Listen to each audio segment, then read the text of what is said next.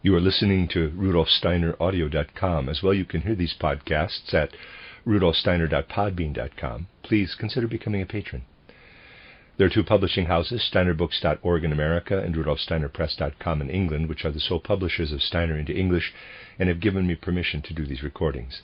Please consider patronizing them as well. This is a reading of Collected Works Volume 217A, entitled Youth and the Etheric Heart. Rudolf Steiner speaks to the younger generation. It is composed of addresses, essays, discussions, and reports given between 1920 and 1924, translated by Catherine Creeger. And this is an address given in Dornach on October 1st, 1920, entitled Toward Independent Scholarly Work, address on the recently issued appeal to academic youth, given during the first Anthroposophical higher education course at the Goetheanum. I am sure you will understand that because the contents of the recently issued title Appeal to Academic Youth are so closely associated with me personally, I cannot really speak to them in any way. Instead, let me speak to you today about the impulse emerging among today's students to work toward new goals for academia and for society and culture in general. This appeal reminds me of another one that also originated in Stuttgart not long ago and called for the establishment of a cultural council. When our work in Stuttgart began in 1919, it was initially based on the, quote, appeal to the German people and culture, close quote, which I had formulated and released in March of the previous year, and on my attempts to provide guidelines for restructuring society entitled Toward Social Renewal, Collected Works Volume 23. A number of individuals supported this book's perspective and social goals. Their intention was to show the world the real need for a renewal of cultural affairs, the need to imbue cultural activity with new impulses, and they saw the establishment of a cultural council as one of the most pressing issues. As you know, title Toward Social Renewal points out that the highest aspiration of our time must be to raise a subconscious goal of modern humanity to the level of conscious activity. I refer to the threefold reordering of the body social. Anyone with a bit of insight into the undercurrents of human aspirations will sense that this book is not utopian in the least. As the product of 30 to 35 years of observation, it essentially presents nothing more than what most individuals want, or more accurately, would want if they followed their instincts and feelings, but have not yet confessed to wanting, because they somehow fear raising it to consciousness. We can see the need for new directions in all three domains of human activity: culture, politics and law, and economics. In my book, Toward Social Renewal, I attempted to demonstrate that the main obstacle to discovering these new directions is the idea that a monolithic state has to do everything. Over the past 3 or 4 centuries, this idea has become firmly implanted in our minds, and the state has gradually appropriated the system of higher education. But we must not forget that our education system actually developed directly out of cultural activity. Not all that long ago, the reputation of higher education was based on the productivity of individual universities. Just recall how people spoke of the law school in Bologna, the medical school in Salerno, or any of the other important universities. The international reputation of the higher education system was based on the unique accomplishments of individual universities. But through recent annexation by governments that have assumed more and more power, our system of higher education has been totally transformed to serve the outer needs of individual nation-states. Originally, the universities themselves determined the extent and character of their relationship to the state. A historical recollection of that time should still be alive in anyone who feels connected to the spiritual striving for knowledge, or to cultural aspirations in general. During the Age of Enlightenment in the late 18th and early 19th centuries, it was emphasized repeatedly that in the Middle Ages scholarship existed to serve theological and ecclesiastical activity. You know I am no follower of Kant, but this statement of his is worth mentioning. The time of academic disciplines serving as the train-bearers of theology is over. Kant held that scholarly activity had become independent and was called upon to be the standard bearer for all other aspects of culture. But it was only after such statements became popular, out of legitimate resistance to religious activity in academic fields, that the trend emerged that has now transformed our system of higher education into the servant of politics, the state, and the legal system. I ask you, is it better to carry the train of theology, which is at least a spiritual and cultural element, or to carry the train of the political system? This judgment will be left to times still to come. Roughly a century after Kant's statement, the famous physiologist Émile Dubois-Reymond, then the president of the Berlin Academy of Science, said that the members of the Academy felt very honored to be called the scientific security squad of the Hohenzollerns. This statement is indicative of what I call, in quotes, state occupation of the higher education system. It goes without saying that the state's first concern is for its civil servants, not for scholarship. Recently, the president of the University of Halle published an essay that sheds a very strange light on changes during his tenure. He seemed to be somewhat informed about important events behind the scenes, because his very concerned and exhaustive editorial alerts us to a state plan to close a large number of German universities and replace them with training schools for civil servants. Such issues account for the rather pointed language of the Stuttgart call for a cultural council. State influence on the universities has not been limited to imposing unpleasant exams and deciding on the hiring of professors. It has even taken hold of academic disciplines themselves. It has taken hold of knowledge, of spirit itself.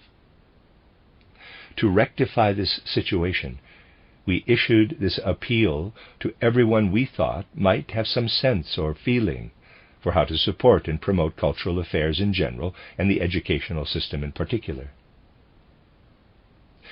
Initially, the well-meaning and warm-hearted people who responded to this call hoped for insight and collaboration from the representatives of cultural activity, specifically university instructors. This collaboration was not actively forthcoming, and what the instructors said instead was quite surprising. They said that if the threefold organizing of the body social was accomplished and the independence of cultural affairs guaranteed, university instructors would have to replace the Minister of Education and his civil servants in the administration of the entire educational system. They said they preferred to be subject to ministry oversight than to the decisions and actions of their own colleagues, about whom they had very strange things to say. While exploring the opinions of university instructors, we had plenty of opportunity to hear what A had to say about B and B about A. In the end, there were very few people left who would have been trusted with the administration of an independent cultural body. This experience was quite depressing. As you may know, the entire appeal, in spite of its good intentions, turned out to be just a waste of paper, because we found virtually no cultural workers willing to advocate for the independence of cultural activity. Even externalities reveal the changes in recent decades, though many people still have not recognized them for what they are. Let me simply emphasize that the result of an academic education was once an expression of the striving for scholarship and knowledge itself. The degrees granted by various schools and departments had something to do with striving for knowledge. But now it is evident that the system of state exams has infiltrated the process of getting a degree to such an extent that the scholarly content has been reduced to mere decoration. Initially, of course, such issues are merely symptomatic. As symptoms, however, they clearly demonstrate that cultural affairs have been largely subsumed by external political activity. You can be quite sure that our present state system will kill off the universities because it does not need them as such, as havens of scholarship and knowledge. They will all be transformed into training schools for civil servants, because that is all the state needs. That is the current trend. Such statements are always taken for doomsaying or false prophecy, but it is important to see where we are heading. Law schools are becoming schools for civil servants, and medical schools are attempting to turn healers into mere cogs in the state machinery.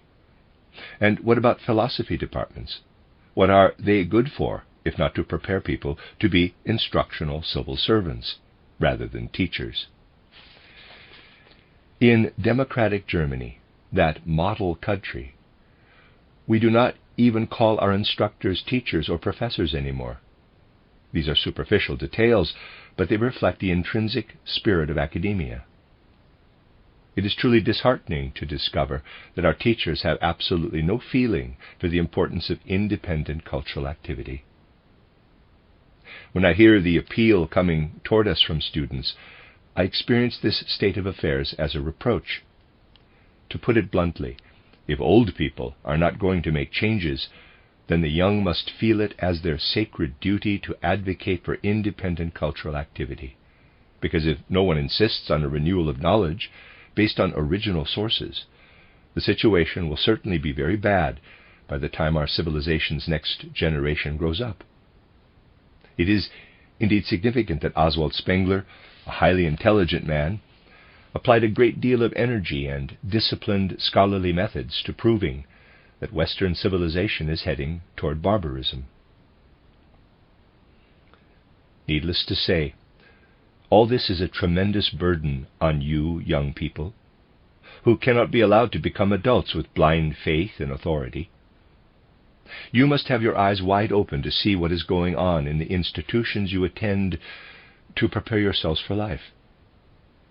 Apart from the portions of the appeal that relate to me personally, it made a good impression that followers rather than old leaders were taking a stand and making concrete statements about what they want.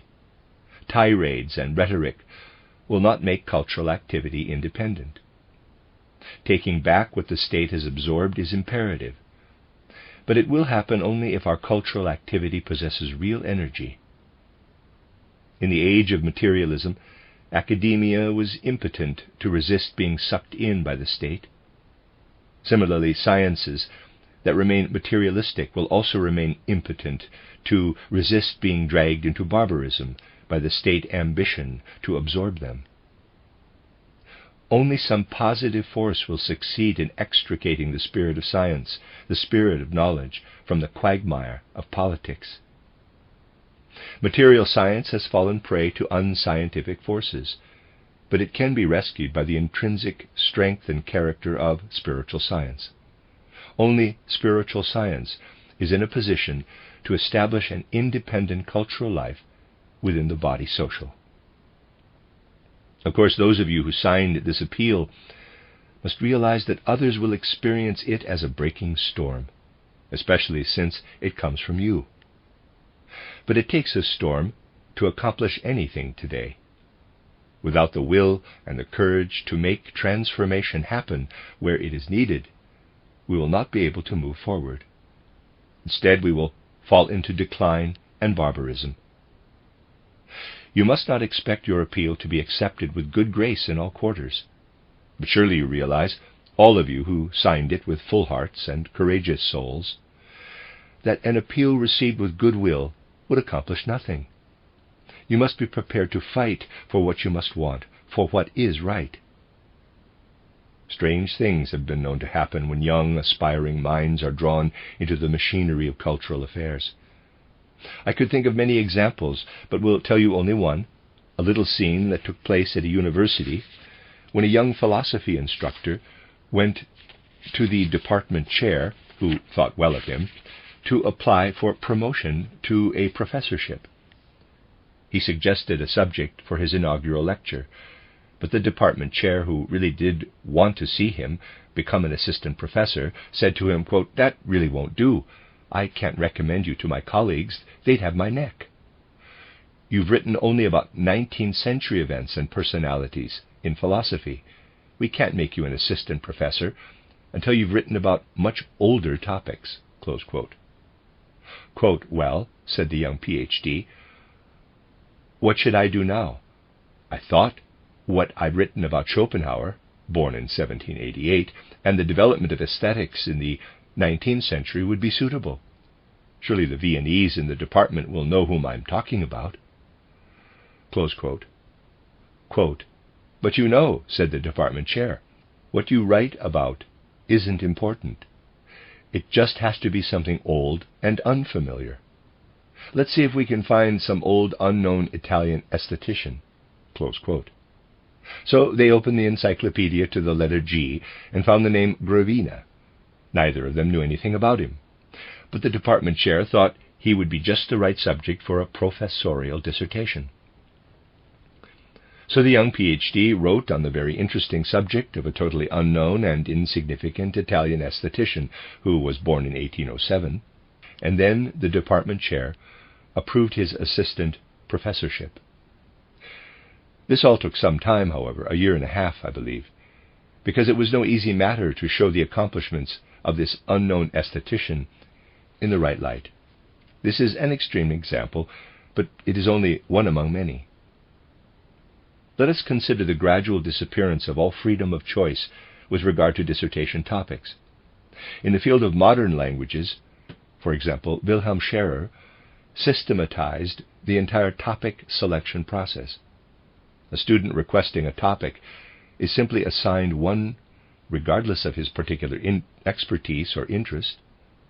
The topic is chosen purely on the basis of its usefulness to some professor or other who wants to draw on individual dissertations for an exhaustive book on the subject. To a greater extent than we might believe, this outer practice is indicative of the inner process of our cultural life.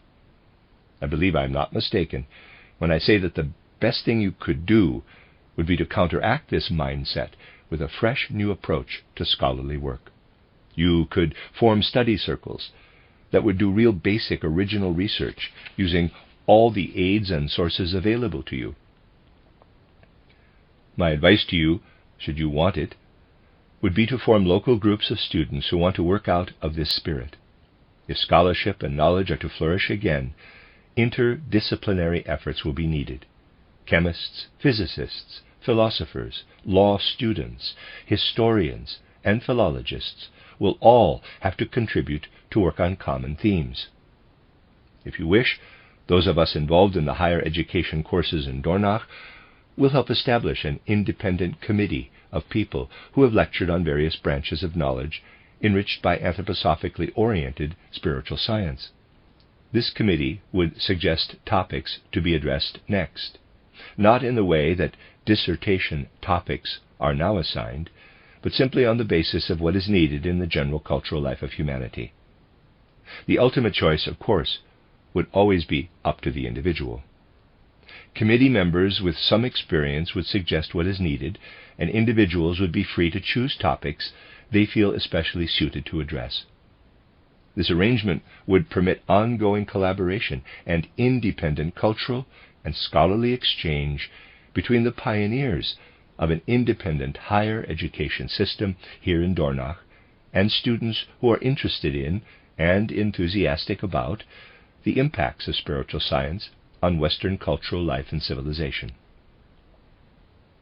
This is a rough description of an initial positive way of using academic work to transform the words of your appeal into a reality. It is not yet time for more detailed advice, but you can rest assured that those who are already working out of anthroposophically oriented spiritual science, both here and in Stuttgart, will be ready at any moment to put all their energy into promoting, supporting, advising, and collaborating. In short, they will do whatever is necessary to help enthusiastic students everywhere to contribute to our monumental ideal, to the great, intense, and comprehensive task of using renewed spiritual research based on original sources to guide human spiritual life. And thus, human culture and civilization in general toward an ascent or dawn, not the decline or dusk that many believe to be inevitable. Having promised you that I will do everything in my power to encourage intense yet harmonious scholarly collaboration, let me now answer the question that was addressed to me. What is the first positive step that I would advise you to accomplish? If we truly work together in this way, students themselves will accomplish what their supposed leaders unfortunately cannot. If these leaders do not prove to be such leaders, then a good training in freeing yourself from all faith in authority is what you must go through if you want to have as your foundation free scientific work. If you stand on this foundation, I can predict that you will work very well together with spiritual science and with the intentions of those in Dornach and Stuttgart. I speak to you today out of this conviction. That's the end of the first address. I'm going to call this part 1 of the book. You are listening to RudolfSteinerAudio.com. As well, you can hear these podcasts at RudolfSteiner.podbean.com. Please consider becoming a patron. There are 2 publishing houses, SteinerBooks.org in America and RudolfSteinerPress.com in England, which are the sole publishers of Steiner into English and have given me permission to do these recordings. Please consider patronizing them as well. This is a reading of Collected Works, Volume 217A by Rudolf Steiner, entitled Youth and the Etheric Heart, Various Addresses and Essays by Rudolf Steiner. This is Part 2, and it is an address entitled Humanizing Academic Life, address on the last day of the first Anthroposophical Higher Education course, given in Dornach on October 16th, 1920. Translated by Catherine Creeger. As this event draws to a close, it is evident how heavily anthroposophically oriented spiritual science is counting on you. We are counting on you because academia, which has placed us in our current situation, is the only institution capable of counteracting the impending demise of Western civilization. I do not want to spend much time demonstrating that the destructive, anti-cultural institutions of modern times are essentially products of scholarly activity, because this connection is already obvious enough. We do not need to talk about it here, but there is something else we should consider. It is also self-evident that the proletariat must be included in any restructuring of society today. In a public lecture in Stuttgart, I once said something that caused considerable offense, both locally and in broader circles. I said that the bourgeoisie is suffering from brain decadence and is therefore absolutely dependent on replacing physical brain work with the spiritualized work of the etheric brain. This is as obvious as anything can possibly be. In contrast, the brains of the upwardly mobile proletariat have not yet become decadent. If we can convert them to brain work, proletarians are still capable of working out of the physical brain. Of course, these statements caused offense in bourgeois circles. But the point nowadays is not to avoid giving offense, but to bring the truth to light. The modern proletariat, however, is Janus-faced, to use a rather grotesque expression. How does this two-sided character manifest? On the one hand, proletarians always tend to say, quote, "We don't want to know anything about what you academics are trying to tell us. It's too difficult for us, and we're just not interested," close quote. On the other hand, these proletarians have been fed exclusively on the waste products of 19th and early 20th century scholarship. Waste products are all they have to work with. We must make every effort to see their situation in this light. It will not be easy to make the results of our serious scholarship accessible to the proletariat. But if we do not allow ourselves to be scared off, if we persist in the social action of winning the proletariat over to intellectual activity, we will be able to introduce them to this healthy element just as surely as they were introduced to Marxism and Bolshevism. We must simply not give up prematurely. We must persist in doing what we have recognized as right. Because this has always been my precept in anthroposophical work, I have never compromised. I am fully aware that my rejection of dilettantism has made enemies, but there was no way around it. If someone felt it worth the effort, it would be very easy to prove that the bulk of our current enemies are people I once rebuffed because of excessive dilettantism. That is what you would find if you looked into the details. Admittedly, that would require some compensation for memory, which is no longer so highly developed, as you realize when you tackle spiritual scientific training. You learn how to assess your enemies, who often appear out of nowhere years later. If you are not afraid to persist in doing what you know to be right, you will also have success with the proletariat. Proletarians are simply suffering from an exaggerated feeling of authority. As soon as you get them on their own, you will be able to win them over. At present, the biggest hurdle is convincing these people that their leaders, big and small, are their greatest enemies, parasites in fact. Once we succeed in convincing them, we will probably be able to interest the proletariat in our healthy scholarship. In fact, they will be an exceptionally good audience. Of course, the proletarian masses will have to be the audience for a long time to come. But now, I want to draw your attention to a different issue. You see, in my years of activity in the anthroposophical movement, I have always attempted to bring anthroposophy together with specialized academic disciplines, but I have always encountered difficulties. Let me give you a few specifics. Many years ago, an expert in the field of Oriental and Assyrian studies became enthusiastic about anthroposophy. It goes without saying that we expected him to make some connection between his field of expertise and his newfound enthusiasm, but he could not bring himself to do it. He could not be persuaded to bridge the gap between these two areas of study. He forged ahead in both fields, but was unable to bridge the gap. Nonetheless, it is absolutely necessary to attempt to find or to build this bridge, and we will find it. It must be possible to gain access to every academic discipline through anthroposophy. In a similar instance, I once knew a very famous professor of botany who was also an ardent theosophist. This man wrote books on botany in addition to writing about theosophy. He belonged to the Theosophical Society, not the Anthroposophical Society, so he wrote about theosophy after the manner of Annie Besant. As soon as he closed his books on theosophy, he was a botanist through and through. But when he lectured or wrote about theosophy, he was the consummate theosophist, and no one could tell that he was also a botanist. I sometimes brought up the subject of botany as a prelude to bridging the gap, but he was actively averse to talking about it with me. You see, this, quote, double-entry bookkeeping, close quote, as I always call it, is a consequence of the culture of a century ago. People want to write about everything related to their professional life in professional journals, and everything related to feeling, to the, in quotes, inner person, in the Sunday supplements to the newspaper.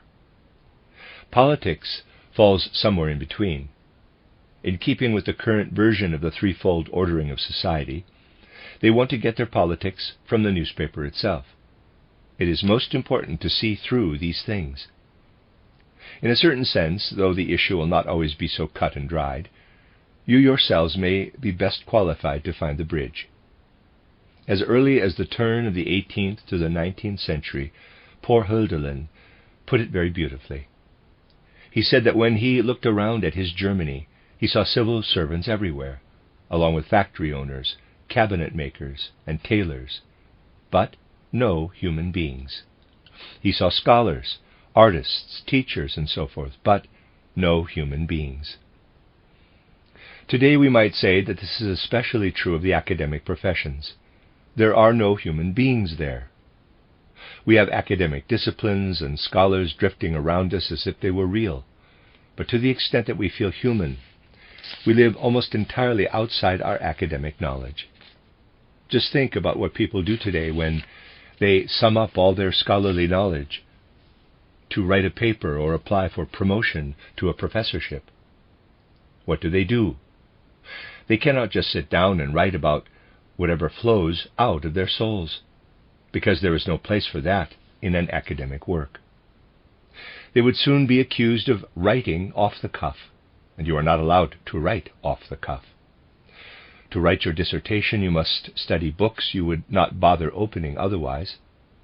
Even for your dissertation, you might simply look for quotations and note the pages instead of actually reading the books.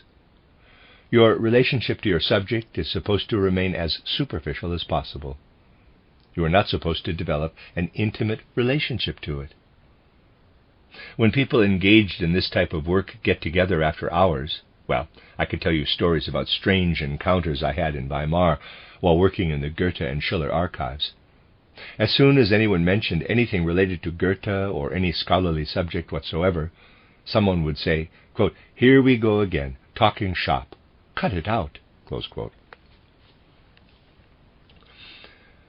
The whole purpose of getting together seemed to be to avoid getting a reputation for talking shop. This attitude, however, is in large part responsible for our current situation. In the 7 years I spent in Weimar, I found very little difference between nationalities in this respect. When Mr. Thomas, who came from the far west, from an American university, wrote about Goethe's title Faust, his work and thinking were essentially international. There was no way to distinguish them from those of any student of Schmidt or Scherer. The only thing that distinguished him as an American was the fact that he sat cross-legged on the floor to get to the books on the bottom shelf. In all other respects, he did his work just like everyone else. The only exception was a Russian privy councillor. No one was sure what he was researching. Whenever he came into a bar in the evening, people said to each other, quote, "Don't turn around, the privy councillor's here," close quote. People avoided sitting with him because he always started talking about what he knew about Faust. Now, these seemingly trivial incidents are actually more important than we might imagine. If we considered many more such examples, they would explain many gradual developments in academic life. But this is exactly what we want to get away from. We certainly do not want to become pedants or people who talk shop all the time, but we must realize that human beings take precedence over all academic disciplines. As human beings, we must not allow ourselves to be tyrannized by academic knowledge. In our efforts to emancipate cultural activity, we are combating the abstract character of academia as such, and placing human beings first. Our academic knowledge will develop beyond what Boelcke described as immortal knowledge. He proposed a spiritual science of sorts, but he went looking for it in libraries, where the actual spirits are hidden behind paper and printer's ink. Humanizing academic activity is our goal. We must work toward bringing the human being to the fore in so-called objective scholarship, which must be grounded in life and in human beings. Those of us who engage in it must not become dry and shriveled. On the contrary, by, quote, combating abstract existence, close quote, as I call it, we become useful contributors to the very necessary process of counteracting the barbarization of Western civilization. This is what is most essential for those entering academic professions or occupations supported by academic disciplines. It is also why I believe it will be such a great blessing if you form groups in your individual universities and independently tackle themes as we attempt to do in anthroposophical groups, especially in the Waldorf School. I imagine these study circles as something very different from being like a school. We will attempt to bring together different threads from the fabric of the necessities of our time. We will draw from the total context of our culture in suggesting topics. Certain members of our Waldorf School faculty will stay in contact with those who have lectured here and will collaborate with them to discover topics that need to be addressed today. They will then suggest to you, our student members, certain tasks that seem necessary from the perspective of insights available in our circles. What happens next will not be like getting assignments. It will be an attempt to get to the bottom of issues that are especially critical today. There will be real opportunities for scholarly work. But I want to emphasize that establishing little scholarly circles that are, or at least claim to be, working on these topics is not enough. Of course, they must happen. They can and will be very useful. But alongside them, we need a large-scale movement of student groups, a movement that is truly aware that young people simply cannot continue to abide by the intentions of people who come out of older times and old traditions, the people who are now sitting in academic offices. I mentioned that the Social Democrats need to get rid of their leaders.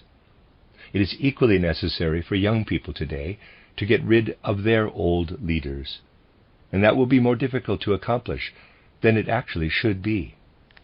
You see, I cannot avoid mentioning the crucial point. Please understand that I am telling you this in complete honesty and sincerity. You can rest assured that it would be easy to advance our anthroposophically oriented spiritual movement if we were free to work only for Spirit, and if Spirit were all that spurred us on. Meanwhile, we are not the people who are assigning posts, granting degrees, and allowing students to fail their state exams. Other people are doing that. This is an important factor that we certainly do not underestimate. We know very well how much courage and audacity it takes for prospective academicians and intellectual workers to join us and stay with us, because we still have very little to offer.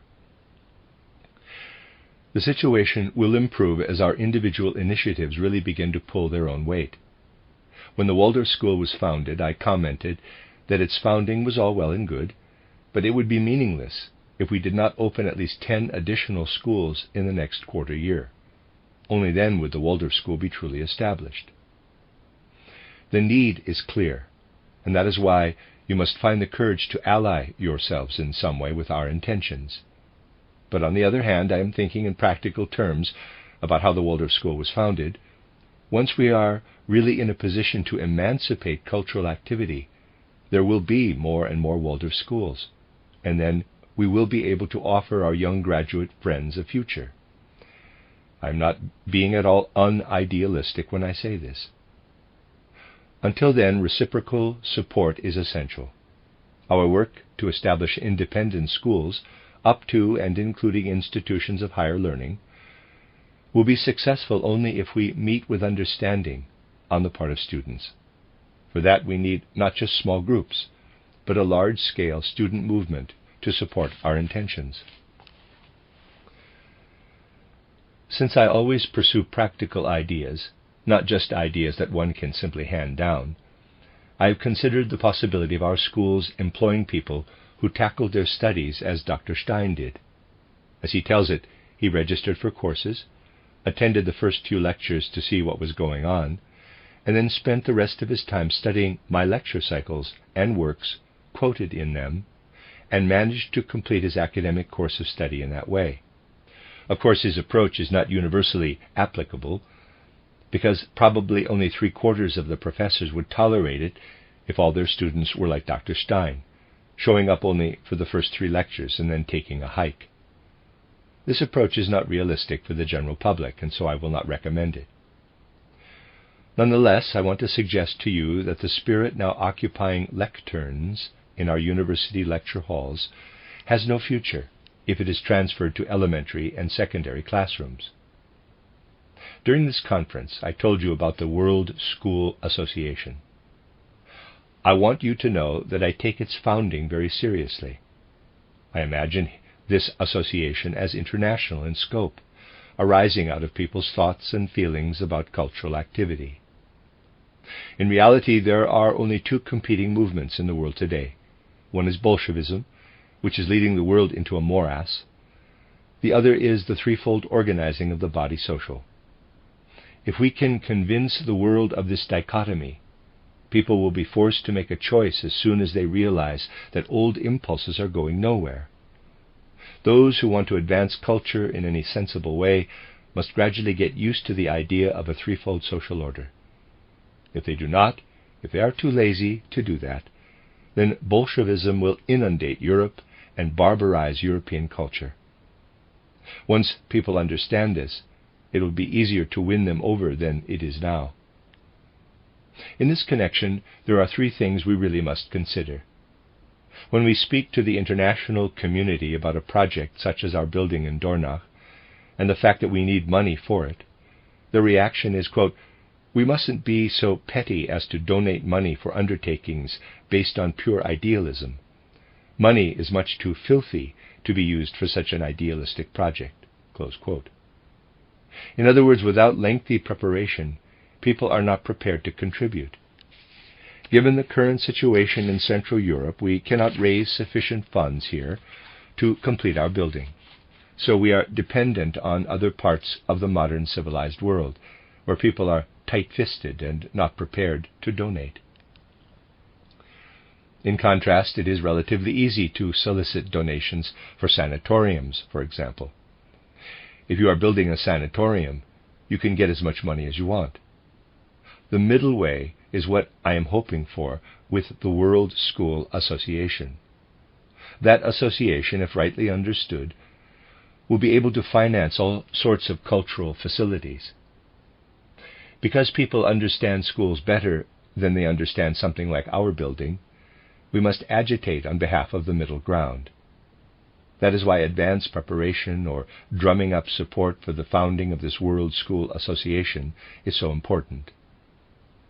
I believe that the best thing you students could do would be to become enthusiastic and convince everyone you meet of the need for an international World School Association and of the importance of its task, which is to emancipate cultural activity and to finance as many independent schools as possible all over the world.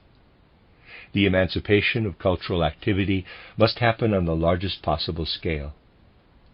We must succeed in liberating ourselves from cultural subjugation, but we can do so only by actively drumming up support for the idea.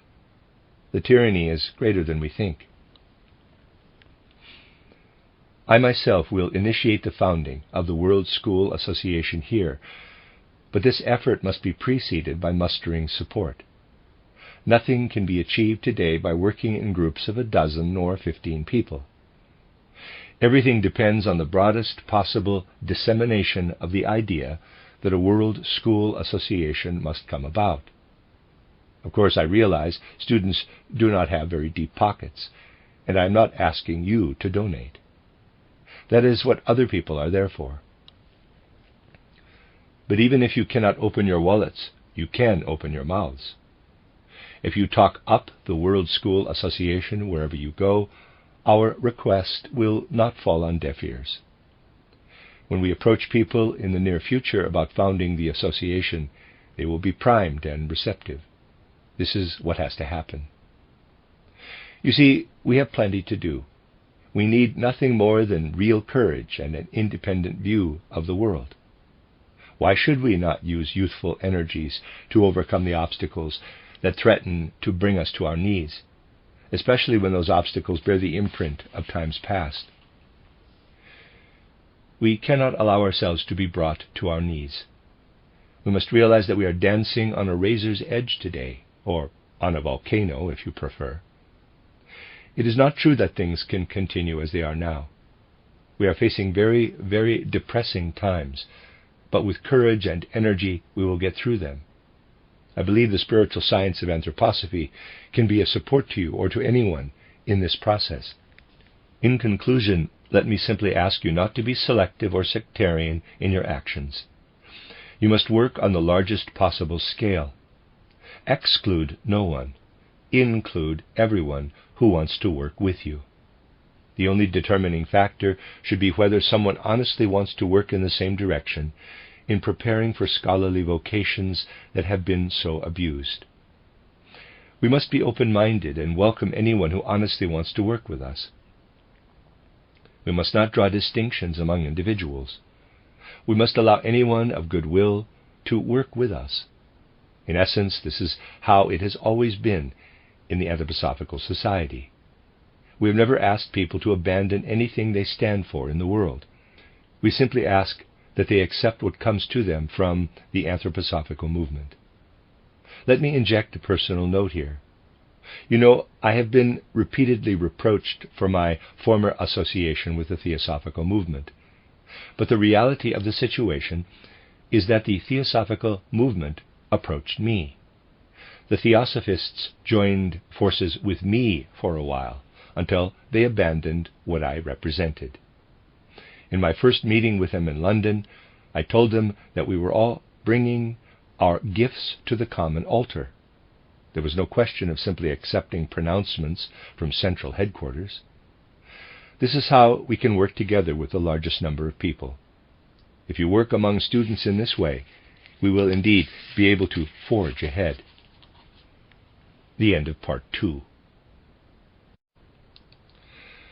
You are listening to RudolfSteinerAudio.com. As well, you can hear these podcasts at RudolfSteiner.podbean.com. Please consider becoming a patron. There are two publishing houses, SteinerBooks.org in America and RudolfSteinerPress.com in England, which are the sole publishers of Steiner into English and have given me permission to do these recordings. Please consider patronizing them as well. This is a reading of Collected Works, Volume 217A by Rudolf Steiner. It's a collection of addresses and essays, etc., entitled Youth and the Etheric Heart. Rudolf Steiner speaks to the younger generation. This is Part 3, an address entitled On the Youth Movement, but it is discussion and question and answer session during an independent Anthroposophical higher education course given in Stuttgart on March 20th, 1921. Question: what is the youth movement? What is it, and how can it lead people to anthroposophy? People who have gone through the youth movement see anthroposophy as an extension of what they were looking for in the youth movement. They would like to hear something about the significance of that movement from the perspective of spiritual science. Rudolf Steiner. The youth movement emerged at a time when I myself was no longer young, so the people who participated in it must be, at least outwardly, better informed than I am. To outer view, the youth movement is not an abstract, unitary movement, but one made up of individuals with a great variety of ideas and worldviews, who find their way to each other, perhaps on the basis of feeling. This is one aspect of the youth movement, but there are other forces involved. It is not held together by personalities, and its intrinsic, cohesive forces are more basic than the forces of any worldview, for example. There are many people in the youth movement who cannot formulate what they want clearly or consciously. Another aspect of the youth movement is that it emerged simultaneously in different countries. We cannot say, for example, that the Swiss and German youth movements influenced each other. The youth movement rose up out of fundamental forces in many places at the same time. It is a universally human phenomenon.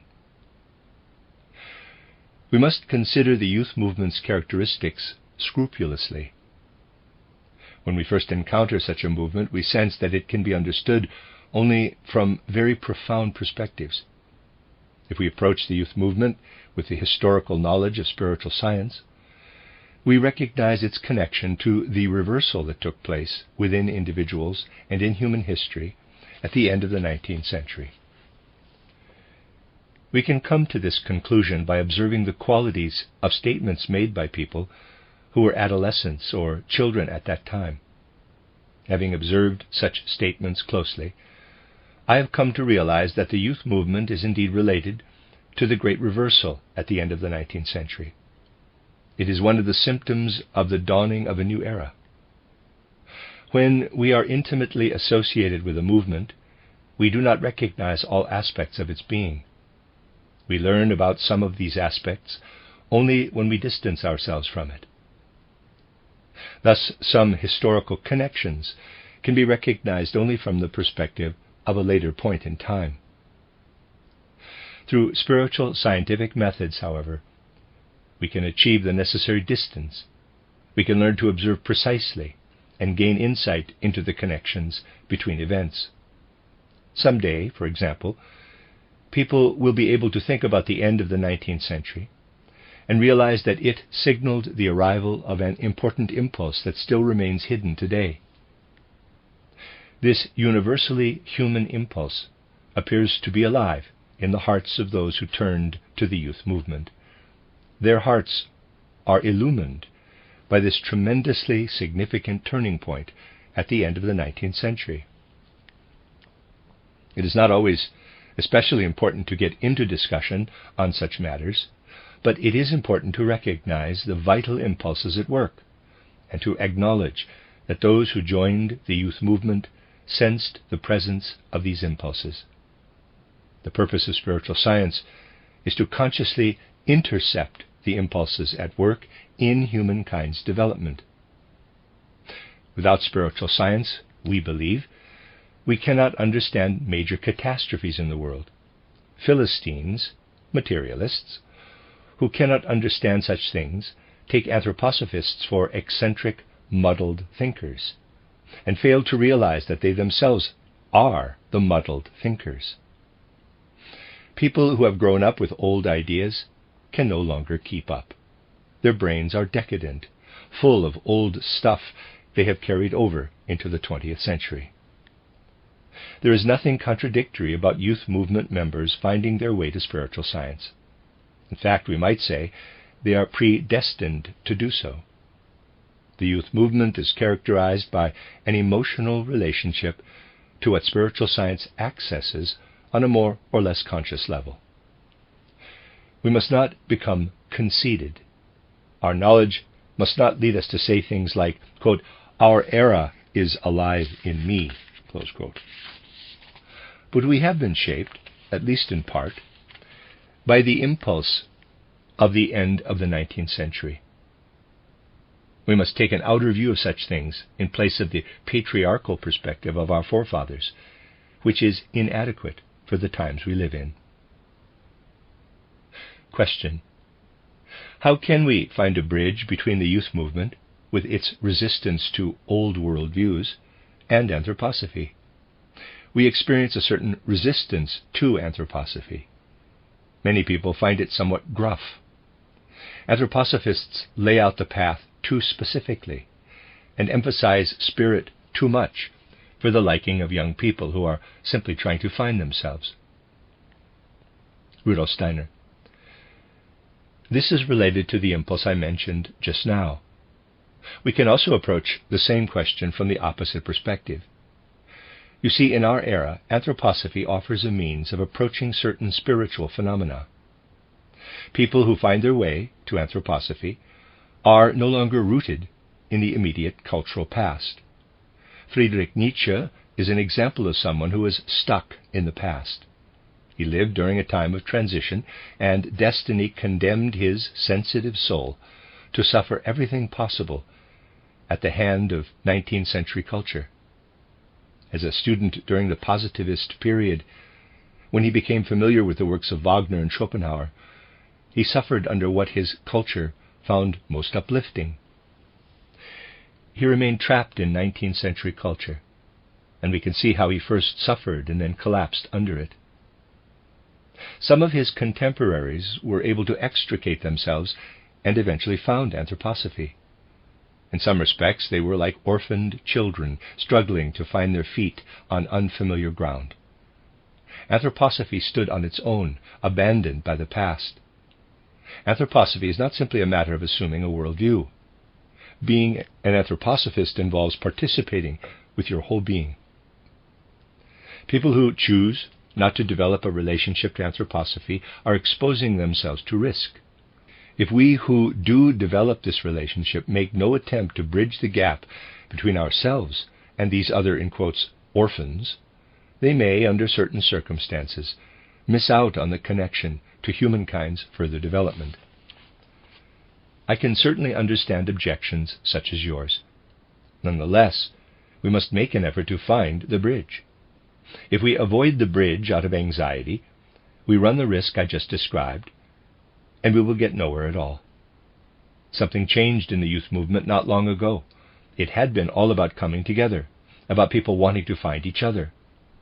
In the past few years, however, this has changed for some individuals who attempted to shut themselves off from others. Within the movement, this manifested as subtle but pervasive differences between national groups. Lack of spiritual content is leading to isolation of individuals. There are many different routes to anthroposophy. We must move beyond collisions with individual anthroposophists to attempting to experience anthroposophy as such.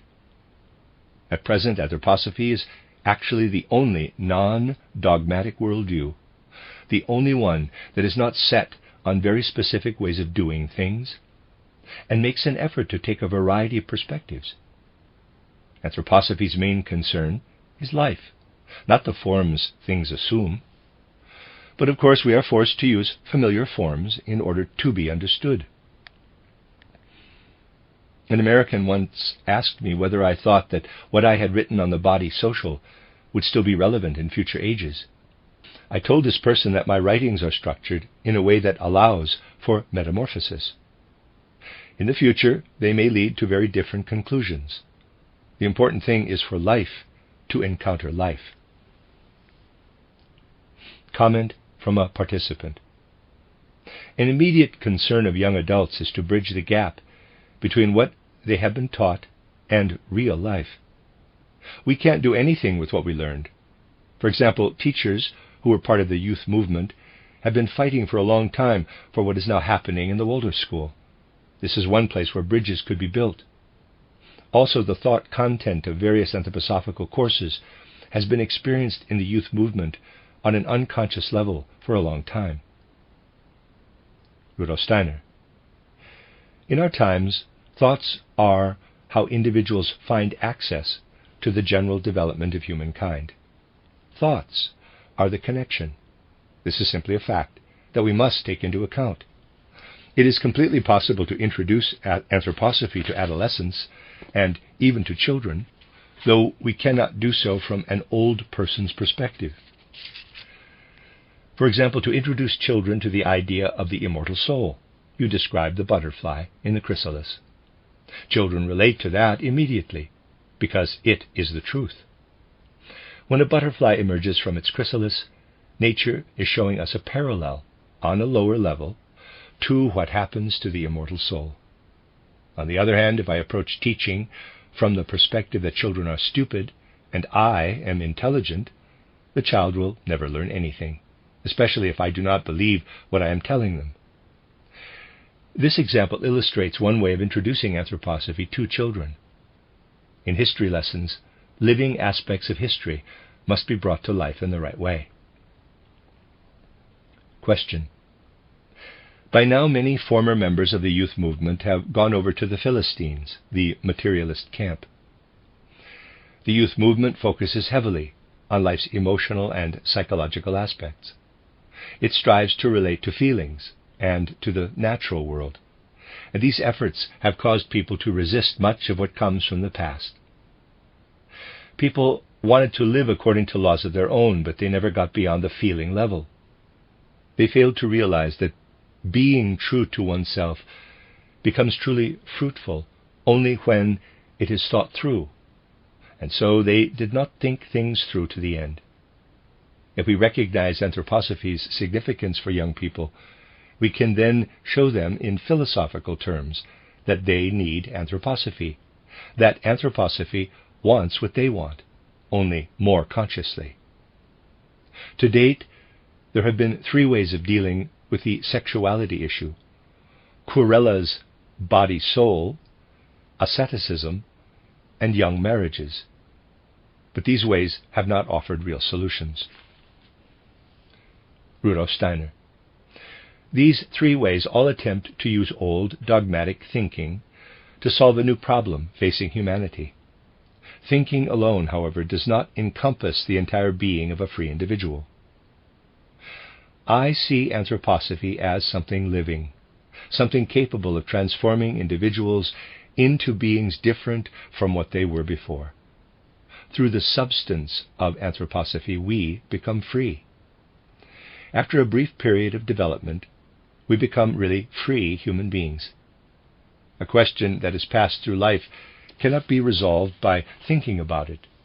If tackled from the perspective of freedom, however, it will be solved through real life. We must not be concerned about possible undesirable social consequences.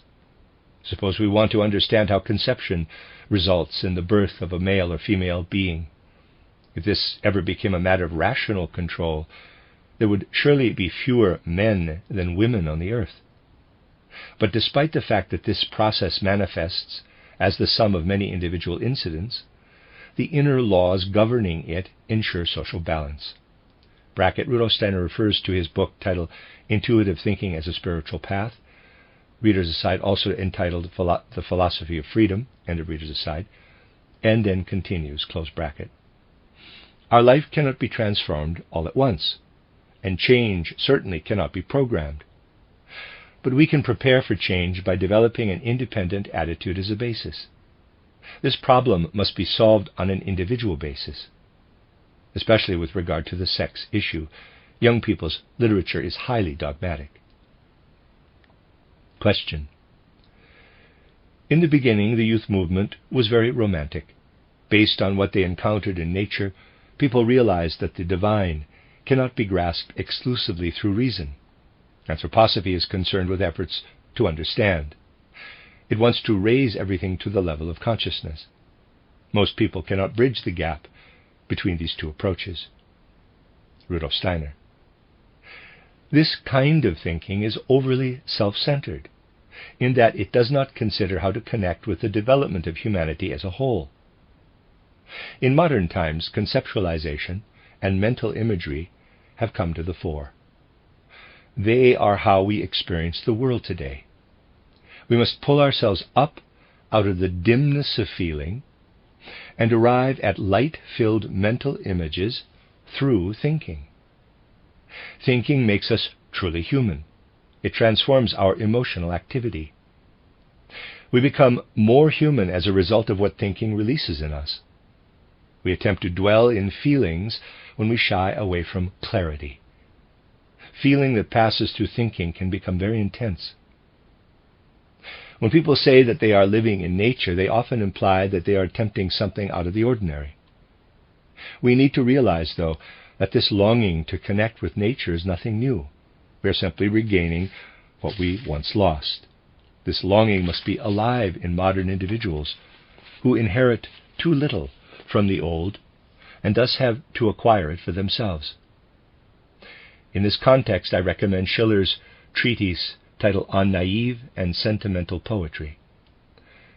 And my title, Intuitive Thinking as a Spiritual Path, is based on a natural relationship to nature. Question. A divide exists between young people who are now in secondary school and older young adults. Young people today are different from the youth of the youth movement. The adolescent spirit of the youth movement was described as the, quote, romanticism of outrage, close quote, whereas the spirit of modern secondary school youth would have to be described as the, quote, resignation of rebuilding, close quote. All of the profound experiences of the youth movement, outings by night, campfires, aimless wandering, look like Bolshevism to modern adolescents. They reject all of that and long for authority, for limits to abide by. Is this just a transient reaction, or should we see it as the dawn of a new era among young people? Rudolf Steiner. The generation now between the ages of 35 and 50 years old grew up in difficult times. The spiritual focus of the late 1800s and early 1900s was on material things, and all the goodness of the spiritual life of the 1850s and 1860s was buried. Most of the people who are actively doing something in the world today are too old, over 50 years old, and young people with good intentions cannot get a foot in the door. Between these groups is an inwardly passive generation, the parents of youngsters now in high school. This generation has a bad influence on adolescents, who look up to them as their leaders. Authority is acceptable in itself, but it depends on the personalities who exercise it. What ideals is the generation between 35 and 50 passing on to its children? We can only feel sympathy for these adolescents. Question: would you find it desirable to form an organization of youth movement members who are also anthroposophists? Rudolf Steiner: you know, I do not think much of organizing. In my title, Toward Social Renewal, Collected Works, Volume 23, I deliberately talked about the body social and not about organizing. We've had more than our fill of organizing in recent years. Question: what I meant to ask was whether common tasks would emerge for young people in the Anthroposophical movement, or whether each person would have an individual task. Rudolf Steiner: in the future, any task an individual undertakes will be a common task, and everyone will have to make common tasks their own. It will not work any other way. But we can accomplish this only through association, not through organization. The end of Part 3. And this was translated by Catherine Creeger.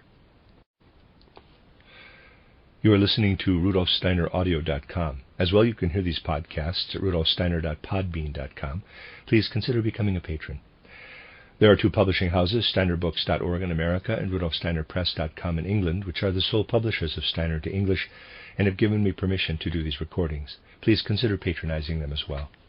This is a reading of a collection of addresses and essays by Rudolf Steiner.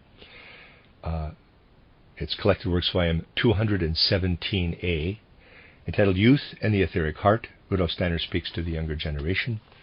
It is translated by Catherine Creeger. This is Part 4, which is an address, entitled How Can Anthroposophical Work Be Established at Universities?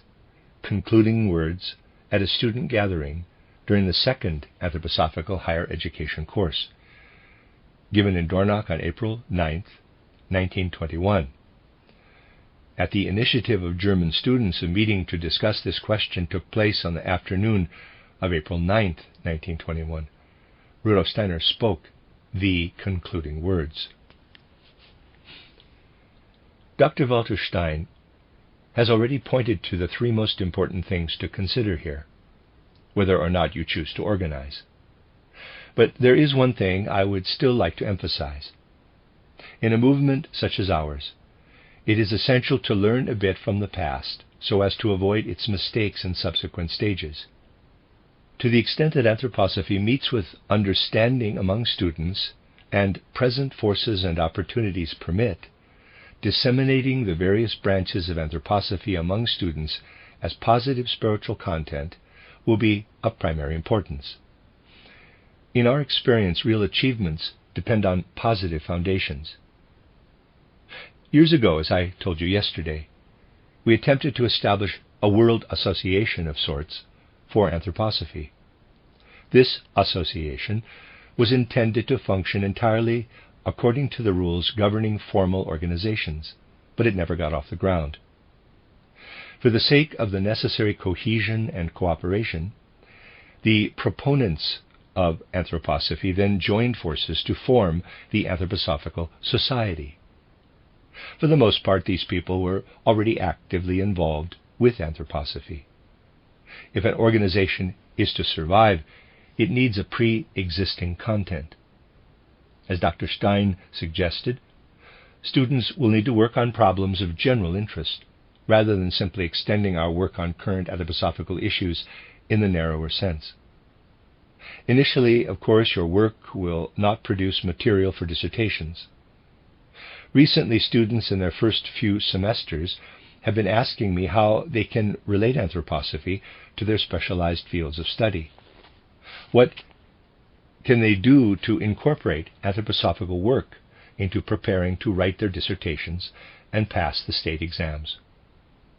I have always told them that although I am available to offer advice, I really recommend simply getting through their official studies as quickly as possible. For their dissertation or their state exam paper or the like, I advise them to choose any academic subject that makes sense in the context of their studies.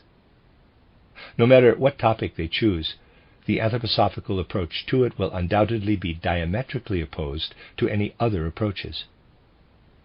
I advise them to write their dissertation in a way that the professor will be able to understand and grade, but to keep a second notebook for the anthroposophical aspects they think ought to be included. I tell them to finish the dissertation as expediently as possible, submitting only the first set of papers. Later, the thoughts they compiled in the second notebook will be a real active contribution to anthroposophy. Significant specialized issues often come to light only through rigorous academic work on specific topics, but there is a certain risk involved if there is any lack of clarity in your collaboration with your professors. I do not recommend submitting anthroposophically oriented dissertations, which most professors will find unsuitable. They would simply slow us down in terms of your availability to work with the anthroposophical movement, and we need all the academically trained co-workers we can get. I do not mean this in the outer sense of needing people who have been given an official seal of approval. First, we need people with the inner discipline required for scholarly work, which of course is best learned by doing independent research of your own. Second, we need co-workers who are no longer students and will not be held back by concerns about completing their specialized studies. And we need them as soon as possible. Not surprisingly, this is a difficult situation, especially in Switzerland. In the first few semesters, of course, it is easy enough to join such a group if you are so inclined, but maintaining the connections you make there becomes more difficult in the final semesters when you are busy with other things.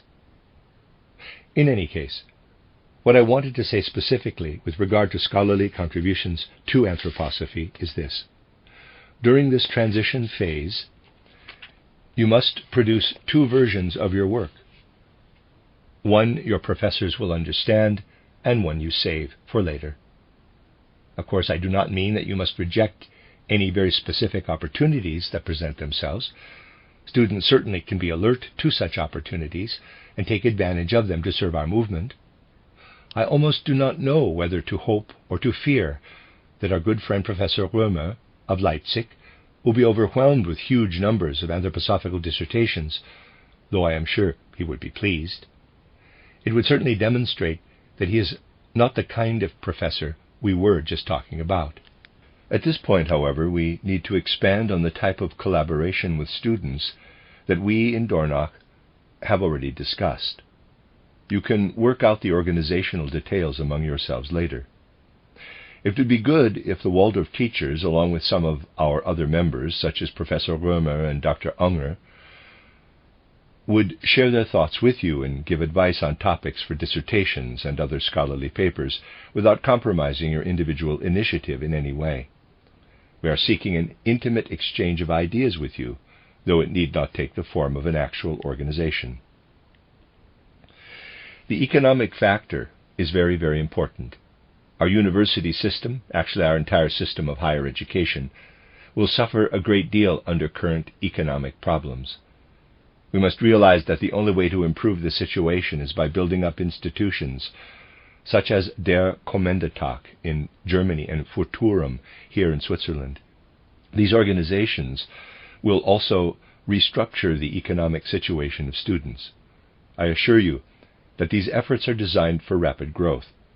We do not have the leisure to take our time. Economic organizations such as these must make rapid progress. Perhaps the most important thing students can do to help is to promote understanding of these issues. In other situations, we have seen students intervene successfully on our behalf with parents or relatives. It is not true that all students have only poor friends. And once a beginning has been made somewhere, the activity becomes self-perpetuating. Imagine it like an avalanche. If it gets off to a positive start, it becomes self-perpetuating. So please study the prospectuses put out by Der Kommanditag and Futurum, and try to get others to understand what we are attempting to do. This understanding is extremely difficult for older people to achieve. We have had nibbles from older adults who tried to understand the intentions of Der Kommanditag or Futurum, but in case after case they could not break free of the old economic biases that led straight to economic depression. Like cats landing on their feet, they always fell back on these old biases. I believe the clarity of your understanding will have some effect on older generations. There is no other way forward. I assure you that as soon as these economic institutions of ours acquire sufficient means to work on a large scale, which is the only way to do any good, and as soon as we can overcome the heated resistance of the proletariat, which opposes any economic improvement in the situation of students, our first concern will be to work on behalf of students. Then there are our conflicts with outsiders. The Anthroposophical Society has existed, in fact, if not in name, since the beginning of this century, and all of its efforts have been positive, at least inasmuch as I myself was involved. Initially, we let our opponents upbraid us and do whatever they liked. Then, of course, they said that we had failed to disprove their statements against us. It's very difficult to make people understand that the burden of proof rests with the accuser, not with the accused. We have also repeatedly experienced very strange views coming from academics. Seemingly honorable instructors and professors, as well as pastors and other university-educated people, have uttered accusations against anthroposophy and anthroposophists, and their standards of proof reflect very poorly on their training as scholars. This is why I felt obliged to say that Professor Fuchs must be a very poor anatomist. How am I supposed to believe that he examines his specimens carefully if he did not even look at my baptismal certificate? Presumably, the way in which a person acts in one situation can be generalized to his or her other areas of activity. The mental habits revealed in this instance are typical of academic work today. What is now being presented in universities and technical institutes is essentially no better founded than statements like Dr. Fuchs. In general, academicians have developed extremely sloppy habits. What is now needed is to raise the conflict to a higher level. One of your fellow students suggested, quite understandably, that we need to become a fighting organization. I sympathize with this suggestion, but it really is not necessary. We must simply avoid what has already happened so many times in the Anthroposophical Society, namely the need to use heated words to defend ourselves against vicious attacks, as in the case of a Mr. von Gleich. Having read that I had given winter lectures, Mr. von Gleich invented a character named Winter and dragged him into the conflict in a very nasty way. I don't think it is overstating the case to call this behavior oafish, even if it is coming from a general. It is pure oafishness. To this day, anthroposophists who defend themselves and the society are still taking the blame instead of those who behave like Mr. von Gleich. In a number of instances, we were told that we were being too aggressive, in quotes. In many people's eyes, defending yourself in this way is aggressive. Without becoming a fighting organization or anything of the sort, we must nonetheless be alert to such attacks and repel them. You, too, must take a concrete and positive stand. And whenever you are obliged to defend yourselves, you must be backed up by others. It is important to track the symptoms of philosophical, academic, and religious activity in our time, and to take an interest in them. Consider this single instance. I was once obliged to give a similarly unfavorable description of some philosophical scribblings by Count Kaiserling. With incredible superficiality, he had introduced the crazy idea that I had taken Haeckel's views as my point of departure. This statement is not only objectively untrue, but also subjectively untrue. That is, a lie. Because we have the right to expect people who make such statements to check out their sources. If Count Kaiserling had bothered to look, he could have read the chapter I wrote on my discussion with Haeckel during my earliest years as an author. This chapter appears in my introduction to Goethe's scientific writings. It is all there for you to look up, if you like. And now Count Kaiserling has published a booklet entitled Der Weg zur Vollendung, The Path to Perfection. I will not describe this booklet in greater detail, but I would recommend that one or two of you buy it and lend it around. It would be a waste of money if you all bought it, but I do recommend reading it so that you get an idea of what Kaiserling says, which flies in the face of all wisdom. I do not recall the exact wording of the sentence, but it goes something like this. Quote, well, if I was incorrect in saying that Dr. Steiner took Haeckel as his point of departure, Dr. Steiner could simply have set me straight because, please note this carefully, I do not have time to research Steiner's specific sources, close quote. So this is the current state of scholarly ethics. Someone who is establishing a school of wisdom, in quotes, feels justified in publishing statements that he has not confirmed, because by his own admission he has no time to research them. An author who considers himself well-bred, judging by his repeated conspicuous references to the Almighty, has been caught in the act. This unjustified lumping together of views is typical of the moral morass of modern writing. Our only recourse is to say to these people, quote, no one is asking you to research Steiner's sources, but if you have no time to ensure that you know what you are talking about, keep your mouth shut, close quote. We must not succumb to any illusions here. We must abandon any conventional authority principle or the like, so that we can independently confront and inspect what is being said and written nowadays. Unfortunately, we will find much of it of similar quality. You will find it instructive to read a few of the sentences formulated by Rutta, the great expert on German studies from Berlin. I am referring to the form, not his view, which one can respect. We need not become a fighting organization, but we must be alert and ready to take a concrete stand against symptoms of decline in our culture. But does this require an organization of anthroposophical students? In such cases, we can take a stand simply as alert, decent, and academically conscientious individuals. If we are also organized for positive action, others will back us up. We do need backup, but setting ourselves up as a fighting organization would not be a smart move. The point is to work really seriously to improve current conditions. Part of this work is to make note of the terrible and very obvious damage we encounter in various fields. There is plenty of it, and to take a stand against it in any way we can. You can take positive action even in the smallest circles, simply by setting a small number of your peers straight with regard to such issues. In connection with the World School Organization, I told someone here yesterday that simply telling 2 or 3 other people about it would be a very valuable beginning. In the absolutely worst case, if you cannot find anyone else, tell yourself. One person's enthusiasm can make an issue accessible to others. We once experienced this very graphically in the case of a physician who was a member. His colleagues proved very receptive. We must avoid making enemies by strutting about like gamecocks and provoking conflict. We must not, however, avoid fights that others initiate. Claiming that we started the conflict is a very common tactic among our opponents, so we must have adequate backup to repudiate their claims. When we are attacked, we must defend ourselves.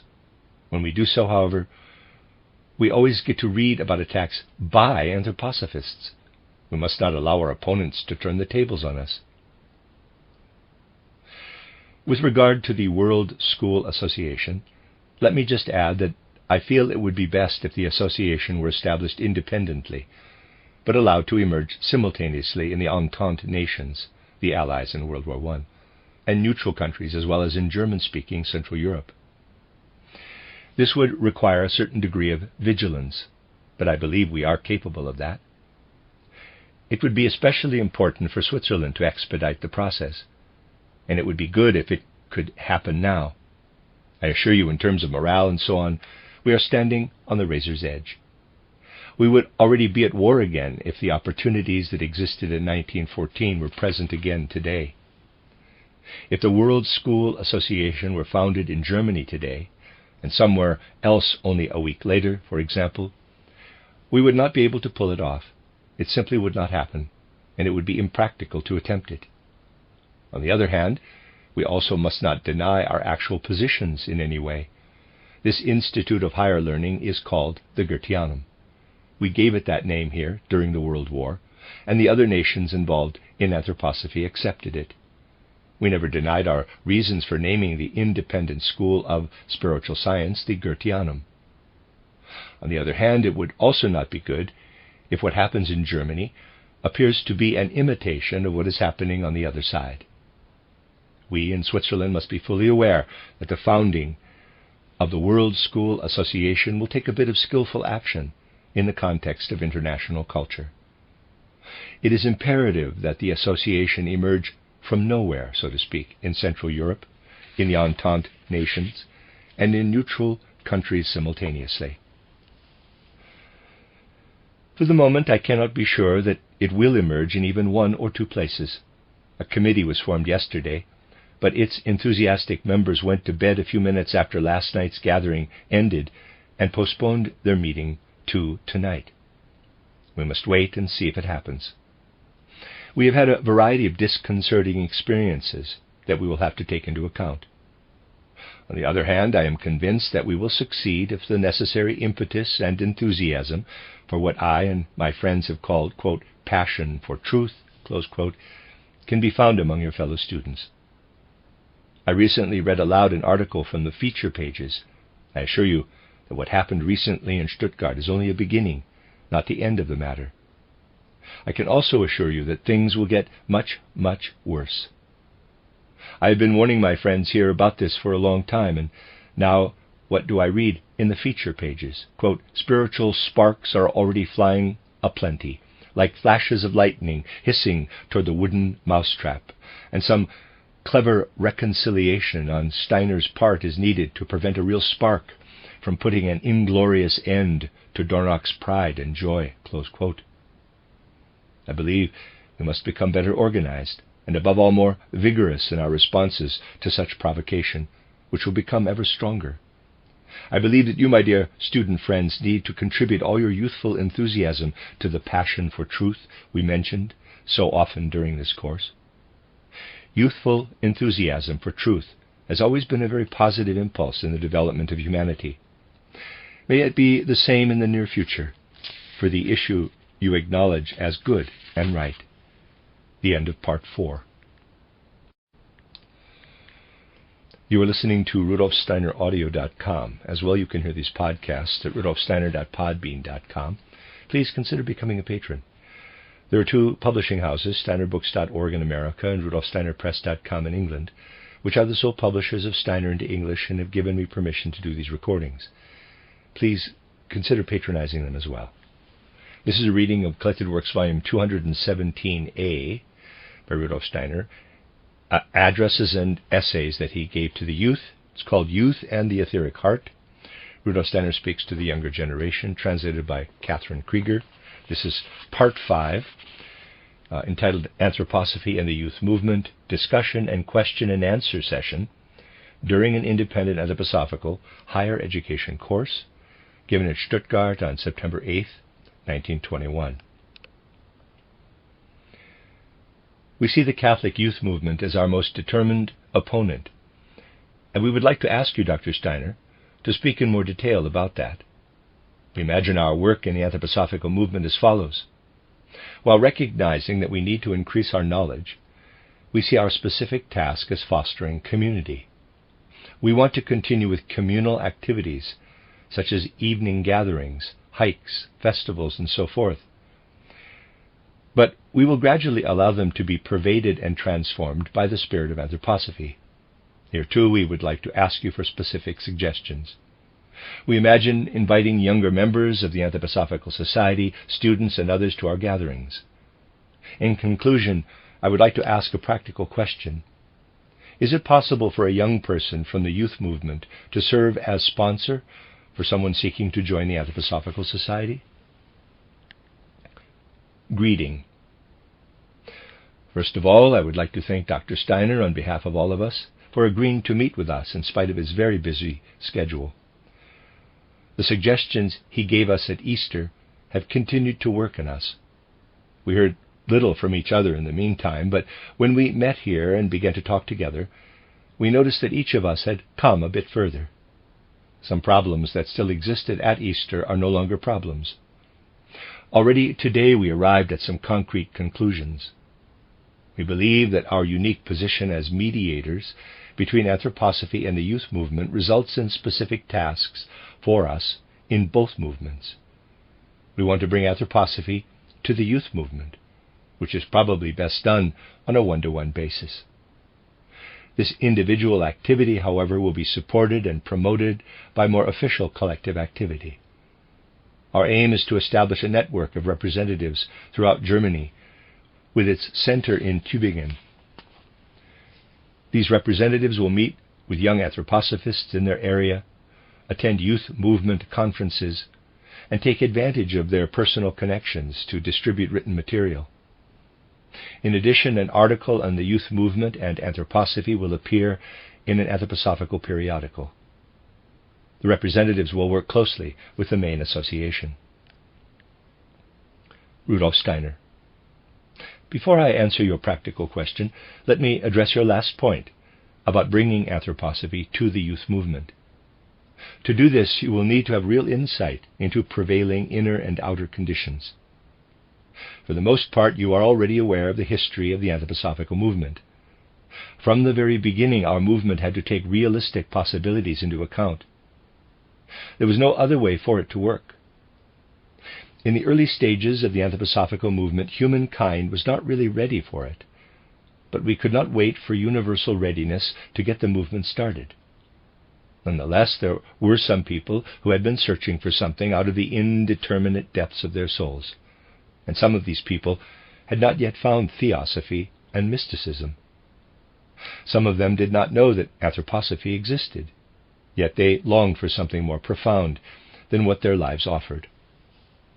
For example, I was once invited to attend a meeting of a club whose members all had this longing, though they differed widely in their abilities and education. So I went because I had more time then than I do now, and I made a strange discovery.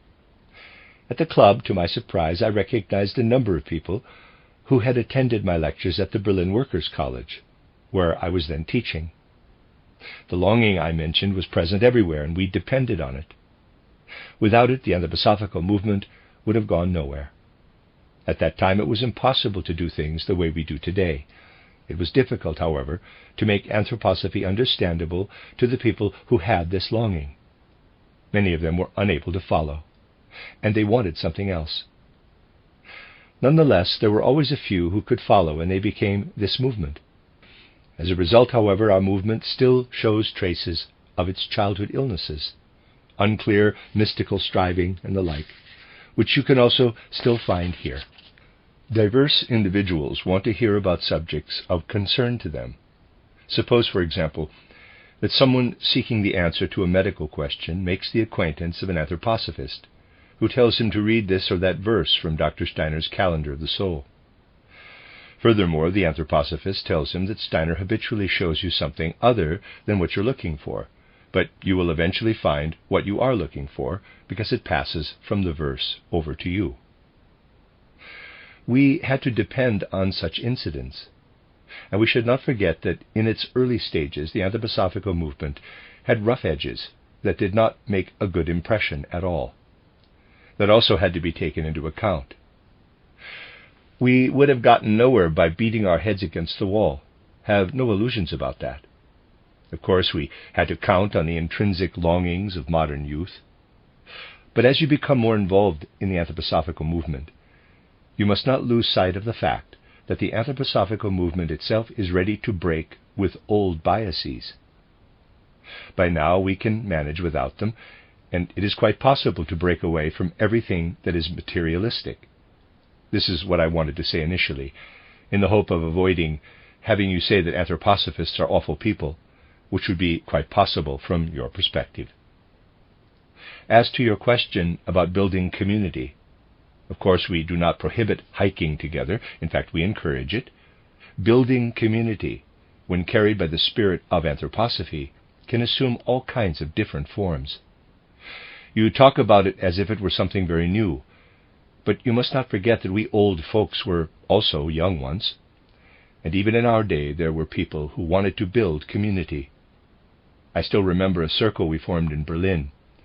In doctrinaire terms, perhaps it was only a clique, but even cliques can have worthy goals, and every community begins with a clique. The community-building process attracts all sorts of hangers-on, depending on the character of the individuals involved. The very name of our group in Berlin was calculated to raise the hackles of bourgeois materialists. We called ourselves the, in quotes, criminals table. Otto Erich Hartleben was one of our members. I do not mean to say that we went around breaking into houses or anything of the sort. I mention this only to illustrate that the community-building impulse, as you yourself expressed, did not begin with the modern youth movement. There is no reason why members of the youth movement cannot sponsor their fellow members who wish to join the Anthroposophical Society. That is certainly possible. But this leads me to your other question. You were completely justified in introducing the question of the Catholic youth movement into the discussion. You must be extremely careful with regard to that movement. Never lose sight of the possibility that you could be influenced in one direction or the other. Many of the individuals in the Catholic youth movement are hopeful and capable people. On the other hand, the greatest mistake you could possibly make would be to fall into the Catholic youth movement as such, because it is not based on the needs of young people themselves. Let me describe the difficulty in just a few words.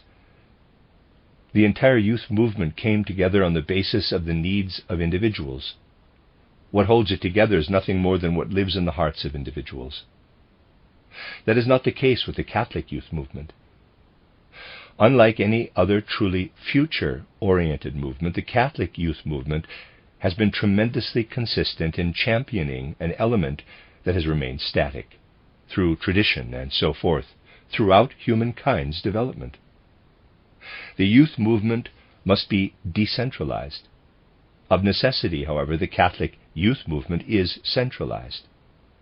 The greatest danger is that you will succumb to Catholic principles yourselves. Do not underestimate the possibility. Suppose a movement appears saying, quote, "As good Catholics, we want to do whatever it takes to bring people back to a living Christianity, and we do not want to have anything to do with the Jesuits," close quote. This may sound quite tolerable. To gain the right perspective, however, you must know that such a movement can be set up with programs against the Jesuits, but it can all be changed by some Jesuit father. Part of the Jesuits' program is to recruit and enlist its own opponents into its ranks. You would not believe how many people fall for it, but just look at the young Catholic movement of many years ago. They rallied against Jesuitism, but 15 years later, they were in the Jesuit camp. This is something that may not be evident from looking at the movement's program. In this situation, you will never be able to see clearly unless you are alert to the fact that the Jesuits are broad-minded in a certain respect, because they reckon with the most powerful of their opponents. You cannot be careful enough to avoid falling into the Catholic youth movement as such. When I meet people whom I once knew well and with whom I had a lot in common, I find that many of them have fallen under the spell of the Catholic Church. The Catholic Church has a tremendous power of attraction, and its spell is very strong. Taking all of this into account, you need to be prepared for a trap. That is why I believe you will be able to move forward only if you guard your independence zealously in relationship to the Catholic youth movement. You must realize that your collective strength depends on finding people who have nothing up their sleeve and absolutely cannot be influenced. You will find a brand on the Jesuits, nor can you expect them to show who they really are. I'm telling you this simply to describe the situation and to warn you that you may find yourselves in rough water if you are indulgent toward the Catholic youth movement, even though it is now up in arms against the Jesuits. Check out where these people are in 15 years and see where they have landed.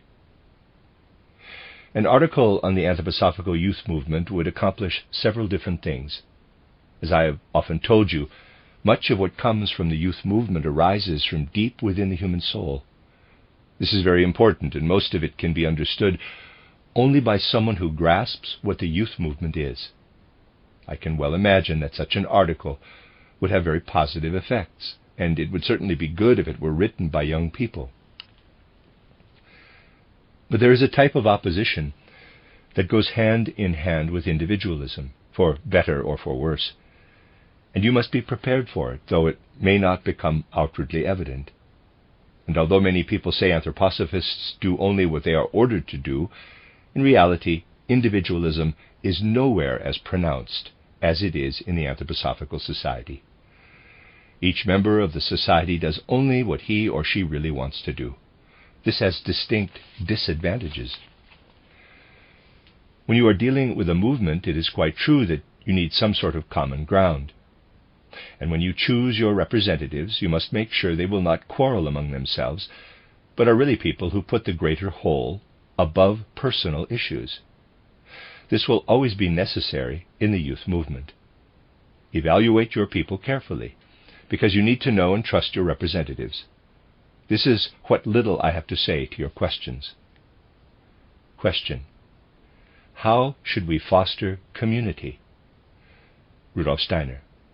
You know, if you grasp the spirit of anthroposophy, you will come to understand that individual community-building activities are of secondary importance. In the case of already extant individual communities, it is certainly good to cultivate them out of their own essential being. It is also good for them to continue doing what they have always done.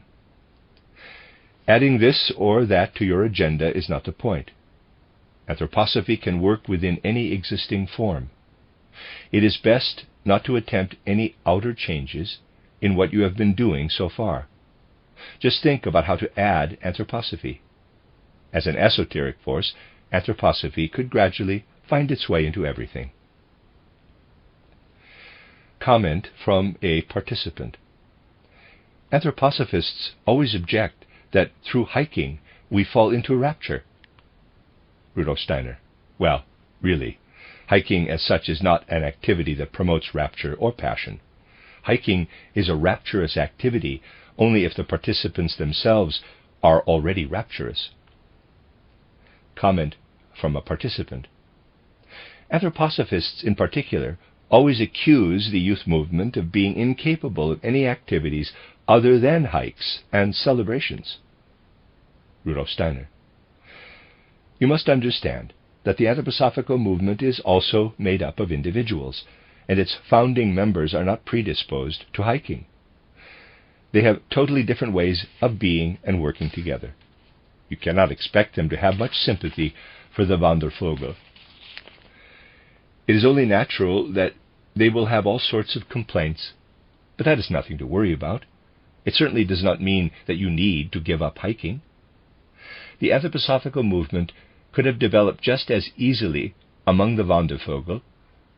We must always keep the whole breadth and scope of anthroposophy in mind and not get stuck in details. We cannot expect the Anthroposophical movement to accommodate all sorts of wild fanatics, such as people who say, quote, "We don't need to think at all. All we have to do is go hiking," close quote. I do not mean to suggest that all efforts at community building take such extreme forms, but many do. The Anthroposophical movement was initiated by people whose feelings were very different from those of modern young people. Although it is quite appropriate for young people to maintain this movement, it did not appear first among the young. From its inception, it was somewhat elderly. There was nothing youthful about it. I encountered a characteristic example of this elderly attitude in one of my first lectures. I spoke in my normal tone of voice, and afterward one of these elderly people approached me and said, quote, "You drive away the spirituality when you talk so loudly. You mustn't speak so loudly when you're talking about spiritual science." Close quote. Incidentally, this person later became one of Anthroposophy's most loyal adherents and remained so until his death. It is best to simply avoid clashing with this elderly attitude. You do not need to confront it. Simply go about your business. Question. Dr. Steiner, could you share your thoughts about solstice celebrations? Rudolf Steiner. At Easter, I advised you to stick to realities that are accepted by anthroposophists, but can be experienced everywhere. And I told you about the effects of a longing that appeared in the late 1880s, emerging from the depths of human souls, and then formed the basis of the modern youth movement. In earlier times, people perceived the existence of very real powers that worked in human beings, and even right into the seasons and changes of the year. Their effects were set in place at the summer solstice. You will grasp the full scope of what I say if you can imagine these ancient times when people related to natural laws in very different ways. Because they were very closely connected to nature as a whole, the thoughts they grasped at the summer solstice were most fruitful in terms of expressing these laws. We must turn to somewhat radical means of expressing ourselves if we want to formulate our own thoughts about what was then alive in human beings. The people of ancient times thought of how bulls were led out to inseminate the cows at certain times of the year, and they imagined that the human soul also had to be exposed to fructification at certain seasons. Now, in fact, the earth sleeps in summer. Its condition is then like that of a sleeping human being. The earth sleeps in summer and is awake in winter. During sleep, our ether bodies are at their most active, and the same is true of the earth in this state. That was when people felt most connected to the earth, and so they held their biggest celebrations around the time of the summer solstice. In the south, however, in Africa and so on, the winter solstice was considered the greatest festival. These celebrations were attempts to come into contact with what emanated from the earth's waking ether body, in polar contrast to the temporal experience of the human spirit. All of our time-related habits are of similar origin. In those times, awareness of all such things appeared in people as a feeling for certain natural laws. It is quite true that this awareness is now resurfacing. It was painful for me when some professor came up with the idea of doing away with Easter as an astronomically determined movable feast and fixing its date on April 1. He thought this was a really good idea, but it would have eliminated our emotional connection to events in the entire cosmos. Our human sensibility would perish if cut off from cosmic events, because this connection keeps humans alive and young. If you feel the need to experience the spirit of the solstice, and know that this was once done out of the noblest feelings, it is good to encourage celebrating the festival. But it is important to do so concretely, knowing that the summer solstice is different from the winter solstice, and to think about this difference on such occasions. Question. About the ordering of life. In German, Lebensgestaltung, Lebensreform. Rudolf Steiner. We will be able to have an impact on life only if the Anthroposophical movement manages to intervene successfully in society as a whole. Of course, as long as the movement remains at all sectarian, it will also be called a sect. Now that Anthroposophy has discovered methods of healing, people will come wanting to be healed. Meanwhile, however, people also stand up in the name of some political party and rail against the law that permits anything like the Anthroposophical movement to exist. This is a real concrete example. People want to encourage Anthroposophy in private, but they shy away from its public manifestations. But Anthroposophy can and must work on a large scale. Only then will it be accepted. Individuals must have the courage to present the anthroposophical spirit to the public at large. This is why I strove from the very beginning to establish an anthroposophical therapeutic institute, a research institute, and so forth. Anthroposophy must be the foundation of our work. This will not be possible if current trends persist. The impact also depends on the strength of will of publicly active individuals who base themselves on anthroposophy. Abstractly speaking, it can always be said that we cannot hope to accomplish our intentions in the next few years. When I first went public with my thoughts on the threefold character of the body social, people came to me and told me that my timing was bad. It could take 100 years to implement. All I can say is that if everyone thought like that when contemplating action, nothing would ever happen at all. That is not the right attitude. For me, the question is simply what ought to be done.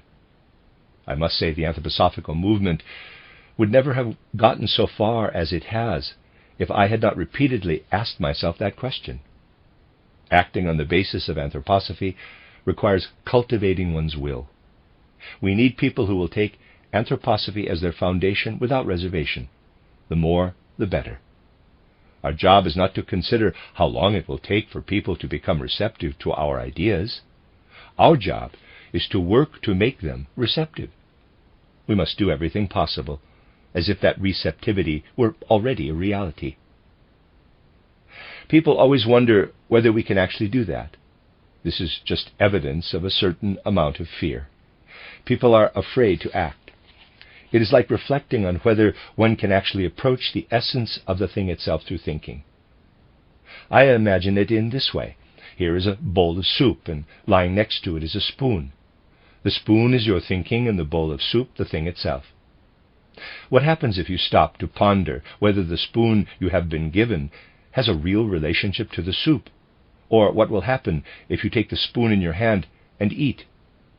This type of questioning will never satisfy your hunger. You must simply pick up the spoon and eat. Question. About the adult education movement. Rudolf Steiner. I have become convinced that nothing positive will come of the adult education movement. The instructors simply take the developments of older cultures and graft them onto adult education. Would it be better if we founded institutes of adult education based on modern culture? The instructors should attempt to imbue their courses with life to the greatest extent possible, as I did when I was teaching in Berlin. Basically, though, it is a waste of effort. It would not be right to stop making an effort altogether, but we must realize that our work is contributing to decline, not ascent. I said this not only because instructors choose contents with no future viability, but also to show that we must get beyond our current methods of instruction. The underlying spirit is more important than we think. Attempts at adult education may be based on noble principles, but principles have no effect. Very, very clever people imagine that if they get 10 or 12 individuals together and figure out an ideal school program, some good will come of it. They work out the best possible programs for adult education courses. But the program is not the important point. People are coming up with ideal programs all the time. In a school, however, the important thing is to do everything possible with your specific students. You cannot stick to any program. We have to realize that we must extricate ourselves from this way of thinking and base ourselves on real life. From spiritual science, we must acquire a sense for life's realistic possibilities. We must not function in programmatic terms. We have to express ourselves in such terms, but they are not the point. The point is to imbue every subject with life instead of with dead matter, which is what is happening in adult education. You might say, well, I want to work somewhere. I have a mission. I want to bring to people who I believe are capable of achieving a certain level of culture. Let us call it level A. Now, everyone knows that A is not the best that can be achieved. We would really need A plus B. But since that is not possible for the people you are working with, you decide it is better to achieve only A. But if you look at it that way, you do not even reach level A, but only A minus B. Question. About Muck Lamberty. Rudolf Steiner. You will find similar people everywhere. Let me remind you of Heusser, who is active around here. To the consternation of various people, he showed up at Siegler House and gave a very vehement sermon. But let me warn you about these people. They work almost hypnotically rather than through healthy reason. Their energy is intense, but it is crazy energy, not healthy energy. It is important to realize that any movement seeking a broader audience must be healthy. If the youth movement intends to serve humankind, it too must be healthy. We are looking at phenomena that develop energy, but in this case it is the energy of madness, or of animals. The energy is much less important than what it expresses. In reality, we can penetrate to the core of a subject through the spirit of anthroposophy only by excluding all traces of hypnotic suggestion. We must not allow ourselves to be overpowered by such energy, though I must admit I have seen it enable people of very limited abilities to do incredible things. Especially in a youth movement, you must be on your guard against mental intoxication. That is how you should relate to such phenomena. I would like to point out a very simple means of protecting yourselves. In all movements, including the Anthroposophical movement, there are individuals with a terrible mystical bent. An old friend who lives in Rome once said to me, quote, "Oh, anthroposophists are all so above it all, and their faces are so long that their jaws are in their laps." Close quote. People such as these are everywhere. That is the one extreme. The other is the boundless superficiality that allows people to gloss over everything. For you, the important thing is to hold yourself together, not to be overly influenced by other people's energy. There is only one way to do that, and it is something everyone needs: humor. All these long faces and all this superficiality are equally harmful. Humor is what you need to put them in their place. If you can laugh at them, you see them for what they are worth. I do not mean that you should be ironic or sarcastic, but simply see them for what they are. For the sake of healthy judgment, humor is needed everywhere. Instead of becoming like the long faces, the youth movement should encourage really healthy humor. I have met surprisingly many pessimists in the youth movement, and their pessimism puts them at risk. We are all so clever nowadays that we do not even notice that our whole culture is going mad. Just ask those, in quotes, mystics. They will tell you all about how dangerous the outer world is and how we expose ourselves to risks with every draught of air. If people were really so dependent on outer influences, everyone alive today would be hysterical. We would all be powerless to confront every draught of air. Thank God that is not what people are like. The important thing is to cultivate a higher sensibility, so you can feel every breath of air, but not be blown over by it. Question. About Fidus and Gertrude Prellwitz. Rudolf Steiner. Some people write books and make public appearances without any real experience. Fidus and Gertrude Prellwitz are classic examples. Such people know absolutely everything, or so they believe. For example, they know what real anthroposophists are like. They are typical of modern intellectuals. Gertrude Prellwitz is no different from the rest of them, and so humor is the only appropriate response to the situation. The same is true of the other extreme, the people who come every few minutes saying, "Oh dear, something terrible has happened. My child is developing a very unnatural sexuality."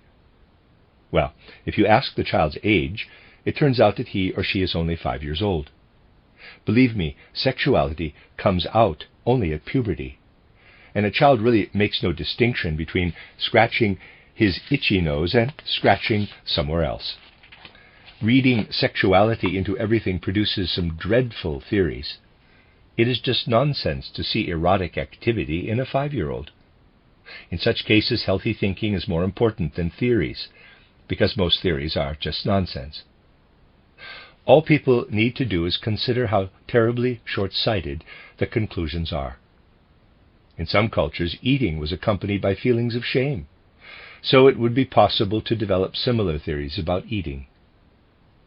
But you will find that if you are really involved in life's far-reaching issues, you will not have time for this type of theorizing.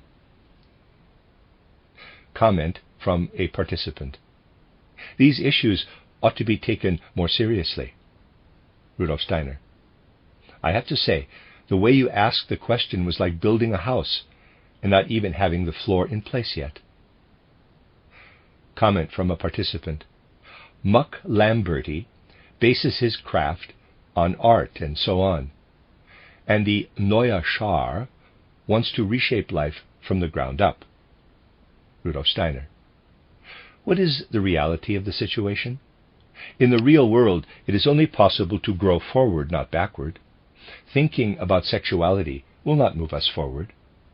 If the foundations are sound, healthy sexuality will develop all by itself. It simply needs to be incorporated into life as a whole in the right way. It appears in individuals at a certain age, but it also develops in a specific cultural context. All we can do is allow it to emerge naturally. If the other aspects of our life are healthy, a healthy sexuality will result. We do a great deal of damage by attempting to program this aspect of our lives. If healthy prerequisites are in place, it develops appropriately in the context of society as a whole. I cannot count the number of people who have come to me asking about the possibility of prenatal education. The theories about it are simply awful, as if we were breeding children in hothouses. What is important is that the mother is healthy, that she leads a healthy life. If the mother stays healthy, the baby will be fine. It just does not make sense to ask such questions. They get asked only because we are living with a surplus of intellectual productivity. People need subjects to write about and are not willing to wait for actual experience. So they write. And in some cases, movements develop based on what they have written. But these movements lead nowhere. Comment from a participant. This movement developed quite unconsciously, not as the result of thinking. People are living together in small groups and looking for a certain natural lifestyle. Rudolf Steiner. What do you mean by a certain natural lifestyle? Let us assume that there is a little circle of farm boys here, a circle of decadent nobility there, and over here a group of ordinary healthy people. Each group develops differently and leads a life of its own. You cannot say that any one theory applies equally to all of them. The point is that development is always based on a specific foundation. I do not want to be sarcastic about these issues, but it does not make sense to think about how a newborn relates to sexuality. At the right moment, we need to have the courage to identify what is right and what is possible. That is why it is so important to develop a sense of humor in this regard.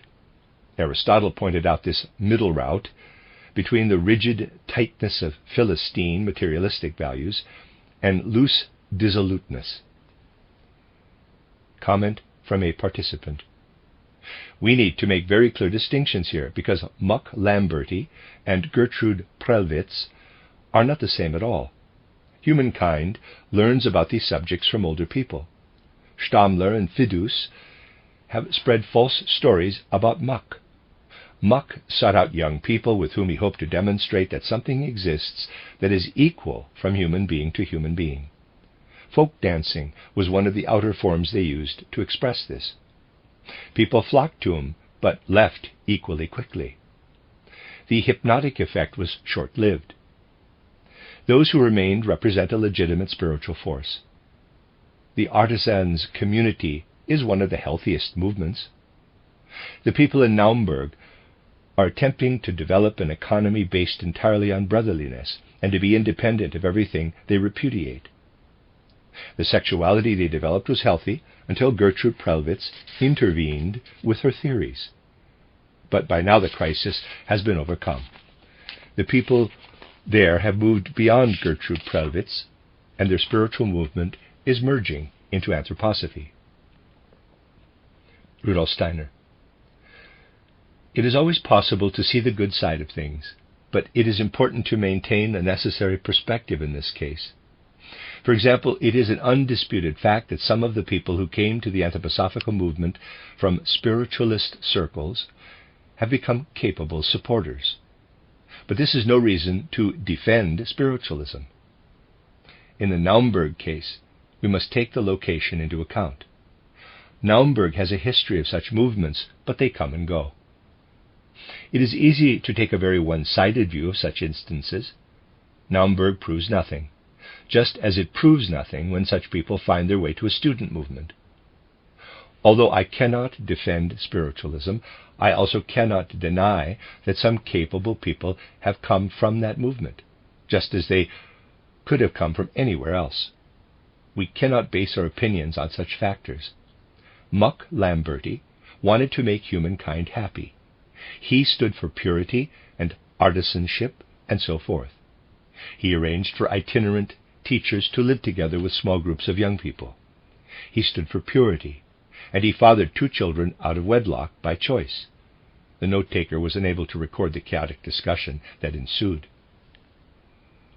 Rudolf Steiner. It is certainly necessary for us to engage in anthroposophy as such, and it seems unlikely that we have to fear any such thing. We must start from the beginnings we have discussed today. Question. An educational question. How do anthroposophy and the Waldorf School relate to the existence of independent school communities and rural schools where teachers relate personally to their students as friends? I have heard anthroposophists say that these schools must be avoided because they attempt to realize an antiquated educational ideal by emulating the ancient Greeks. Rudolf Steiner. This is the situation. The Waldorf School is based not on a specific program, but on a science of education exclusively derived from anthroposophy's insights into human nature. It places the highest value on treating individuals as they want to be treated in their most profound depths of being. Children are not overtly asked what they want, though they are asked this on a certain level. This is the main point. Related to it is the fact that the Waldorf School is truly a democratic, comprehensive school.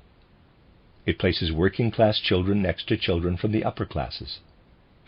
To the greatest possible extent, it accomplishes the goals of a so-called democratic, comprehensive school. For the rest, we take the position that we live in a world that can be restored to health only by adopting major, all-embracing cultural impulses that are impossible to implement through countermeasures that remain isolated exceptions to the rule. My point is that we must accept what already exists. For example, my educational efforts are adapted to the relevant circumstances of the location. If I have an opportunity to found an anthroposophical school in a particular city, I do so based on actual conditions there. Of course, there is nothing to be said against the adoption by a rural boarding school of our educational methods. On the other hand, I cannot believe that such schools have lasting benefits to society as a whole, because they take young people out of their social context and educate them in isolation. This factor is not taken into account, but we must always have an eye for the whole. For example, an excellent physician once said to me, quote, "This man does not have a normal heart. We must do something about it." Close quote. My response was, quote, "If you fix his heart, he will not survive, because his entire body has adapted to the abnormality." Close quote. For similar reasons, I have concerns about rural boarding schools. Taking young people out into the country allows them to develop a positive sense of community in isolation.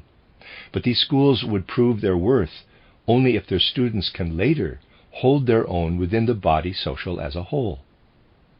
The entire body social must become healthy. Anthroposophically based discussions of such issues cannot be the same as discussions in any other context. But I assure you that we are not being one-sided.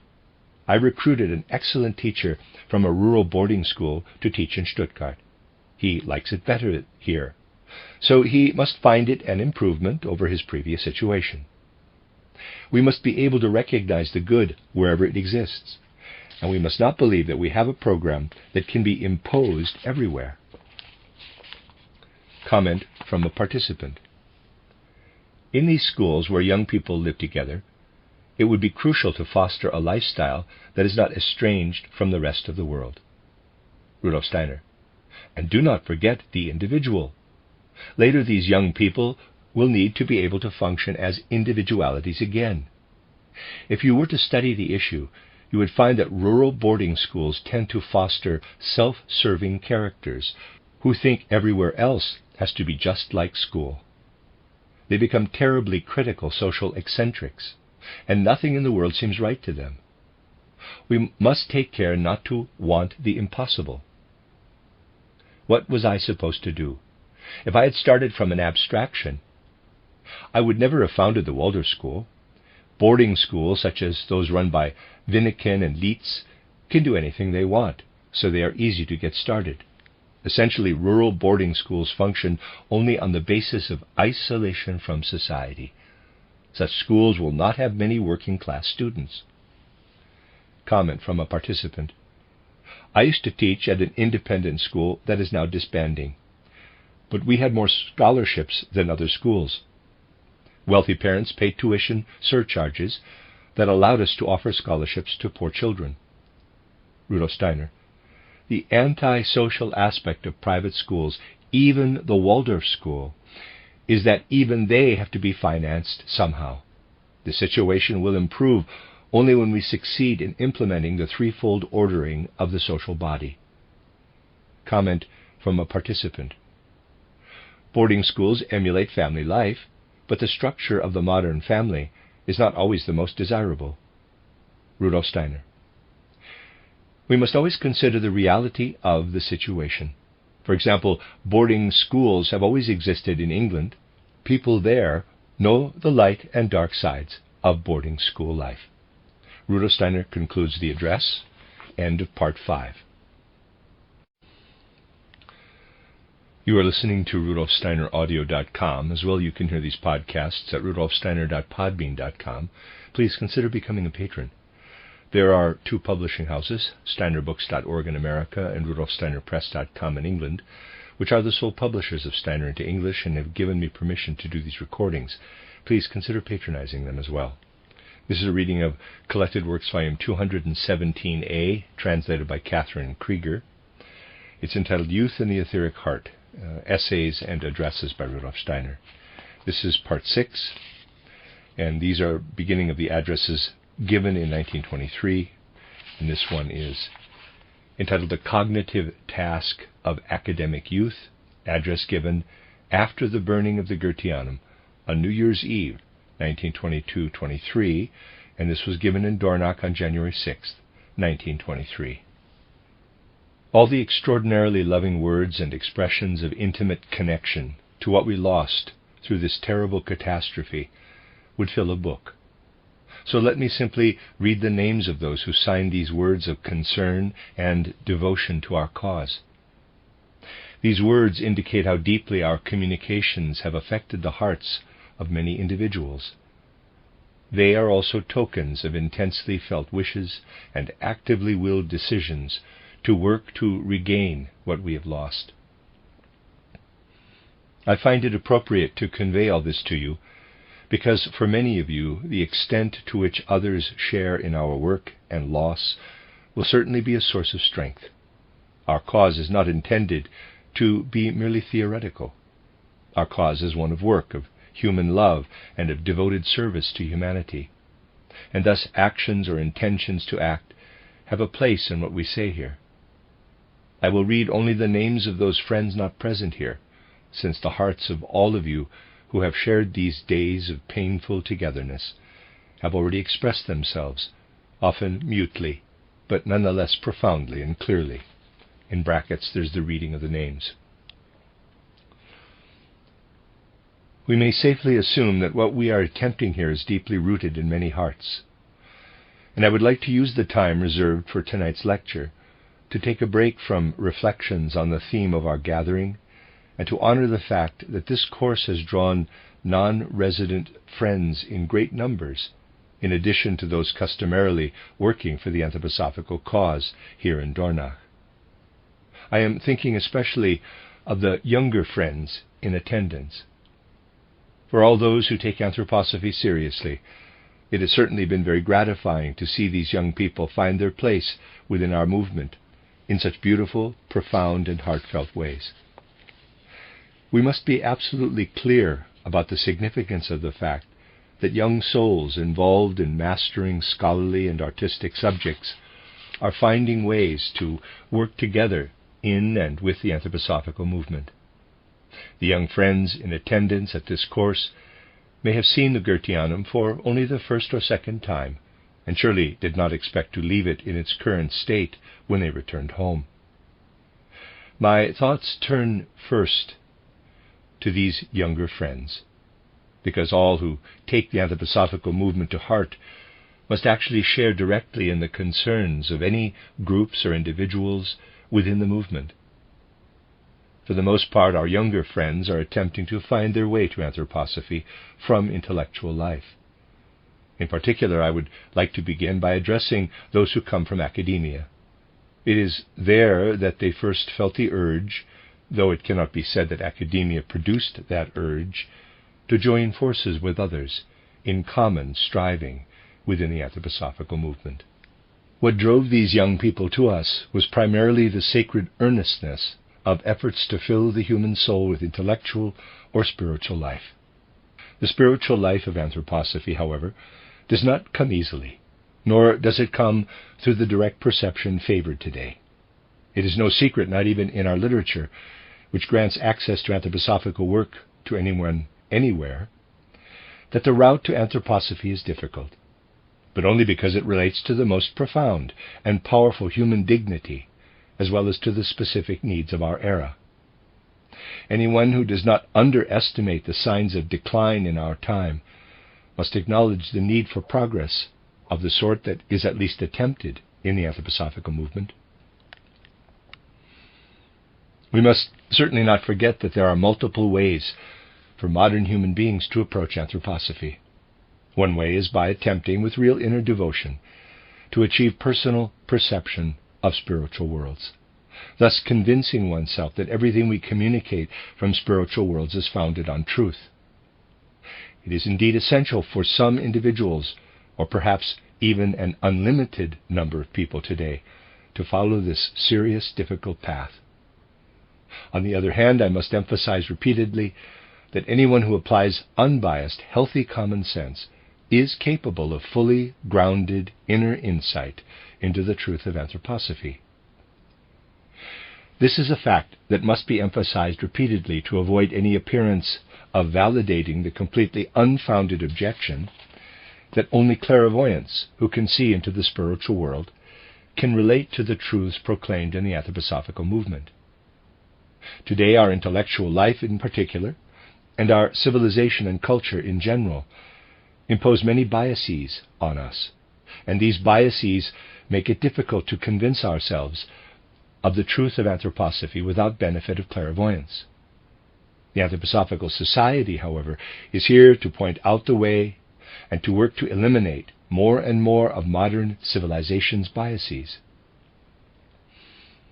If the Anthroposophical Society does its job in this respect, we have reason to hope that the necessary inner powers of cognition will indeed become available to those who, for whatever reason, cannot aspire to the exact clairvoyance described here, so that they will nonetheless be able to convince themselves fully of the validity of anthroposophical knowledge. But how little inner personal connection young people in today's civilization have to their fields of study, to the knowledge and insights they are meant to achieve. For the most part, individual areas of expertise are presented to young people superficially and in systematic ways unsuited to expressing the full value of so-called empirical insights, which are often extremely significant. Any academic discipline or specialty cultivated today includes detailed truths that are sometimes quite shattering. If these truths were presented to young people in the right way, they would serve as microscopes or telescopes for the soul, and could reveal formidable existential secrets. If they emerged from the human depths of individuals in academic life and were fostered carefully and used properly, they would be tremendously informative and extremely compelling for young hearts and souls. But today these truths are embedded in unresponsive systems and are often presented to young people with total indifference. As a result, students' relationship to the informative possibilities of many different fields of empirical scholarship remains highly superficial. We might even say that many, if not most, young people in academia pursue their studies without any inner involvement whatsoever. They allow the subject matter to pass in front of them like a panorama that repeats as needed until they pass their exams and find a teaching position. Yet another unique path to anthroposophy is accessible to young academics. If our educational system lived up to its possibilities in terms of scholarship, cognition, and inner vitality, academic studies could and should offer the most solid point of departure for achieving independent perception. I say quite deliberately, independent perception of anthroposophy's spiritual treasures. It sounds almost paradoxical to say that students' hearts should be involved in everything presented to them, but the possibility does exist. For someone with the appropriate subjective disposition and innate energy, even the driest book or lecture can be deeply moving, despite the lack of any compelling energy on the part of the author or lecturer. When we meet the best and brightest of the young friends joining the anthroposophical movement, we are sometimes deeply touched to realize how little the, in quotes, education industry has given both their hearts and their heads. These harsh words may seem unforgivable to some of you, but I am sure most of the young academics present will understand. This situation is not their fault. It is their destiny in the context of modern civilization. The developments in the natural sciences that I attempted to describe in this course have brought our civilization to the point where young people ought to be experiencing profound trepidation. Even without anthroposophy, they should experience some sort of trepidation as a consequence of their fully human involvement in scholarly attempts at understanding. Any serious and conscientious student of the modern natural sciences can experience some aspects of what confronts human souls struggling with the problem of cognition. Anyone who takes the scientific perspective is confronted with great cosmic problems that are often disguised as petty formulations of facts. These formulations compel us to seek solutions to the soul riddles presented by scientific facts. Without tackling these riddles, we cannot go on living. We feel anxious. If only our scientific studies would fill us with this trepidation, it would produce not only a longing for the spiritual world, but also the ability to perceive it. If presented to human souls and hearts in the right way, even inherently unsatisfying insights and perceptions can kindle higher strivings. In the context of our modern pursuit of knowledge, it can be shattering to realize that there is no basis for experiencing its impact on the human being as a whole. Unless endowed with special gifts and longings, young people face insurmountable obstacles to approaching their highest humanity. If we turn away from the sciences and consider the humanities, we find that they too, if presented from a fully human perspective, would produce a soul sensation of being unable to breathe. All the abstract ideas and documented research findings and everything else we find in the humanities today, if presented to young people with human involvement, would result in a compelling urge to get out into the fresh air. And that breath of fresh air is what the anthroposophical worldview is meant to bring to the modern humanities. Anyone who has followed the gist of my lectures on the development of modern science will certainly not be able to say that I have been excessively critical of it. To the contrary, I have attempted to prove in these lectures that the modern natural sciences, and ultimately the modern humanities as well, have served and must continue to serve as foundations of civilization upon which we can continue to build. But we cannot help being human. We cannot help being creatures of body, spirit, and soul. Of necessity, young people today are confronted with knowledge that does not embrace their full humanity. Nonetheless, the noblest and most forceful human strivings could still be kindled in these young people if they were introduced to this inherently unsatisfying but necessary knowledge through the full humanity of others, in the highest sense of the word.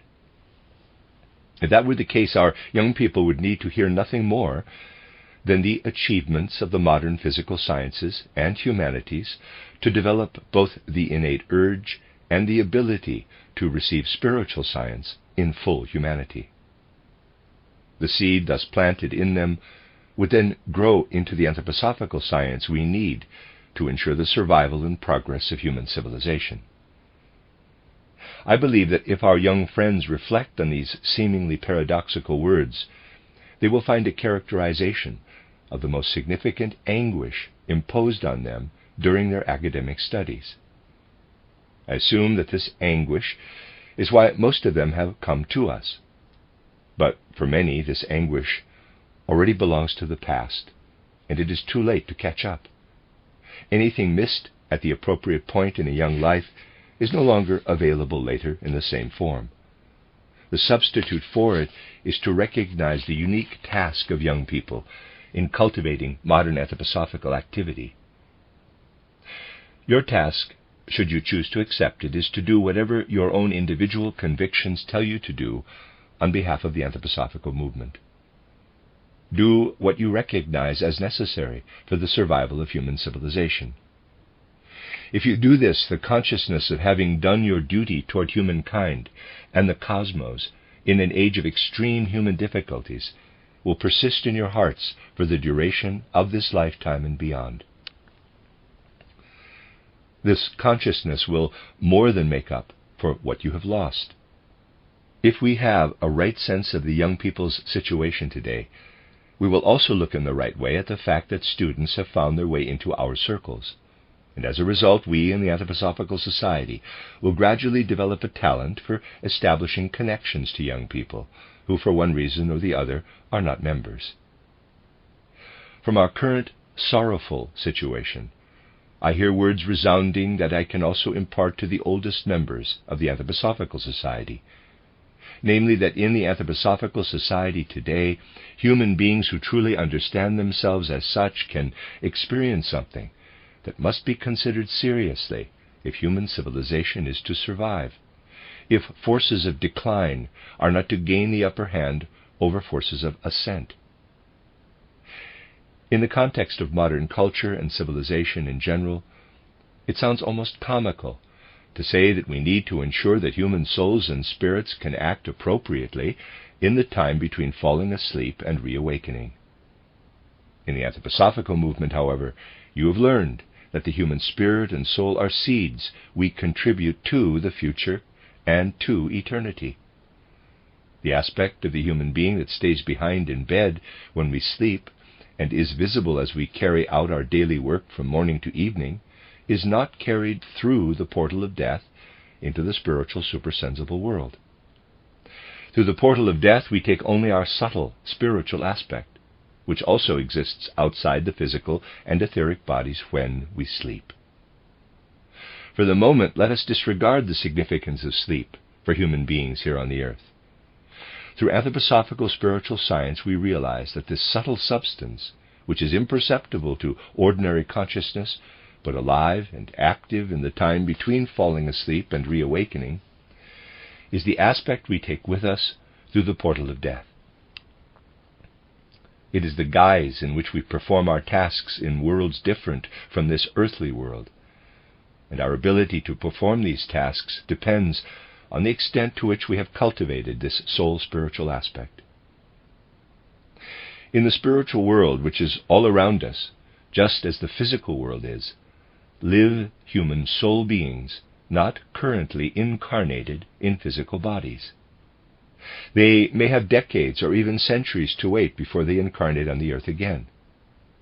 These souls exist in spirit as we physical human beings exist on the earth. Historical events among physical human beings are shaped not only by earthly individuals, but also by forces streaming in from human beings in the period between death and rebirth. These forces are quite real. Just as we stretch out our hands, these beings stretch out their spirit hands into our immediate present. Historical writing, based entirely on earthly documentation, is dead and dry. In truth, the history that takes place on the earth is co-determined by spiritual forces belonging to those between death and rebirth. Our history is the result of collaboration between us and human beings currently not incarnated on the earth.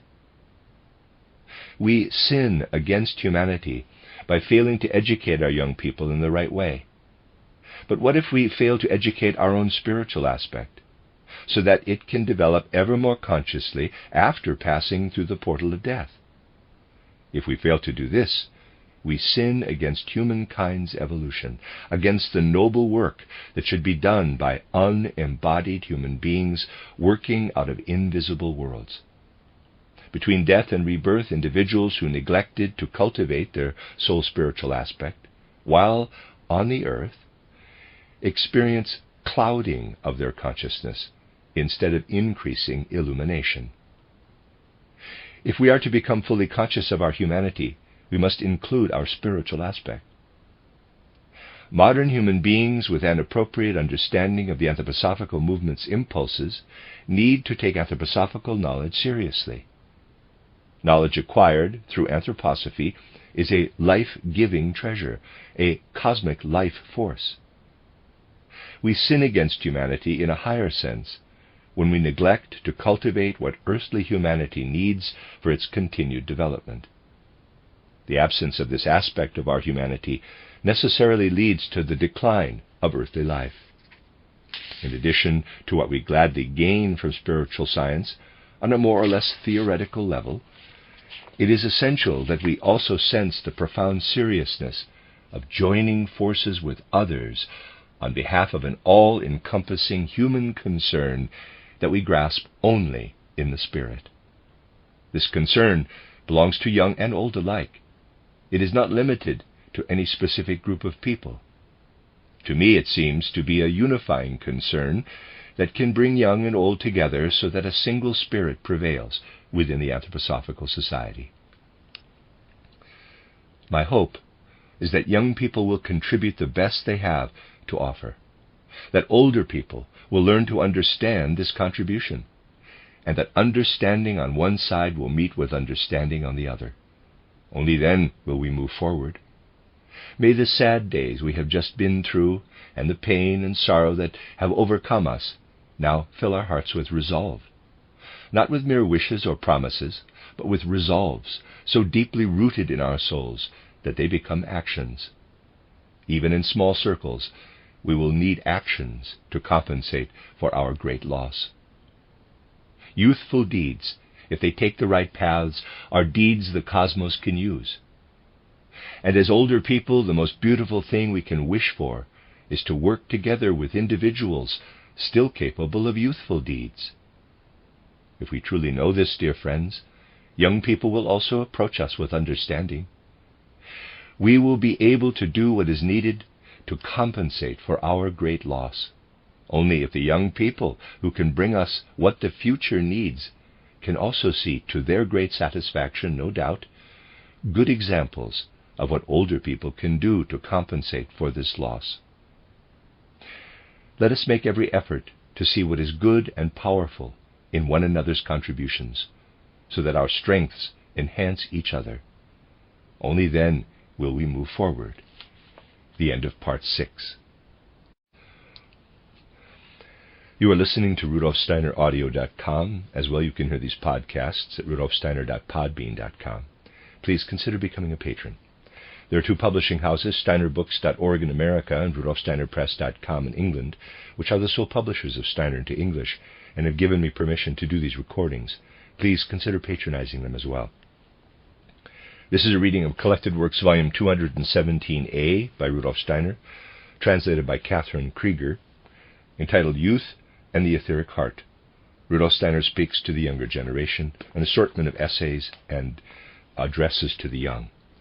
This is Part 7, entitled Restructuring the Anthroposophical Society, Address and Discussion in Preparation for the Delegates Assembly, given in Stuttgart on February 8, 1923. Rudolf Steiner. By now at least a draft of a circular to the Anthroposophical Society is available as a basis for further discussion. It might be good if you would discuss your own wishes with the advisory committee that will be in place until the delegates meet. Unlike the former Committee of 30, this committee consists of representatives of existing establishments, not their entire membership. It includes 2 members of the old executive board, Mr. Leinhaus of Der Kommandetag and Dr. Unger, representing the remainder of the old board. The other members are Dr. Rittelmeier, representing the Movement for Religious Renewal, Wolfgang Wachsmuth, Mr. von Groner, Dr. Palmer, Dr. Kalisko, Miss Mücke of the Philosophisch-Anthroposophischer Verlag, and Mr. Verbeck of Hamburg, who represents all other out-of-town interests. I have asked the 7 Stuttgart members to work with you to take whatever steps you find necessary. I must leave for Dornach early tomorrow morning and will be back only on Monday. I regret not being able to take part in the next round of discussions, but I believe this is for the best. My absence should not make any difference. You can conduct discussions with these individuals on your own. They represent a full spectrum of the Society's membership. Young people are represented by Mr. von Groner and Wolfgang Wachsmuth, whom I expect you will find sympathetic. They are complete newcomers to board membership. In addition, Dr. Palmer has stated his readiness to do everything possible to build bridges to young people. The appeal to the members of the Anthroposophical Society was drafted by those who have led the Society up to now, and it contains the essence of what the Society must say at this point. From February 25 to 28, delegates of the branches and groups will gather for a General Assembly, which will be an opportunity to hear the full spectrum of views on restructuring the Society. Our options are either to restructure the Anthroposophical Society or to dissolve it and found something completely new. Founding something new would have been easy in 1918, but now we are publicly involved in concrete developments we cannot pull out of. So the Society will have to change from within. The Society itself must become more open. We must make it impossible for individuals to feel constrained within it. I think we will be able to do this, but I would like to hear your thoughts on the subject. That it has taken us so long to get this far must be attributed to the deliberateness that comes with age. We would be happy to hear what you have to say right now. Comment from a participant. A young representative talks about the situation of younger people in the Society, referring to what Dr. Steiner said about phases in the Society's development in his last lecture to the Stuttgart branch. Rudolf Steiner. What you have said about partitions separating the first, second, and third phases of the movement, which are very different, is quite accurate. We must also consider the fact that each phase lasted approximately 7 years, and that the Society itself is now in its 21st year. Clearly, the impulses that led earlier members to join and participate are not the same as the impulses at work in primarily academic youth circles. The people who joined during the first phase were motivated by completely unconscious longings and came with general human interests. They were unaware of their connection to contemporary circumstances and were at an age when people tend not to be able to verbalize that connection with any degree of clarity. This was almost equally true of the second phase. Anthroposophy moved on, but anthroposophists, with some exceptions, were not especially interested in contemporary issues. For the early joiners, the third phase felt strange and uncomfortable. They were thrown in with newcomers who were dissatisfied not with contemporary circumstances in general, but with their very specific experiences in modern educational institutions. These newcomers came to anthroposophy because they felt out of place in the modern educational system, and their impulses were different from those of the early joiners, who saw anthroposophy in the contemporary context only to a very limited extent. I have often talked about anthroposophy in the context of our time, but very little of what I said sank in. You, however, arrived with longings that actually speak to the core of anthroposophy. And then there was a strange misunderstanding about our higher education courses. I do not mean to suggest that they are not valuable, but they were a misunderstanding. You were not looking at all for the content of these courses. You were looking for anthroposophy as such. Your wishes were misunderstood by the academics who joined the Anthroposophical Society in its earlier phases. They had wanted to merge their academic work with anthroposophy, but you did not accept that. As time passes, you will discover that you are not in conflict with the bulk of the Anthroposophical Society. Your conflict is really only with our academic members who wanted to present anthroposophy through biology, chemistry, physics, or history. That is not what you want. You want pure anthroposophy. The academic element that infiltrated the society is like a mountain standing in your way. Getting to the other side of the mountain is both difficult and necessary for you. This situation is not unique to you. It is common to the society as a whole. I am sure this challenge can be overcome if there is goodwill on both sides. On the other hand, if we want to move ahead with our work, a bit of specialization will also be necessary. Comment from a participant. A participant talks about some wishes young people have with regard to restructuring work in the branches, especially lectures and reports. Rudolf Steiner interrupts. This little book by Albert Steffen about the educational course at the Goetheanum is very valid, because it reproduces the contents of my lectures in a truly artistic way. This is no mere journalistic report. It stands on its own. This is the first time such a thing has been done. We will see if it becomes common practice. It would be good if it did. The appeal to members will essentially make 2 points. It will emphasize, first, the need for internal work in the Anthroposophical movement, and second, the need for the Anthroposophical Society to present a strong, united front to fend off opponents as they appear, not with polemics, but with really relevant work in full view of the world. We cannot work effectively if one of us says one thing and someone else refutes it. If we do nothing about our opponents, anthroposophy will fail. Addressing our most important opponents does not give us access to the public. When the pan-German nationalist groups spread slanderous statements about anthroposophy among their membership, they are preaching to the choir. We have no way of reaching their audience. You have to know your audience. There are certain things you cannot say to a Catholic audience. If our rebuttals are wrong, they are wrong.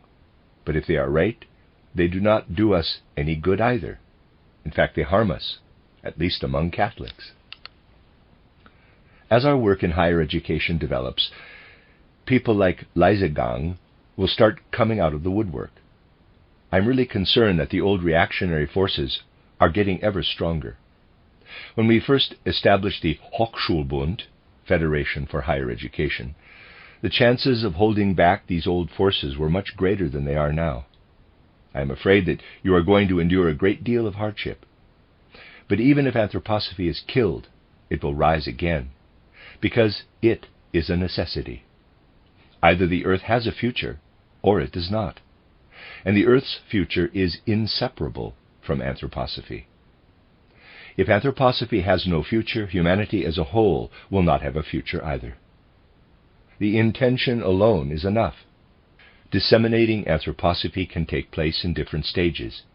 I believe that it is imperative for you to get over the mountain I described earlier, and to do so in a peaceful manner and to the benefit of the society. If we successfully refute their antagonistic statements, it simply makes them angry. Being in the right harms our cause, perhaps more so than being in the wrong. Antagonism of this sort can be diffused only through positive work, by making ourselves as strong as others are. Dr. Riddlemeyer recently said, as I myself have often pointed out, quote, "We have no idea how potentially inflammatory the situation is out there," close quote. In the near future, this antagonism toward us will be expressed in terrible ways. We must present a united front. All of our movement's positive manifestations, such as the movement for religious renewal, actually put the society at risk. No one had expected us to enter this field. Comment from a participant. A participant talks about changing young people's relationship to the society. Rudolf Steiner. Keep in mind that old, historically mature cultural streams require very different soul attitudes than do young movements. We simply cannot imagine anymore how difficult it was to be a Christian in the early centuries of Christianity.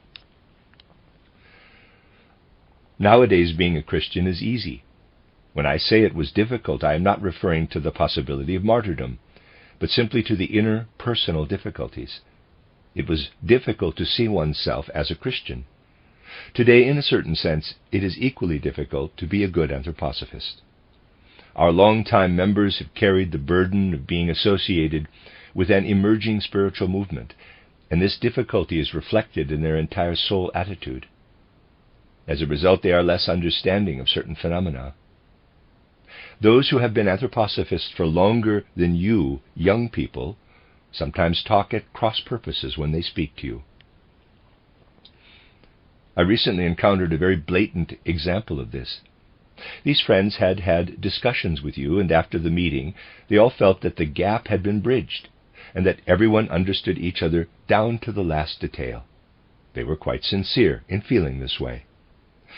The mood among you was quite different.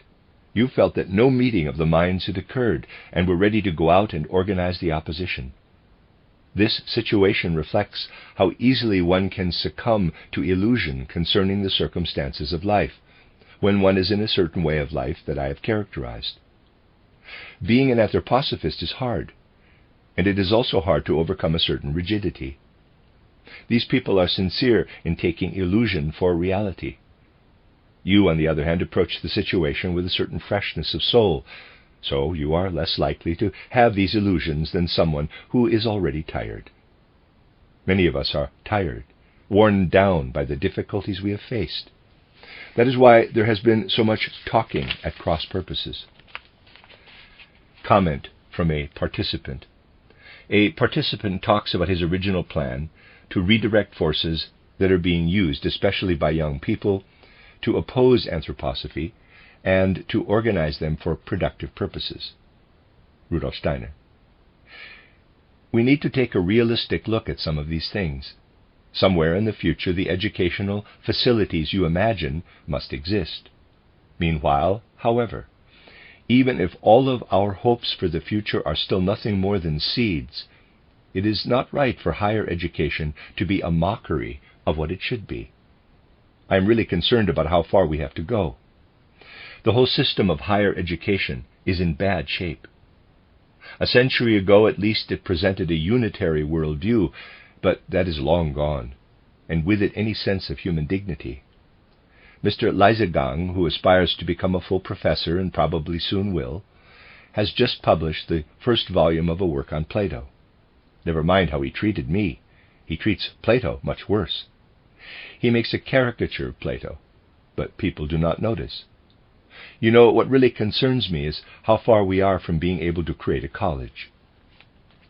Comment from a participant. A participant tells of a prison camp where the prisoners created a college as an example of how to create a college for spiritual science. Rudolf Steiner. We cannot establish a college today because the first prerequisite is to have scholars available to serve as instructors. We have the ideas, we have thought about how to get started, but it would be difficult to establish a completely new and different way of educating people as long as the people who work in our movement have to starve, to put it bluntly. It is getting more difficult by the day because inflation is making it almost impossible to pay salaries. For purely spiritual reasons, I must take every opportunity to emphasize two things. First, we must work with great intensity to become as strong as possible. Second, we must spend all our energy on increasing the size of our circle of friends. Current circumstances make the numbers important. On the spiritual level, the opposite must be true, of course, but in view of current circumstances, this is how it is. Expanding our circle need not happen at the expense of superficiality, but we must make every effort to have a sufficient number of friends. If we do not, individuals in our movement as such may not survive. That is simply how it is. As young people, you must not be afraid of being as strong as you can in order to achieve the expansion we need. Comment from a participant. A participant talks about how difficult it is to communicate with older people. Rudolf Steiner. All judgments aside, the lack of understanding is mutual. That older people are the way they are is not their fault. It is their destiny. But the resistance of young people to their elders is simultaneously a means of protection and a weakness. Become geniuses at being interested. The end of Part 7. You are listening to RudolfSteinerAudio.com. As well, you can hear these podcasts at rudolfsteiner.podbean.com. Please consider becoming a patron. There are two publishing houses, steinerbooks.org in America and rudolfsteinerpress.com in England, which are the sole publishers of Steiner into English and have given me permission to do these recordings. Please consider patronizing them as well. This is a reading of Collected Works, Volume 217A by Rudolf Steiner, translated by Catherine Creeger. It's a set of essays and addresses to the youth, entitled Youth and the Etheric Heart. Rudolf Steiner speaks to the younger generation. This is Part 8, entitled 3 Main Questions for the Anthroposophical Youth Movement, Address and Question and Answer Session, given in Stuttgart on February 14, 1923. I believe I can safely assume that you are all familiar with the appeal that has been issued to the members of the Anthroposophical Society in Germany. In anthroposophical circles, we have realized that it is time to set a new course, and we are aware that this shift also requires a change in the Society's leadership, as it has been exercised in Stuttgart up to the present. The details of the change will be discussed at the upcoming Delegates Assembly. I believe that you will be especially interested in everything that happens there. When the outer circumstances of your life led you to seek anthroposophy, you found the Society in a certain condition. You imagined that there must be some place where young people could find what they seek from the depths of their souls, but cannot discover in modern, worldly institutions. You were embedded in these institutions and discovered that their recent historical development did not correspond to the demands of the human soul. Perhaps you looked for a place where this demand for true humanity could be met, and eventually you believed you had found it in the Anthroposophical Society, but the reality did not live up to your expectations. Not all of you felt conflicted as the result of this situation. You were dissatisfied with some things, but let it go at acknowledging your dissatisfaction. Both old and fresh realities within the Anthroposophical Society are forcing us to face the fact that the Society simply has not kept pace with the development of Anthroposophy. We must seriously consider whether to create something completely new or to allow the old Anthroposophical Society to continue, but with a new impulse. These questions are being considered by individuals who were involved more or less closely in leading the Society. They are looking at many old sins, mainly sins of omission, and debating whether to abandon some bureaucratic structures. With the understanding of the representatives of the Anthroposophical Society in Germany, they are attempting to create a basis for the Society's continuance. Developments in recent years have brought together a large number of very good workers in Stuttgart, As individuals, they are all excellent people, and collectively, they are a truly great movement in their own way.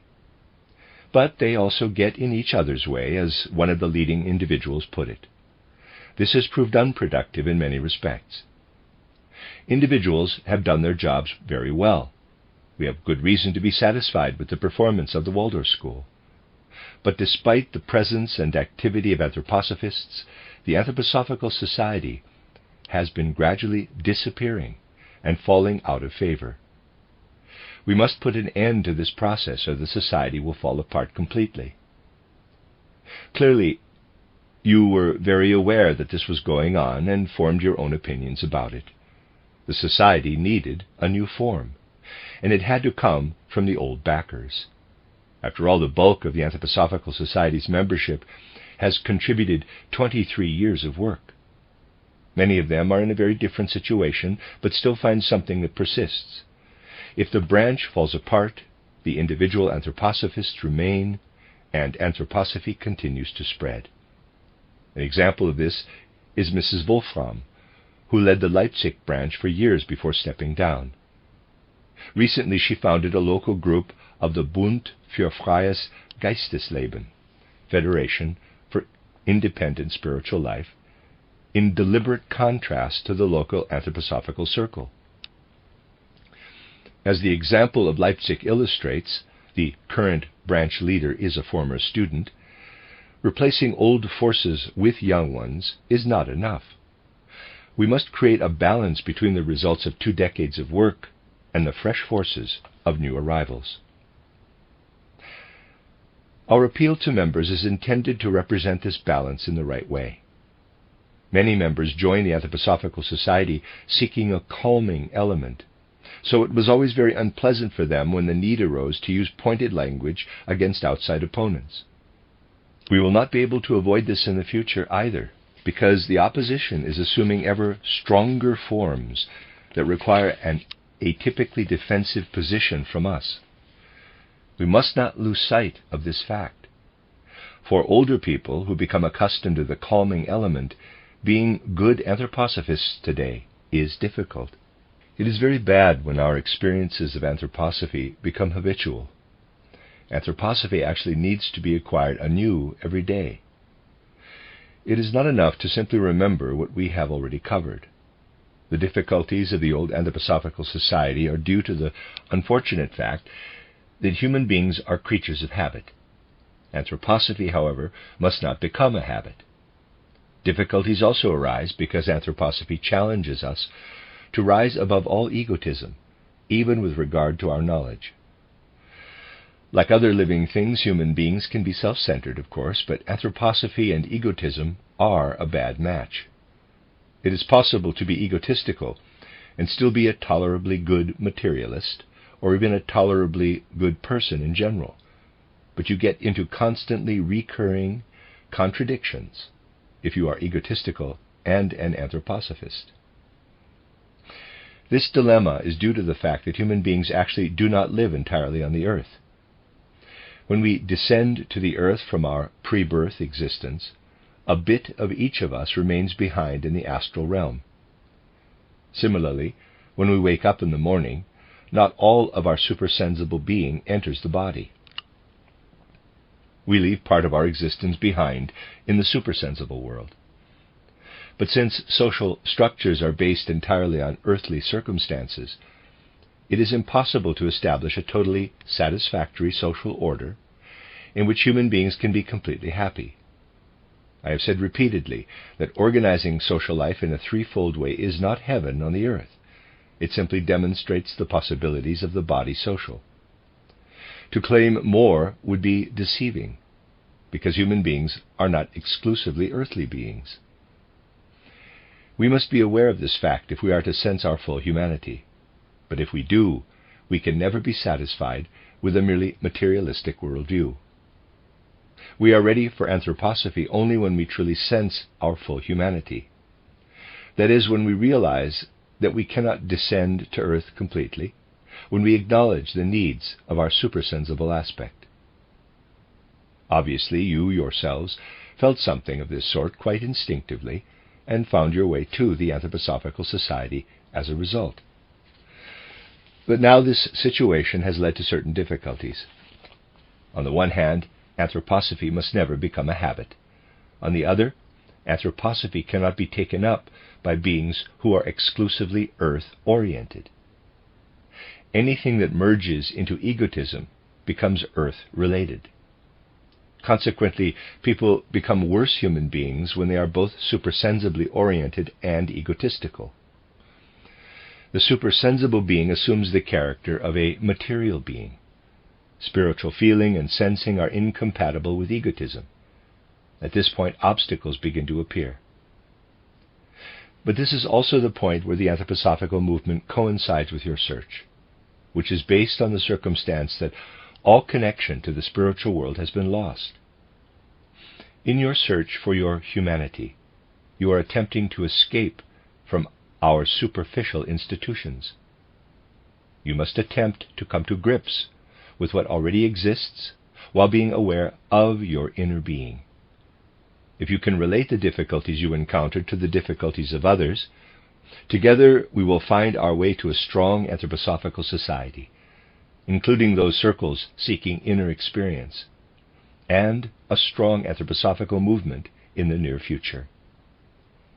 If you choose this path, you will experience privation and difficulties, because humankind does not want such a movement to exist. More experiences are in store for you before you will be truly ready to join our cause with your whole being. Then anthroposophy will assert itself under all circumstances. The breakdown of the civilized world is so pronounced that Europe cannot survive for long if it does not turn to the spirit. Only spirit will allow our civilization to rise again. Hence, it is absolutely necessary for human beings to seek the spirit, and you have made the right choice. The next step is to decide on our work for the near future. We are meeting today to hear about how you imagine this work and what your intentions are. Question. A participant asks what form scholarly work should take today. Rudolf Steiner. With regard to scholarly work, none of what will need to be present in the future exists yet, which is not to say that there is absolutely nothing now. Already present in all branches of academic knowledge are the outer facts, that we must move forward into areas that will be needed in the future if human souls are not to become corrupted. A number of fields of scholarly research have already produced significant results, from the smallest collections to the London Museum. With regard to the academic knowledge of the future, however, current researchers are inwardly dead, and therefore cannot do anything with these resources. Because they arrived at this body of material through an automatic, unconscious development of sorts, they do not know what to do with the information they have. The dilemma for anthroposophists is not that it is impossible to approach these fields from the anthroposophical perspective. The comprehensive ideas and spiritual perceptions are already available, but that the body of facts needed for academic research is monopolized by people who do not know what to do with it. The people who ought to be describing the contents of our culture stand there empty-handed. Meanwhile, the body of facts is not being presented to university students in ways that encourage seeing these facts in the right light. For example, when you are shown a skeleton in zoology class or a plant in botany, you do not get anything out of it. You simply learn that the skull goes here, the shoulder blade there, the tibia down here, and so on. A table or a machine could be described in the same way. When your instructors show you a skeleton, you cannot develop any feeling for the process of its growth and development. It is shown to you as if it were nothing more than a machine that can be broken down into its component parts. But what do you see if you first learn to imbue your perceptions with soul?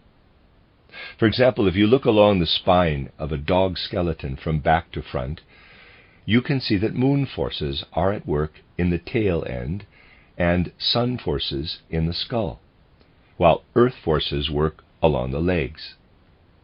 This becomes a matter of direct perception if we do not prevent people from seeing it by failing to teach them how to perceive in this way.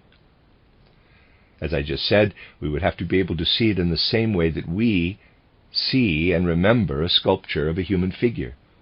The fact that it represents a human being is a matter of direct perception. In the same way, we ought to be able to see that sun and moon forces are active in the skeleton of a dog. We simply need an adequate basis for such perceptions. At the moment, however, those who have access to the facts do not know what to do with them, and those who actually need these scholarly resources do not have access to them. This is why we say there is nothing there, but we might equally well say that everything is already there. The great difficulty is in finding one's way. If students today have not been gifted with exceptionally favorable karma, or if their souls have not been guided in ways that allow them to acknowledge the existence of a spiritual world, they are led away from that world.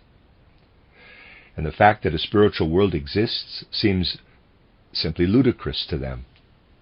Students today realize, for example, that an embryo develops within the mother's body, but it does not occur to them that a human or animal embryo would have to be seen as the product of elements of reality. Specifically, that embryonic development depends on protein breakdown in a certain part of the maternal body. This breakdown, however, is interrupted by the intervention of cosmic forces, and the entire macrocosm is then reflected in miniature in proteins that are reconstituted as soon as they are broken down. As a result, the form of the cosmos asserts itself in the development of the embryo.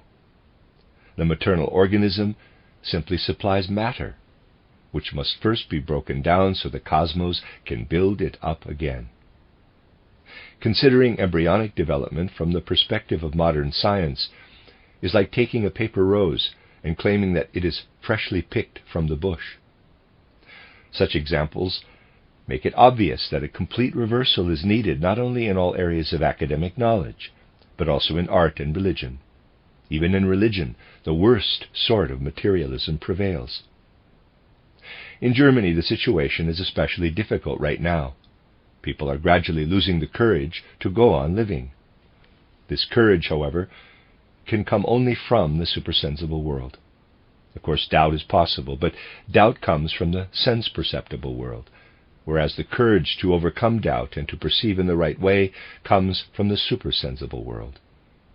During the course of scientific lectures that I gave in Dornach at Christmas, I pointed out that wherever atoms appear, death is present. Atomism is the science of dead matter. Many of the facts confirmed by modern science are pulling it closer to anthroposophical scientific view. Facts pointing to spiritual science can be found everywhere. Radium, for example, is the most striking example of decaying matter spitting out atoms. Facts pointing to the spirit are everywhere, but superficial science lacks the courage to follow these pointers. Also, a much faster-moving global economy replaced our many different national economies in the 19th century. The slower tempo of national economies is evident even in the smallest areas. The trains that the old national economy used to run were much slower than those arriving in Stuttgart today, which are run by the global economy. Attempting to revert from a global economy to national economies will simply destroy what has already been accomplished. Question. A participant asks how to develop a relationship to architecture and sculpture. Rudolf Steiner. One's worldview is very important in this regard. The modern worldview, that takes mere logic and sensory observation as its starting points, is forced to imagine that the world ceases to be accessible at a certain point. We have set outer natural limits that we can no longer get past. Our logic consists of inner laws that we impose on ourselves. It does not include nature at all. All knowledge, even purely scholarly knowledge, must merge into pure artistry. We must teach ourselves to be artists so that we can shape forms as nature shapes them. We can learn this as soon as we discover where nature becomes an artist. We must deepen our knowledge of nature to such an extent that we see plants, animals, and humans as artists. Only then will we recognize the infinitely interesting static and dynamic proportions encompassed by the human body, for example. We will see how each bone represents a system of beams or girders.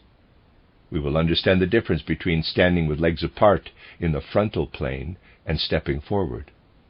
Each human body is a very subtle architectural structure. Older religious creeds taught their candidates for initiation about the miraculous ways in which human bodies are embedded in the cosmos through their dynamic and static proportions. When we look at a statue of the Buddha, we see the dynamics and stasis of the human body. The broad base of the legs, crossed below the torso, emphasizes the structure and static character of the torso. Architectural forms are derived from how human beings move and stand. A perfectly proportioned building is nothing other than a perfect, idealized human being, standing and walking. Each culture's architecture understands and represents the dynamics and stasis of human bodies in its own particular way. Assyrian and Babylonian culture represents the proclamation of the Logos through the human body bending forward. Greek culture through the standing body at rest. To achieve a living knowledge of all architectural forms, we must simply know how the human body takes its place within the cosmos. Today, architectural imagination is severely limited. Nonetheless, modern architecture must be born out of our own experience as human beings, out of the know thyself, in quotes. This is what we attempted in the Goetheanum. When we move from the proportions of human movement to proportions of human form, we shift from architecture to sculpture. Sculpture is the experience of the proportions of human form. The transition from architecture to sculpture means that movement shifts from balance to form. The more our knowledge of the human being advances, the more possible it will be to develop art and differentiated architecture and sculpture that will reflect the nature of the human being. To make this transition to the human form, however, we now need an independent social realm based on selflessness and love. The Greeks were still able to experience their own individual forms through individual embedding in the cosmos.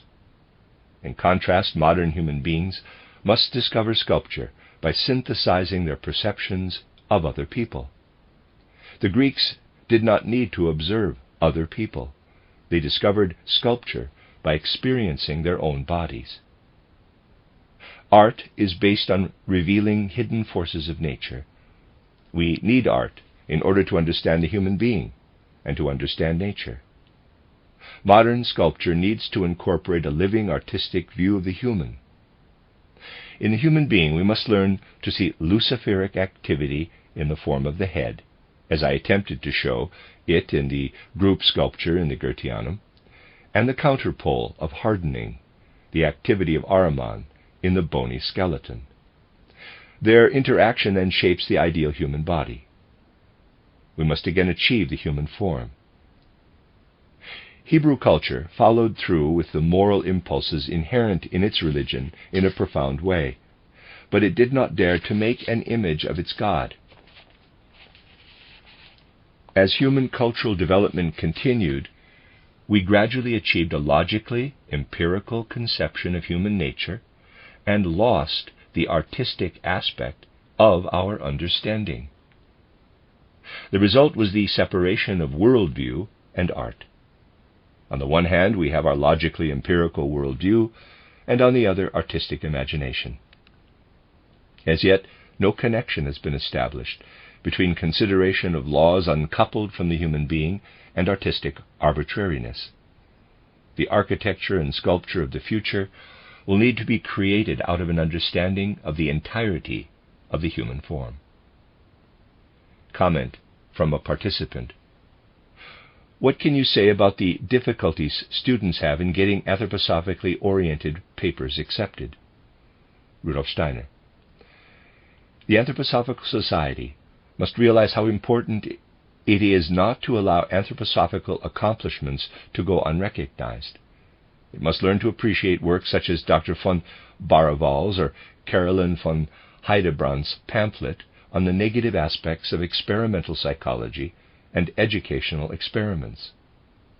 Assuming that our research institutes succeed in answering the questions I have posed in my lecture cycles on natural history, we must gradually reach a point where even our opponents develop respect for the work done under the auspices of the Anthroposophical Society. We must train ourselves and others to acknowledge individual accomplishments in anthroposophical settings. When this becomes a matter of conscience in the society, professors will no longer be able to reject anthroposophically oriented papers without cause. People with practical experience in our research institutes must support the efforts of students working on dissertations or papers for seminars. The Anthroposophical Society must develop enough clout so that professors will refrain from rejecting anthroposophically oriented papers of adequate substance for fear of having the society breathing down their necks. Rudolf Steiner asks whether student representatives will attend the Delegates' assembly. Comment from a participant. A student representative talks about the Delegates' assembly. Rudolf Steiner.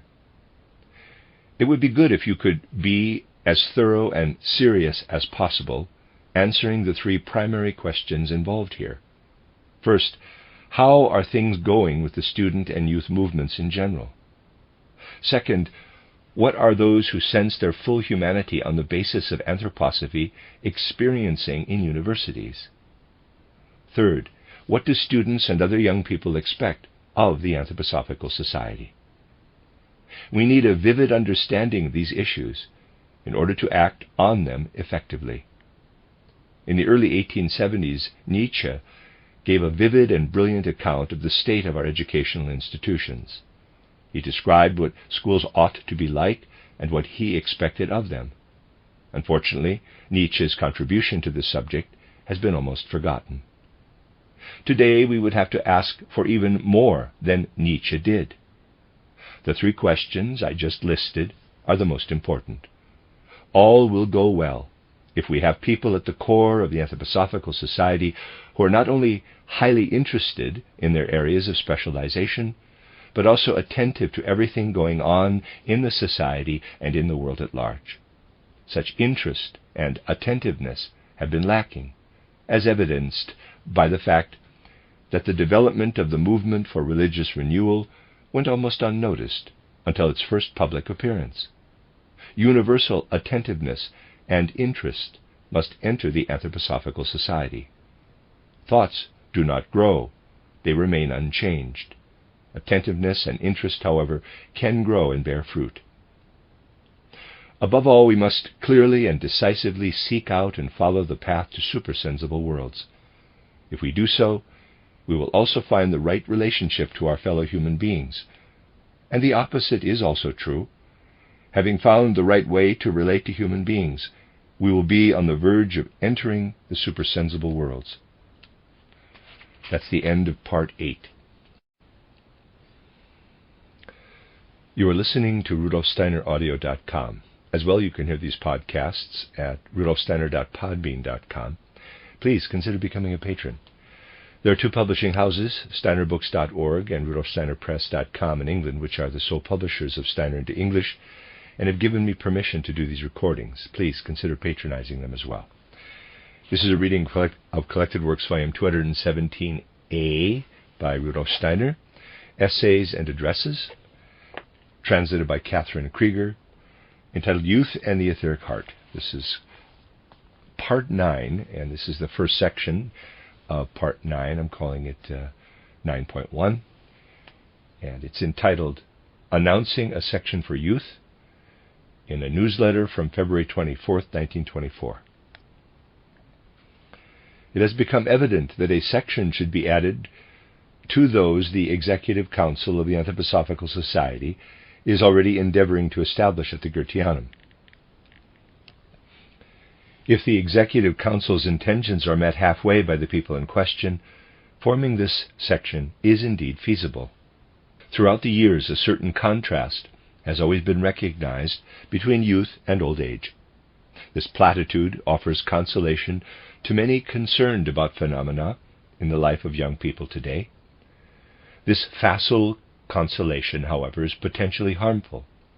The, quote, spirit of the present, close quote, should guide our understanding of both the questionable aberrations of today's young people and their all too justified striving for something other than what older people have to offer. Of immediate concern to us are the young people whose circumstances lead them to pursue academic careers. They are presented with academic knowledge, secure, solid knowledge that is supposed to fructify daily life. It would make no sense for us to complain about this knowledge after the manner of many lay people, yet we cannot deny that it petrifies young souls before they have a chance to recognize its solidity and fruitfulness. The greatness of science today is due to its vigorous opposition to a worldview that includes the spiritual since the middle of the 19th century. At that time it was recognized that human knowledge stands on shaky ground when the valleys of objective research are abandoned for the heights of an all-embracing conception of the world, Weltanschauung. Frightened by experiences of these heights, people then attempted to divorce science from the comprehensive worldview which includes the spiritual.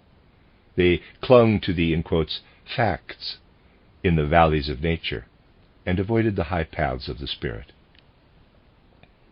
For those who actively combated the mingling of science and spirit, opposition to the comprehensive worldview provided a certain inner satisfaction. Young adults today, however, are no longer happy with this antagonistic stance. The struggle against the uncertain and visionary character of the worldview no longer engenders satisfaction in their souls because it has died out, and so there's nothing left to fight against.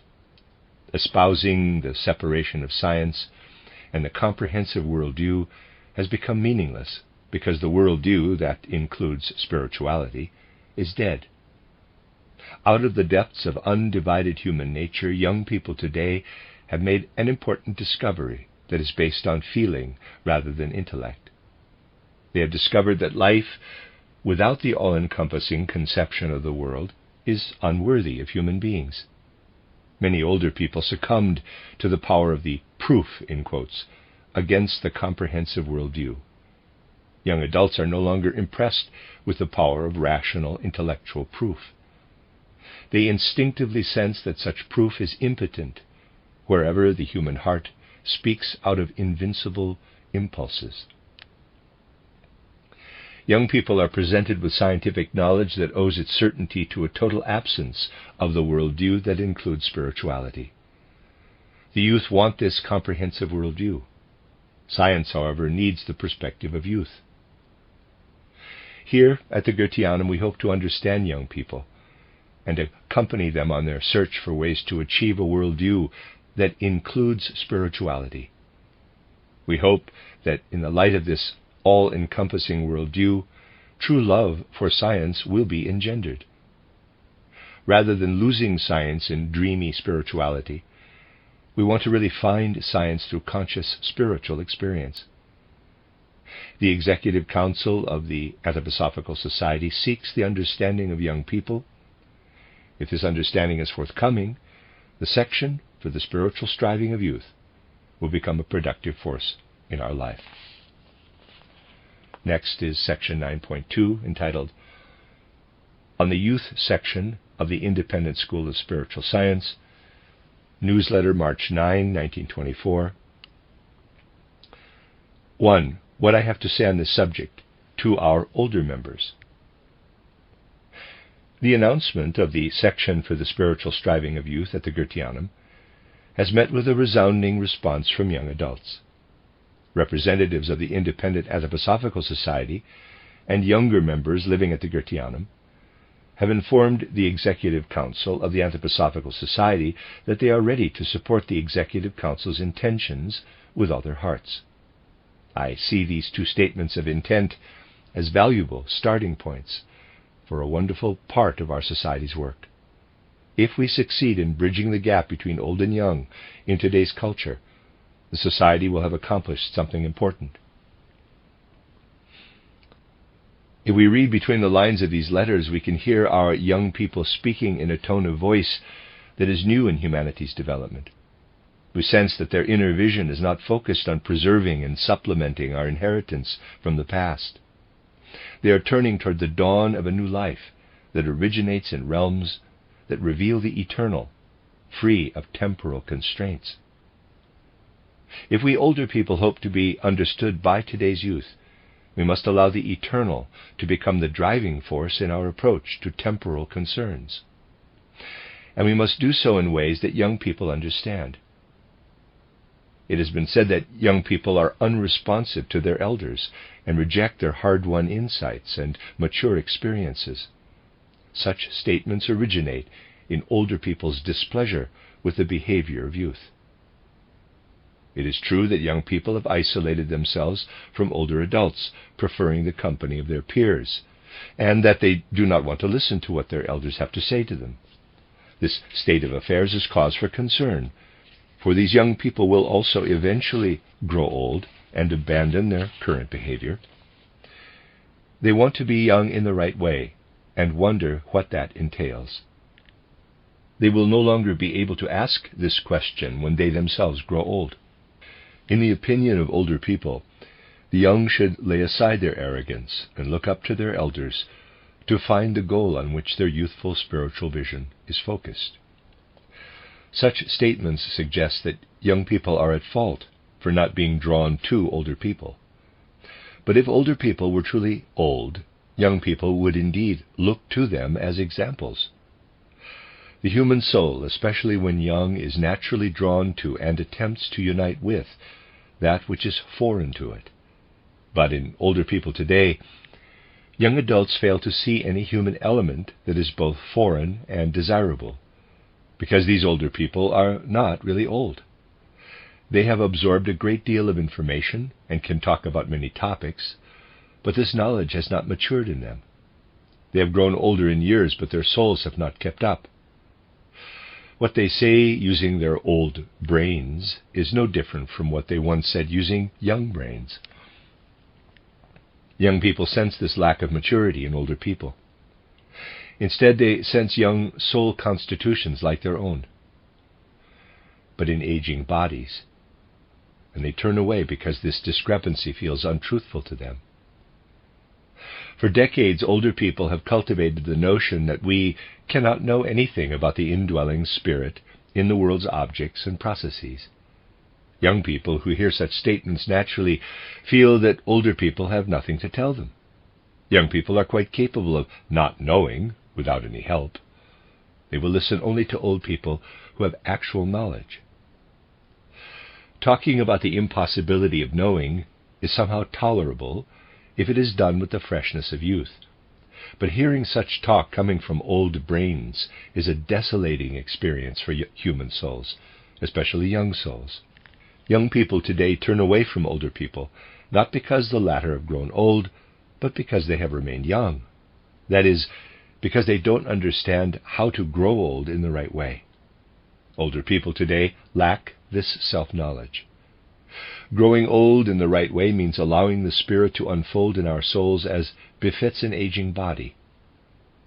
When we do this, we show young people not only what time has done to the body, but also what eternity reveals through the Spirit. Young people will find their way to older people who seriously attempt to experience Spirit.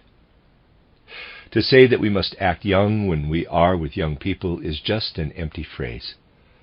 As older people, we must understand and demonstrate to young people how to be old in the right way. The young are fond of criticizing what comes toward them from older people, and they have every right to do so, because the burden of what older people have failed to accomplish on behalf of humankind's progress rests on the shoulders of the young. It is not appropriate, however, for older people to simply join in the criticism. To avoid confrontation, young adults may tolerate such behavior for a while, but ultimately they get tired of the overly strident tones of these old young folks. There is more vitality in the criticism of young voices. In the context of its search for spirit, Anthroposophy is attempting to find a setting in which younger people enjoy associating with older people. The Executive Council of the Anthroposophical Society has every reason to be pleased at how its announcement has been received by young people. The Society's active members, however, must not leave the Executive Council in the lurch. In addition to positive responses, I have also received letters whose contents must be heard by all whose hearts belong to the Anthroposophical Society.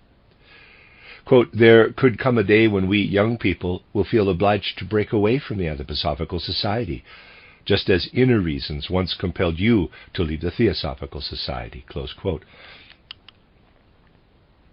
This day could indeed come if we in the Society fail to make the youth section a reality in the near future. It is to be hoped, however, that the active members of the Society will follow the lead of the Executive Council at the Goetheanum, so that young people will increasingly feel the need to join forces with Anthroposophy. Today, I have been talking to older members about young people. In the next issue, I will speak to young people about what is on my heart. 9.3, Newsletter, March 16, 1924. Number 2, what I have to say on this subject to our younger members. In the words of the letter sent to members by the Committee of the Independent Anthroposophical Society, on the occasion of my announcement of a section for youth, I consider the youth issue so important that it can become the subject of a spiritual scientific discipline of its own. This is indeed how I feel about this issue. Anyone who has read the account of my life in our weekly publication titled The Goetheanum will understand why. When I was as young as those who speak through this letter, I felt quite isolated by a soul constitution that has now become evident among young adults in general.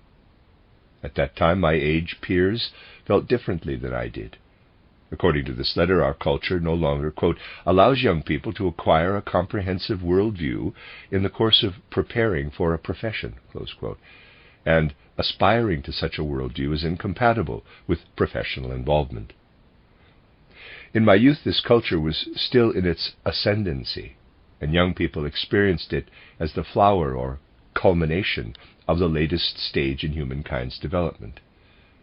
They felt liberated from the vagaries of ideological aspirations and secure in the prospect of professions resting on the secure foundations of scientific knowledge. I too observed the flowering of this civilization, but I sensed that it would bear no real fruit for humanity.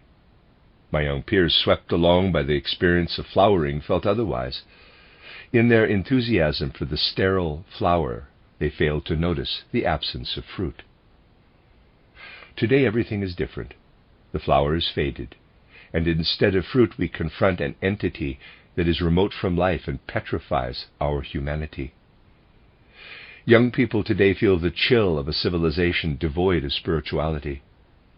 In contrast, my age peers still took pleasure in the sterile flower, at least in the superficial levels of their consciousness, because its sterility had not yet become evident. And as a flower, the bloom was indeed glorious.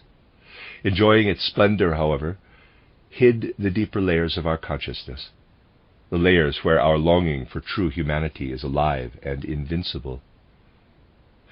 Young people today can no longer take pleasure in the wilted flower. The uppermost layer of their consciousness has grown barren, and the deeper layers are exposed. The longing for an all-encompassing conception of the world is revealed in their hearts and threatens to wound their soul life. For young people today, being young exposes the longing for spirit and has therefore become a riddle to be solved. Although the age of light has dawned, it remains unrecognized because most human souls are still filled with the after effects of past darkness. But anyone who senses the presence of spiritual beings knows that light has dawned. I would like to ask the young people of today not to be too harsh on the old folks, like me, who were young 40 years ago. Of course, some of us remain superficial and flaunt an emptiness that we mistake for superiority. Others, however, are simply resigned to a fate that has deprived us of the living, vital experience of our true humanity.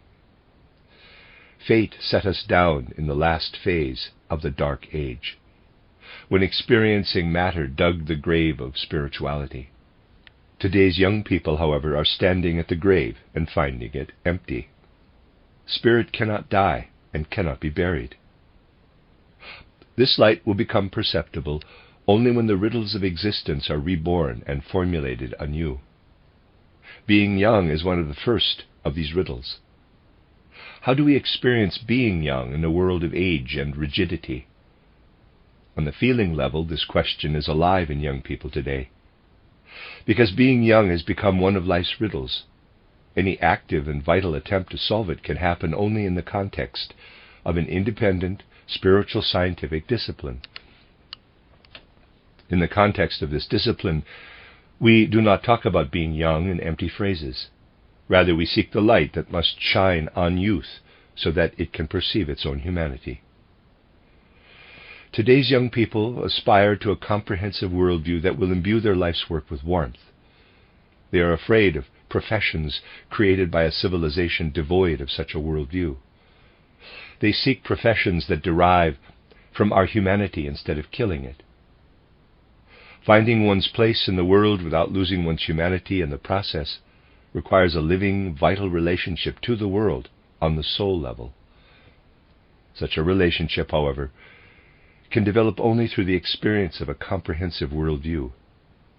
This attitude frames the Executive Council's announcement of its efforts to bring young anthroposophists together in a youth section to engage in activity that acknowledges our true humanity.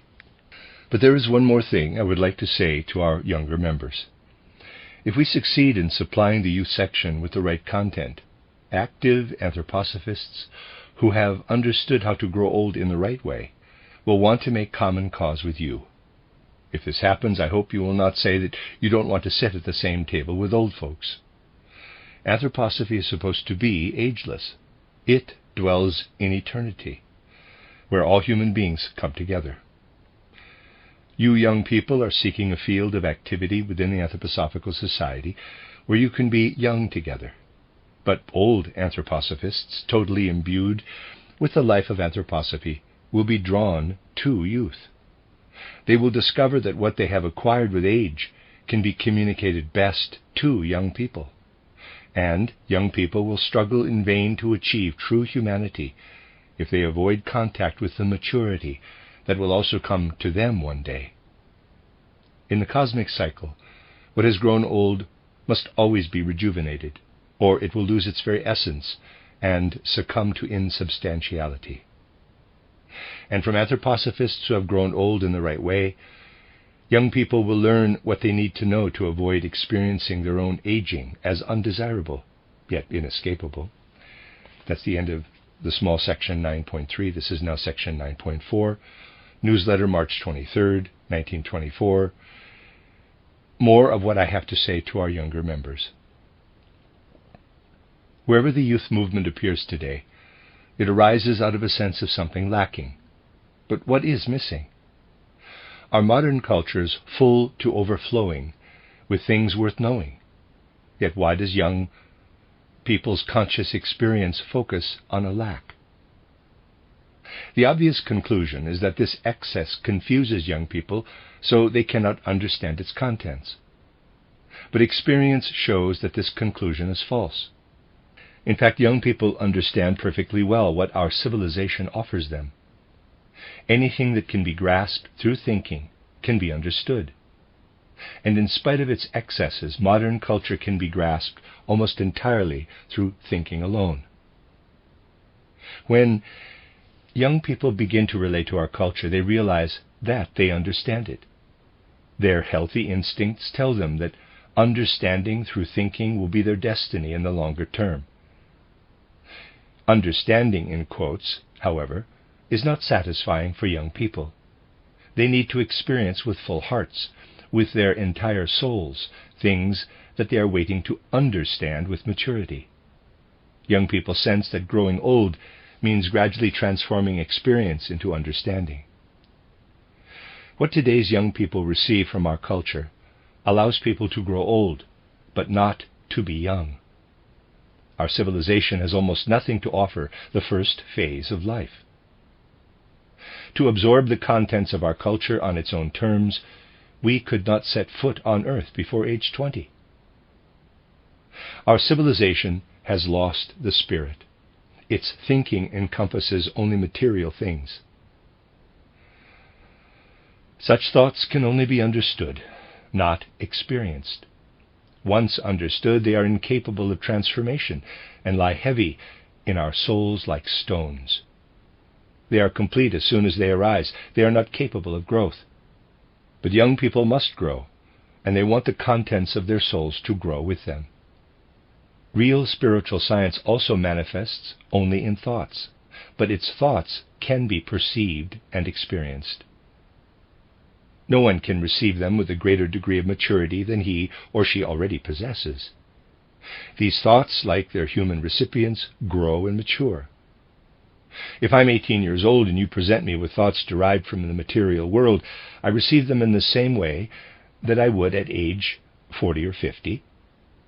But if people who are 70 make it possible for me to experience thoughts of spiritual origin, as they relate to those individuals' unfolding humanity, these thoughts unite harmoniously with the makeup of my 18-year-old soul and continue to grow and mature along with me.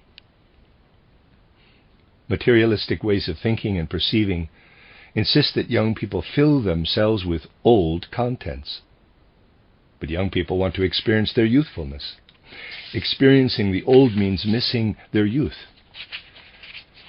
The youth section at the Goetheanum wants to provide young people with living insight that allows them to experience their own youthfulness in a living and vital way. Today's civilization provides no thoughts that allow people to experience being young. Real spiritual science will provide such thoughts. When we older people hear young people talking today, we are often surprised at how old they sound. They are simply echoing what they hear from their elders. They take in old, in quotes, contents, but do not unite with them. They feel untrue to themselves when they attempt to experience them. They make statements they do not experience as true. Meanwhile, their own truth remains hidden within, unrevealed even to themselves. It suffocates them like a nightmare developing from within. Young people want to be free to breathe so they can make the nightmare disappear. They want to wake up into healthy perception of spirit and to be fully conscious of being young. The thoughts available to our materialistic culture, however, reduce awareness of youthfulness to the level of a dream, that is, a state of suppressed consciousness. As a result, youthful consciousness navigates the realities of the mechanical world in a suppressed state. The hammer strokes and electrical impulses of this world beat on young people's dreams, but cannot induce wakefulness, because they are not human. They exist outside of human beings. Spiritual science exists for souls who want to wake up. It attempts not only to convey knowledge, but also to make life accessible, to free people, to transform life into knowledge. Philistine, materialistic, would-be poets will object that taking away young people's dreams and waking them up would deprive them of the best of their youthfulness. Anyone who talks like this does not realize that dreams are most valuable when illumined by the light of wakefulness. Our mechanistic civilization does not shed joyful light on the dreams of youth. Instead, it crushes them as they arise and makes them burdensome and oppressive. What the youth section hopes to accomplish can be expressed here only in images such as this. The youth section will not publish programs, nor will it provide explanations of the, in quotes, essence of youth. It will attempt to allow life to arise from its young founding members' sense that something is missing. The result will be a, quote, wisdom of youth, close quote, that can continue to unfold anew each day. Beginning immediately after the announcement of the youth section, young people living at the Goetheanum have enthusiastically expressed their intention to work in this section. In my first appeal, I said that the youth section will be effective if its intentions are understood. I sincerely believe that enthusiasm will produce the right kind of understanding. I do not mean the rational understanding I mentioned earlier.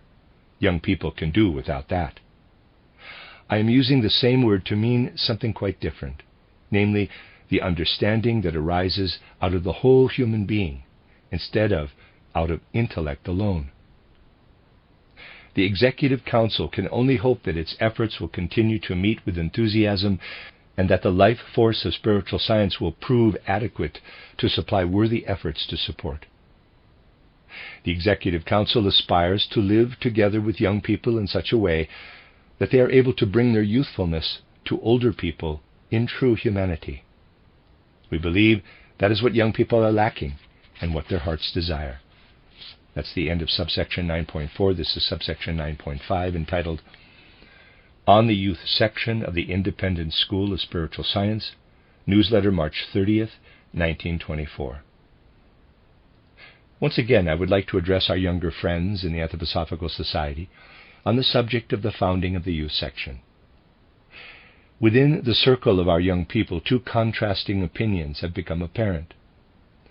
One group experiences a searching that feels inherent in being young. This group is drawn to Anthroposophy in the hope of finding what they are looking for. They realize that this search leads into the depths of the human soul, and that contemporary culture cannot lead us there. These young people seek esoteric knowledge because they sense intuitively that it is the only way to experience the true inner content of being human.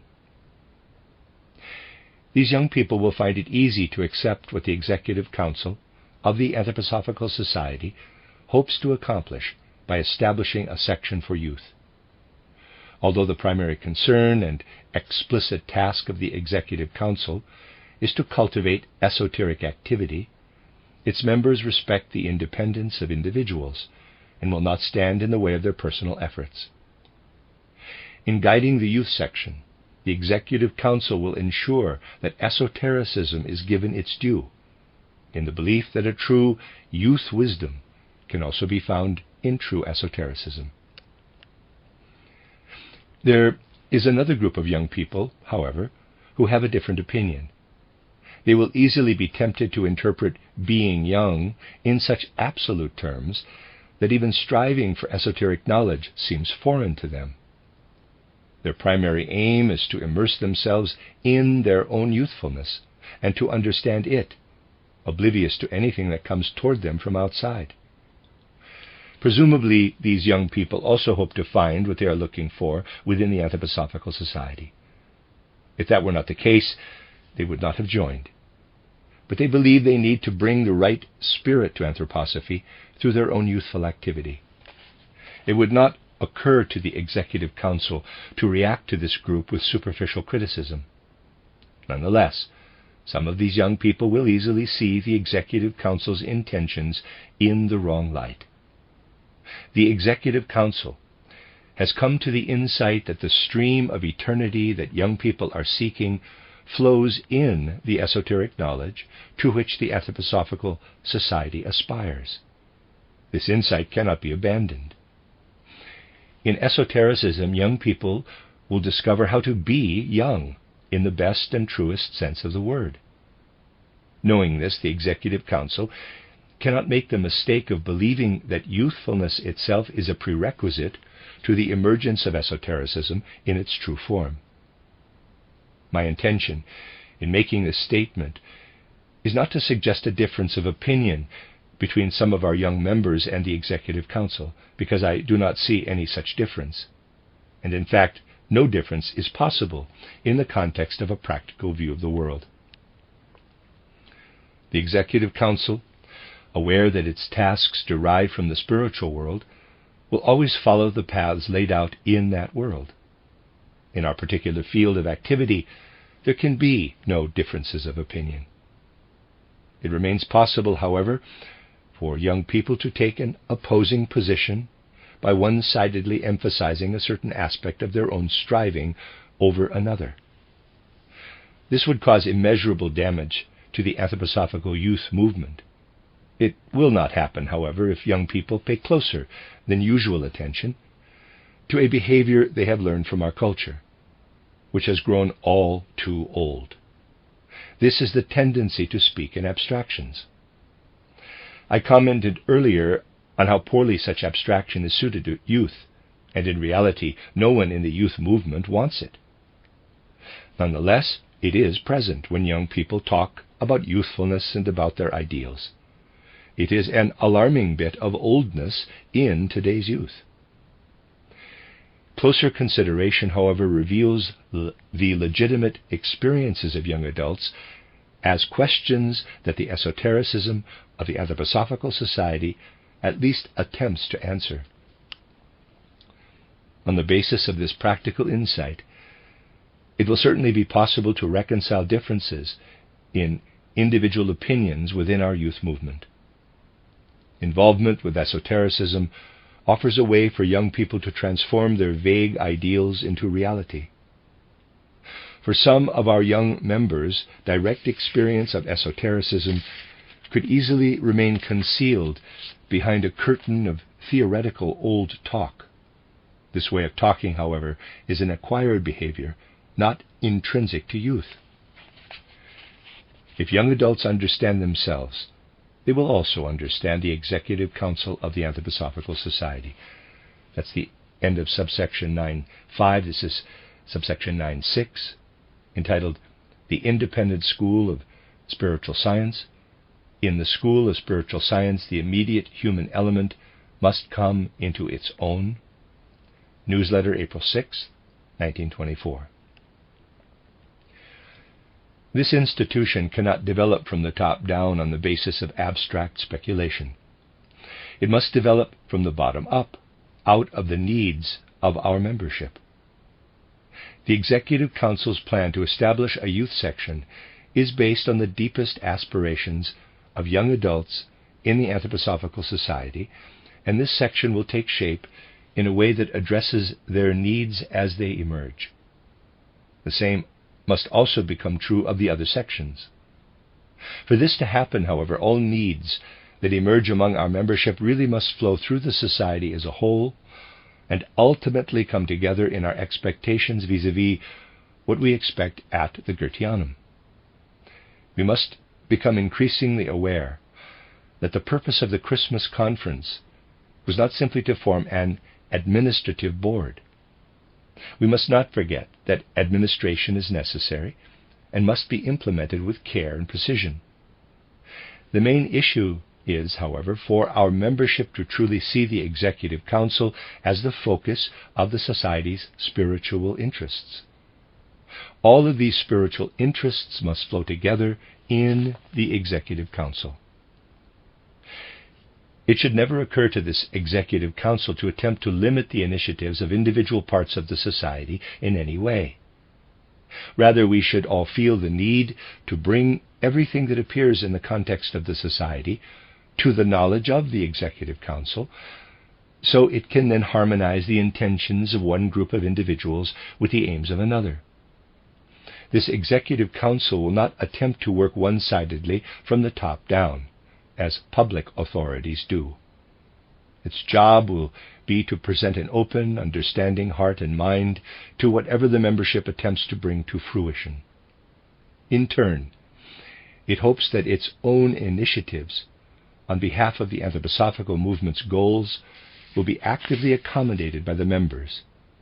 This is what I meant when I said at the Christmas conference that this Executive Council will be one that takes initiative. The more we see the Executive Council in this light, the more it will be able to offer appropriate advice in all matters of concern to the society.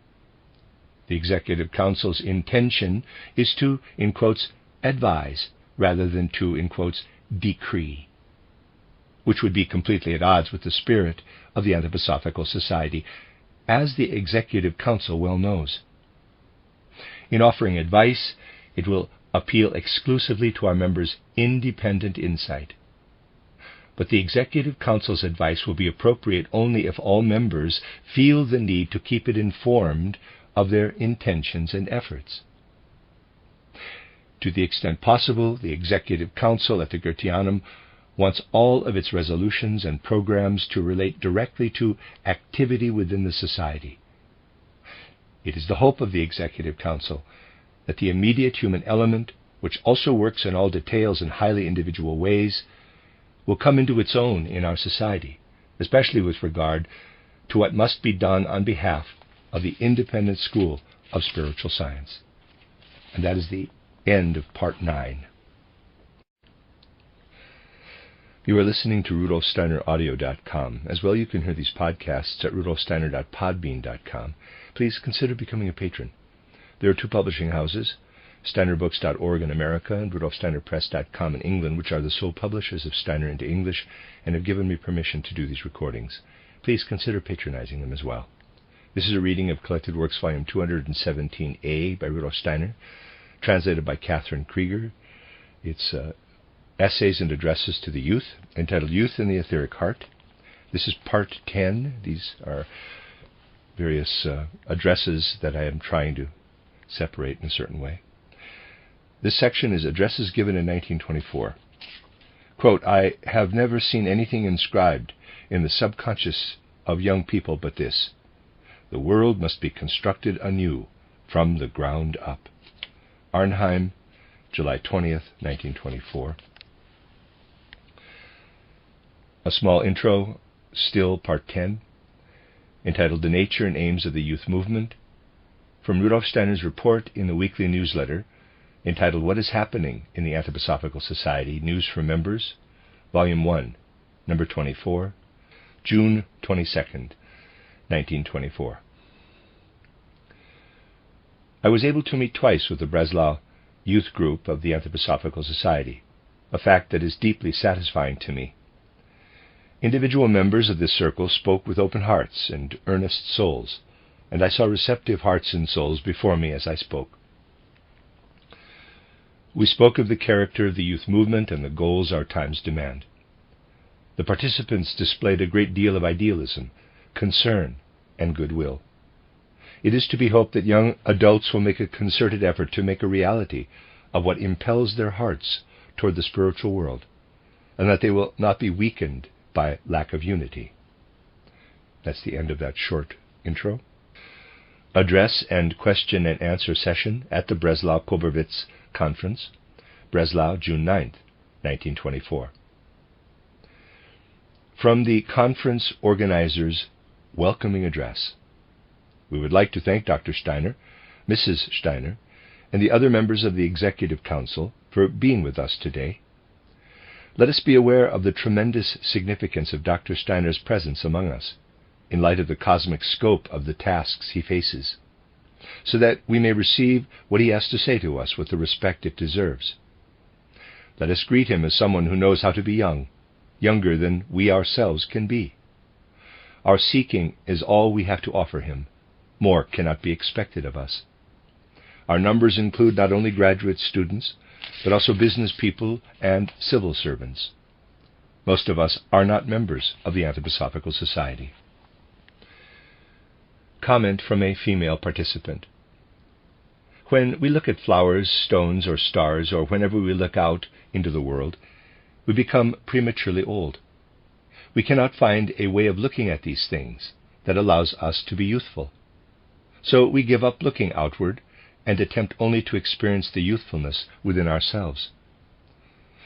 But to find our place in the world, we are looking for a worldview that allows us to be youthful. We have approached Dr. Steiner with this in mind. Rudolf Steiner. Many thanks for your warm words of welcome. I would like to return them in kind, because I have believed for many years that what is going on in your hearts, souls, and minds is of tremendous importance for the future. Let me assure you that anyone involved in the world in an unbiased way takes today's youth movement very seriously indeed. It may seem that this is not the case if you survey older people rather than your own age peers, but I assure you that the members of the older generation who are pursuing spiritual endeavors certainly do take the youth movement seriously. Several years have passed since a small group of young people joined the Anthroposophical Society, wanting to do more than participate as listeners. They appeared with all the thoughts, sensations, and feelings shared by young people today. This small circle of young people in Stuttgart posed a question to the Anthroposophical movement. What kind of space can you make for us within your movement? I believe I really understood that question. It is not always easy to understand the questions truly seeking individuals ask of our times. And young people are quite rightly asking a number of questions that cannot be formulated completely clearly. Perhaps we will have time to talk about this phenomenon at some point today or in the next 2 days.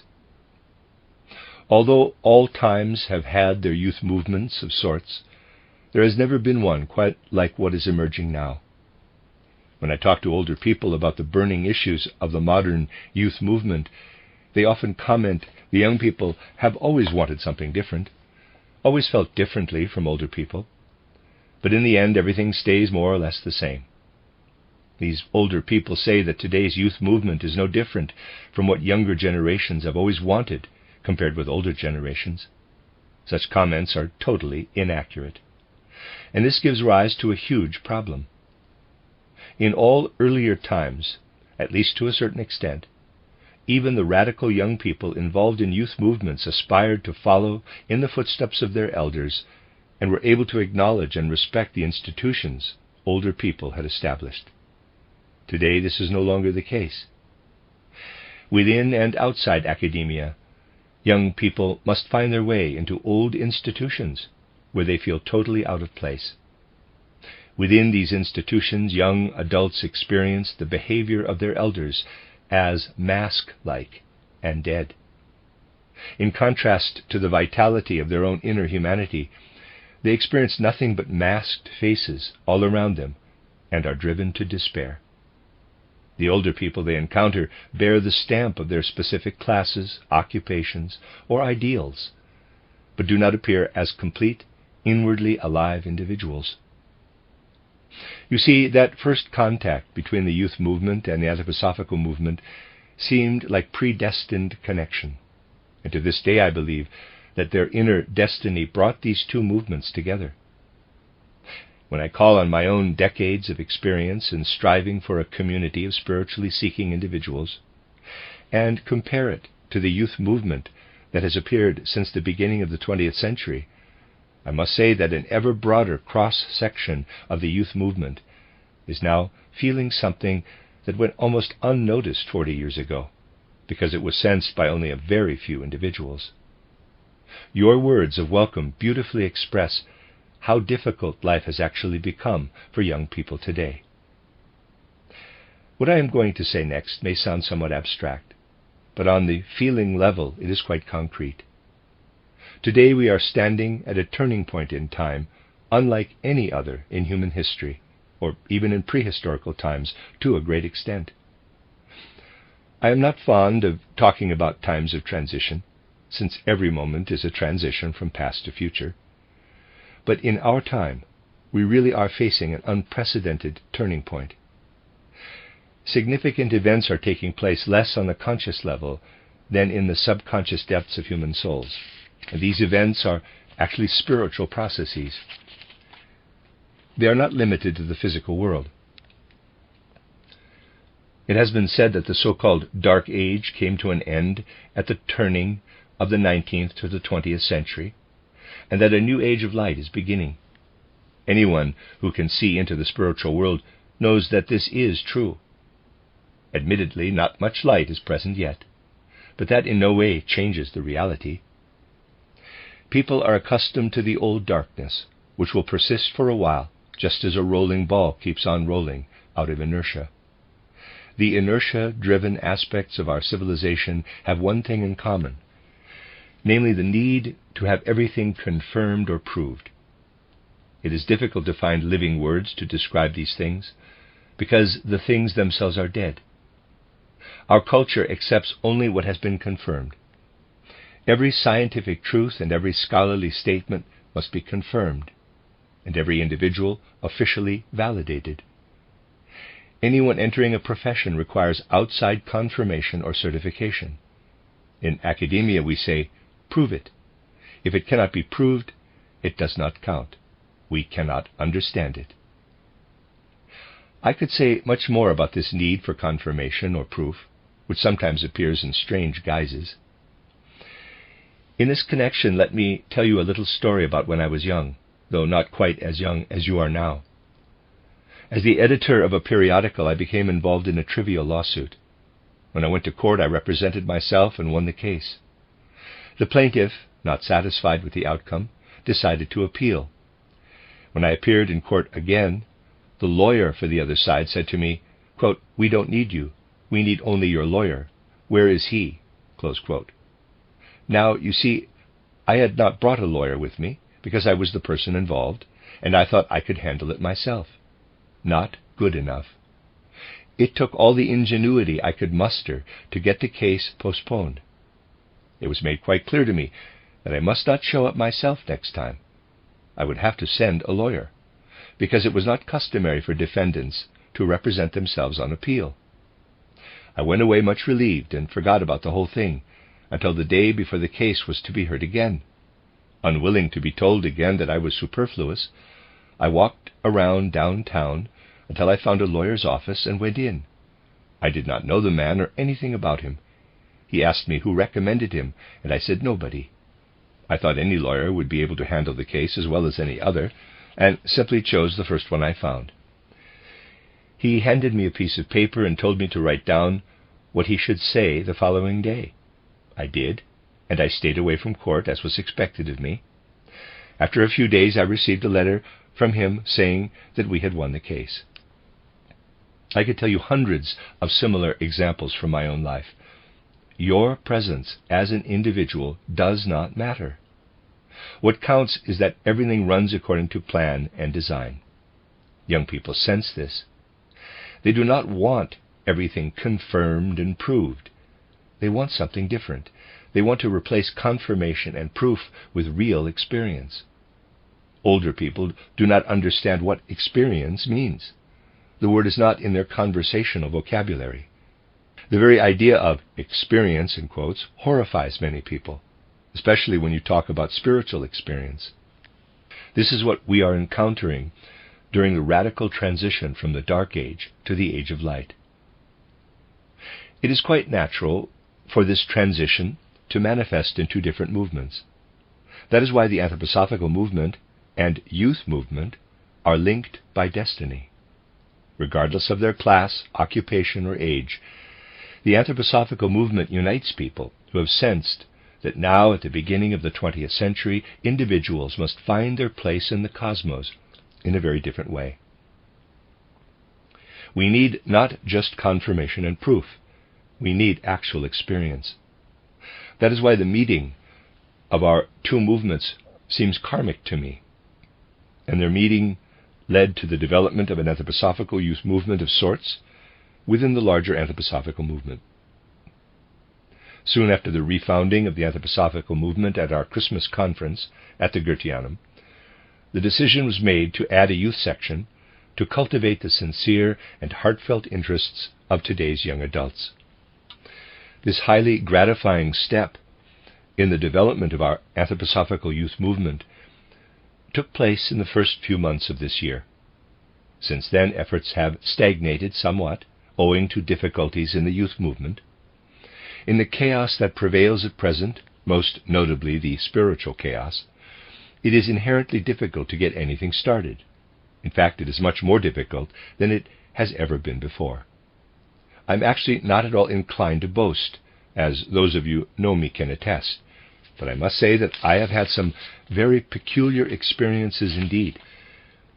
In his very kind words of welcome yesterday, Headmaster Bartsch said that the Anthroposophical Society here experiences me like a father, and I must admit there is some truth to that statement.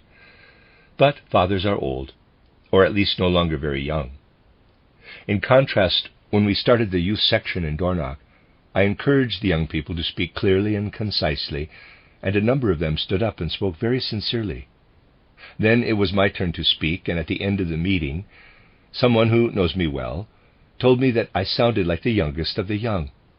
That is what can happen today. First you are addressed as the old father, and then as the youngest of the young. The concepts have been somewhat fluid, but climbing up and down the ladder of age like this offers opportunities to see what moves the hearts and minds of people of different ages. As I said, the youth section has entered a period of stagnation, but it will come out of it. The reason for this stagnation is that it is truly very difficult for young people to think and formulate what they so clearly feel. Along with spirit, our culture has also lost the individual. From the perspective of the underpinnings of our existence, I can see that young people who have only recently descended from the spiritual world into physical existence are asking something very different of life than those who preceded them did. Why is this so? You do not have to believe me, but for me this is not a matter of mere belief, but of direct perception and insight. You see, before we descend into physical earthly existence, our experiences in the spiritual world are much richer in content and much more powerful than anything we experience on the earth. I do not mean to undervalue earthly life. Without it, freedom could never develop. Nonetheless, life between death and birth is much grander. Souls descending to the earth, the souls living in you, my friends, perceived a tremendously important spiritual movement that runs its course behind physical existence. In anthroposophical contexts, I have called this the Michael movement. The power guiding our time could be given other names, but I call it the power of Michael. In the spiritual guidance of the earth and humankind, this power strives to restructure the soul element on the earth. The people who became so intellectually clever in the 19th century did not suspect that the spiritual world had already abandoned their enlightened soul makeup. Its time was over. A Michaelic community of beings that guide humankind but never descend to the earth is striving to introduce a new soul makeup for humankind. The death of our old civilization has come. The movement for the threefold social order failed due to the death of this old civilization. While that movement was active, I often said that our public life now has a threefold structure consisting of empty phrases, conventions, and routines, instead of spirit, law, and economics. Empty phrases substitute for spirit and culture, and routines, rather than human goodwill or human love, dominate our economic activity. Human beings are stuck in an old soul makeup that is now meant to be superseded by a different one that once again arises out of and is experienced within the individual. Bringing about this change is the goal of the spiritual beings that have assumed leadership of our time and can be recognized in the signs of the times. Souls now descending into earthly bodies have seen the Michael movement. They descend to the earth under its influence. Here, however, they are forced to find their place within a human race that actually excludes the individual or transforms individuals into masks. Thus, the youth movement is a marvelous reminder of the most important impressions of pre-earthly life. Although nothing of these indistinct, subconscious recollections, nothing of this striving for the renewal of the constitution of the human soul, can be found on the earth as yet, this is what is really going on in young hearts and minds today. The Anthroposophical movement is an earthly manifestation of the Michael movement and is charged with bringing its intentions to human beings. The Anthroposophical movement attempts to look up to the Michael movement in the context of earthly life, whereas today's young people bring recollections of the Michael movement with them from their pre-earthly existence. Karma brings these two groups together. To me, everything that has happened in the Anthroposophical movement in connection with the youth movement seems innately determined, not by earthly circumstances alone, but also by spiritual circumstances, inasmuch as they involve human beings. These underlying circumstances explain why your youth movement arouses such great hopes in me for the future of real anthroposophy. Of course, we are forced to realize repeatedly that both the Anthroposophical movement and the youth movement are mere beginnings.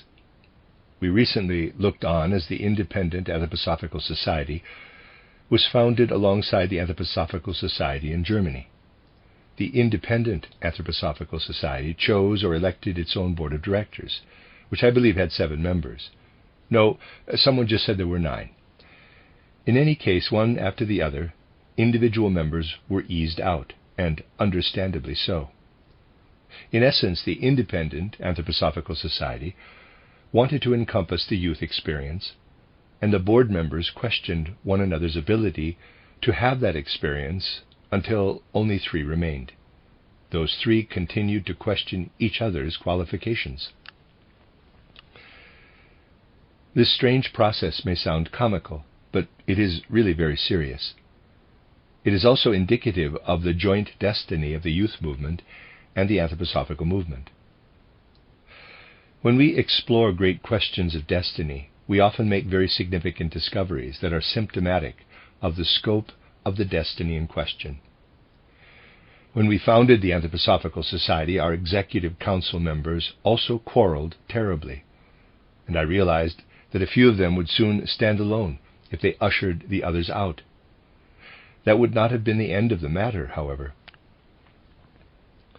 The disagreements would have continued until the left half of the one remaining member was arguing with the right half, in the case of the Independent Anthroposophical Society, about which side had the real youth experience.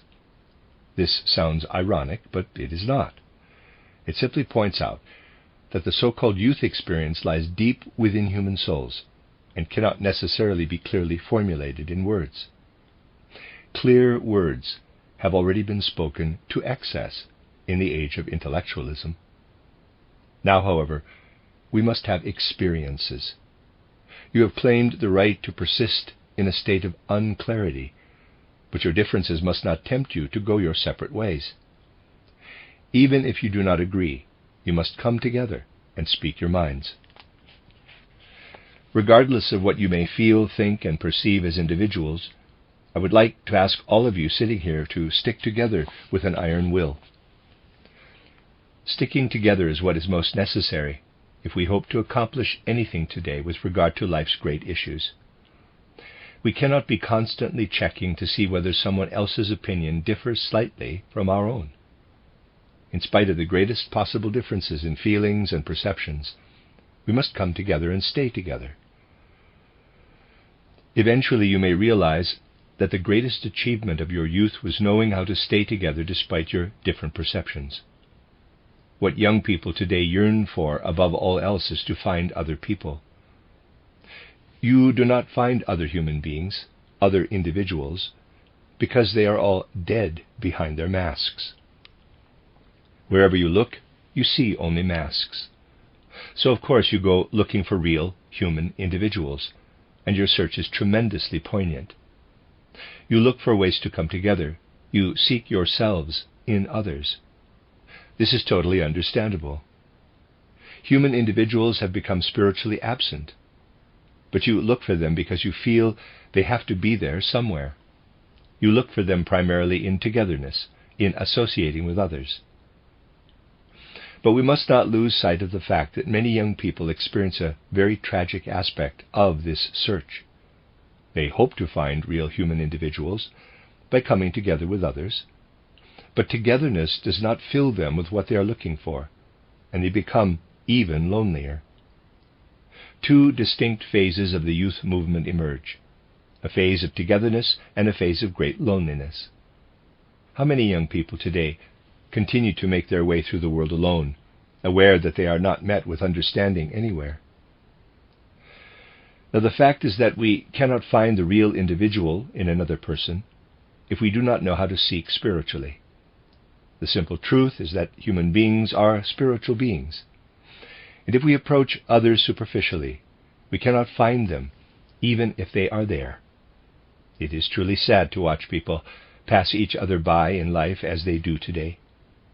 We are right to be horrified by the many barbaric aspects of earlier times, but at least back then human beings were able to meet as real individuals. Today this is no longer possible. No one knows the other person. People cannot get along because they do not listen to each other. They just keep yelling in each other's ears, shouting out their own opinions and their own perspectives. All we have today are points of view with no further content, because what is validated by these points of view is unimportant.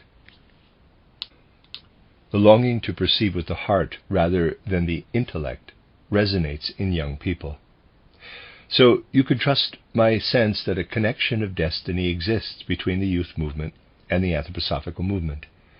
You young people are coming to Anthroposophy not simply to try one more thing after having tried many others. You come out of destiny. That is why I am sure we will be able to work together. We will be able to come together. And no matter what else ensues, the human element in the broadest sense of the word that is alive in young people will have to come to expression. Something completely different would happen if spirit did not well up out of your youthful life.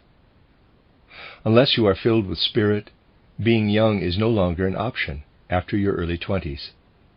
Physiologically, we cannot preserve youth. We must grow old. But we can and must carry something of our youth with us as we age. Our understanding of being young must allow us to take something with us as we grow older. Unless the depths of our souls are touched by spirit, we cannot survive the years between 20 and 30 without falling into gray and abject misery.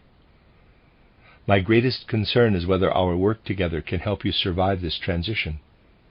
I have seen any number of people succumb to depression and indifference in their mid-20s.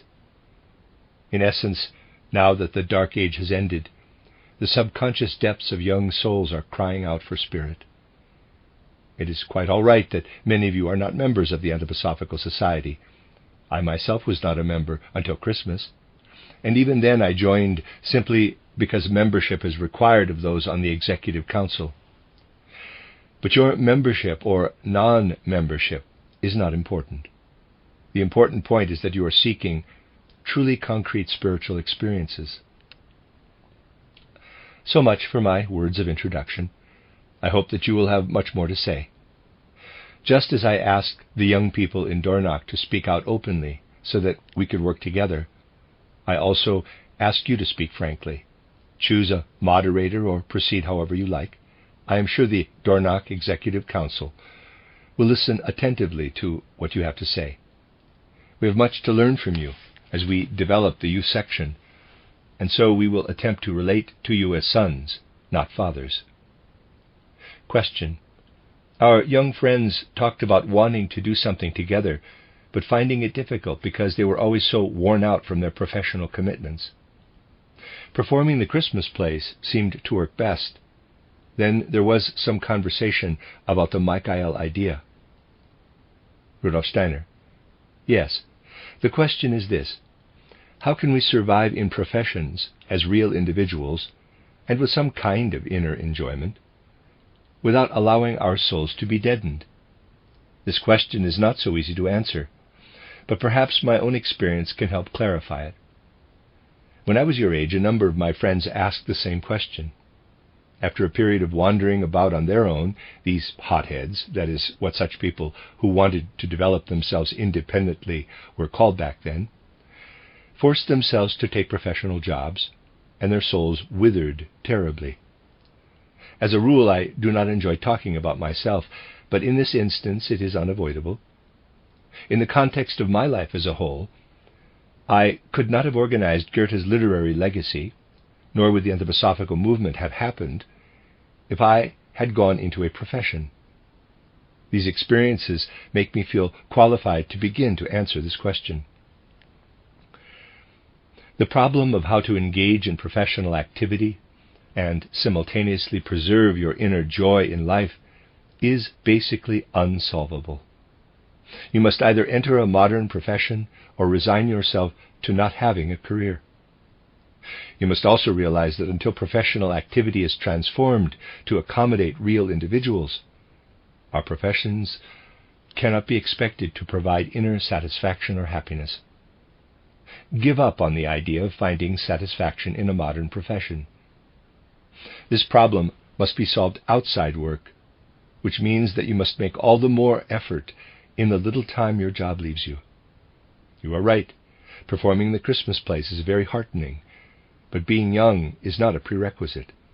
Some of the people who have taken part in those plays have souls as gray as their hair. Celebrating inspiring Michaelic festivals would help a lot in summoning this energy. This is something we really must manage to do. We can already sense the life of the future in embryonic form, and we need to foster it through festivals of hope and expectation. Hope and expectation, not sharply defined ideals, must bind us together in these festivals. The image of Michael with his guiding eyes and hands and his spiritual armor must stand before us. We must develop such festivals. So why have they not happened? As insistent as I have been about the need of the Anthroposophical movement to give birth to these festivals, I will prevent them from happening until we are strong enough to bring them about with the necessary dignity. The times are too serious for playing around. That is why we must wait until we are strong enough. What we need is not vague, foggy attempts to develop the Michael idea. We need to be conscious that the world of the human soul is being re-established on a different foundation, and that the Michaelic principle is guiding this process. To foster this consciousness in ourselves, we can work together toward a Michaelic festival that creates a home for our hopes for the future and the spirit of expectation. The satisfaction we get from these efforts, which can take place after work, will help us resign ourselves to the unsatisfying aspects of our jobs. I hope what I have said will encourage you, not depress you. Let me describe a unique feature of Anthroposophy. If you are ambitious about self-education, you read books, ordinary scholarly writing. What kinds of claims does this writing make? For one thing, it claims to be clear-cut, to be interpretable in only one way, regardless of whether the reader is 18, 25, 37, or 80 years old. Its truth is supposed to be absolute, that is, to have the same effect on you regardless of your age. That is not the case with Anthroposophy. If you are 18, you will absorb Anthroposophy differently than you would at 26, because it grows with you. It adapts to the age or youthfulness of the individual. When you become involved in this new worldview or soul makeup, or whatever you want to call Anthroposophy, and let it come to life in groups you form for that purpose, you will realize that it allows you to be young and act young. Our older members complain that young people do not understand Anthroposophy, but that is a good sign. Anthroposophy is meant to be experienced, not understood. But you are clinging to one last bit of conservatism that you must relinquish, namely, the belief that you can find your place in a modern profession and enjoy it. You will need to find another way, outside your work. When you finally meet enough like-minded people, their energy will eventually transform the professions into jobs people can enjoy. Question from a participant. On the job, we are forced to be different people.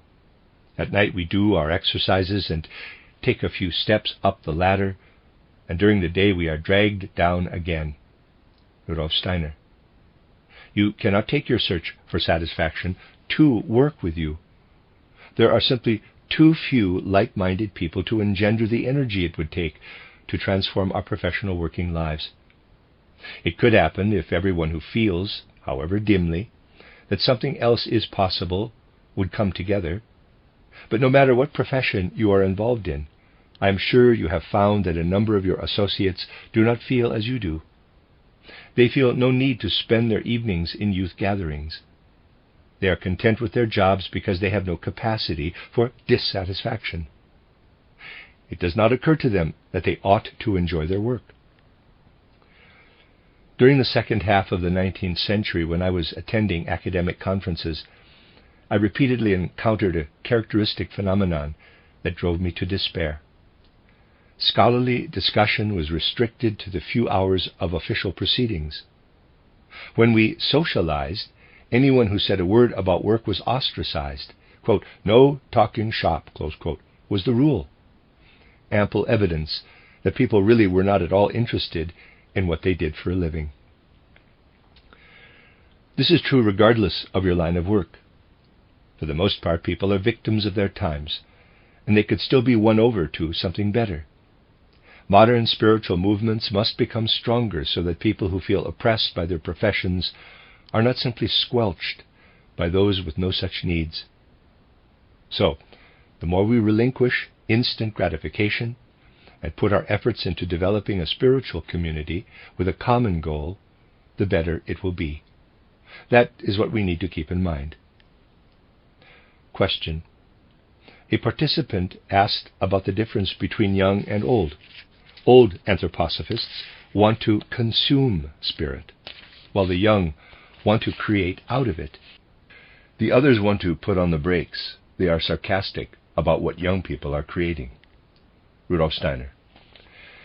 This contrast between young and old need not be so pronounced. Tolerance of others seems the best approach to me, as I said before, since we cannot possibly fit everyone into the same mold. It is inevitable that those temperamentally suited to it will attempt to reach out into the world on the basis of what is available to us. It would be sad if that were not the case. On the other hand, we must acknowledge significant differences in strength.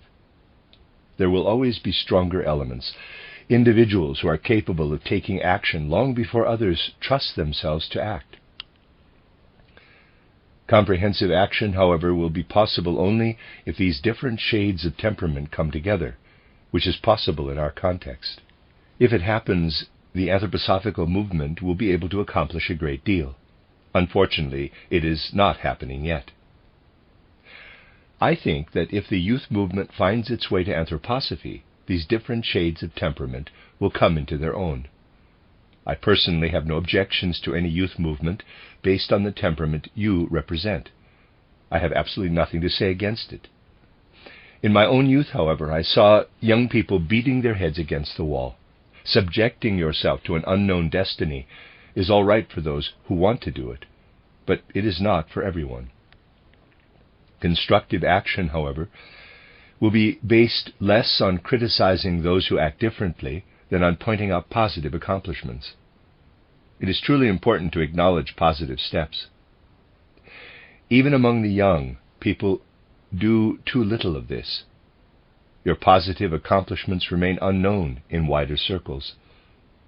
This is a danger, even though it is not as crass among young people as it is in sects. We must avoid sectarianism. The universally human element must always prevail. Question.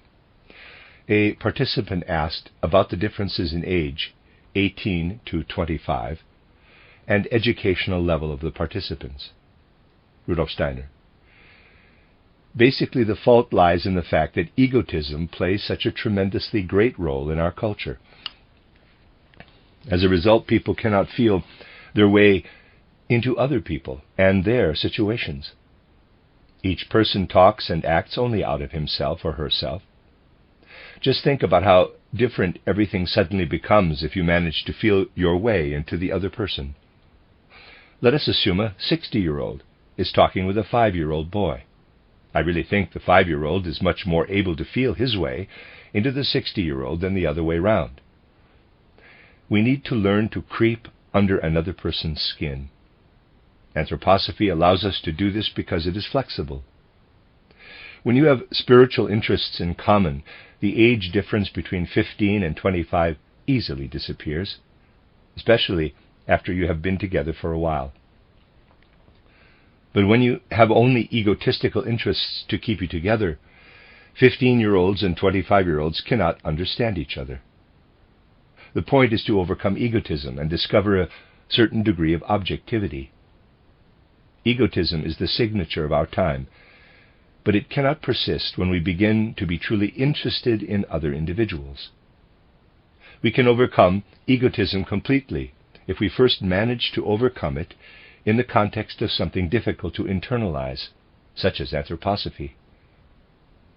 In this process, we strip off egotism, and we can then find our way into the other person. This is one of the fruits of anthroposophical efforts. You find yourselves unable to understand each other because you are not meeting as real human individuals.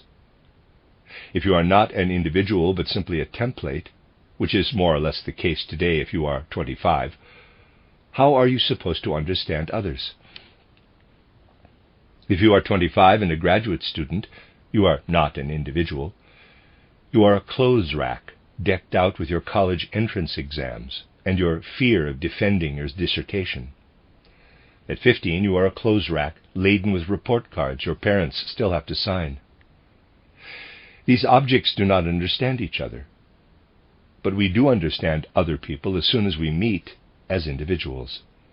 The same is true of different professions.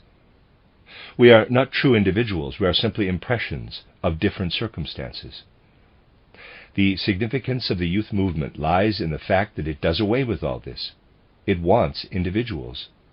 When you are not at work, you want to be individuals, and you will be when you clearly grasp these ideas.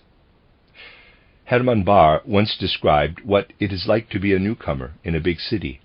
He was invited here, there, and everywhere, someplace different each day of the week, until he could not tell the lady on his right from the lady on his left, or the Sunday ladies from the Monday ladies. They all became confused in his mind. In those social circles, people all look very much alike because they all reflect the same circumstances. Question: should we simply give up on having a career and devote ourselves to anthroposophy, or is there some way to imbue our professions with warmth? Rudolf Steiner: that is a very individual issue. You must never hesitate to do what you recognize as right.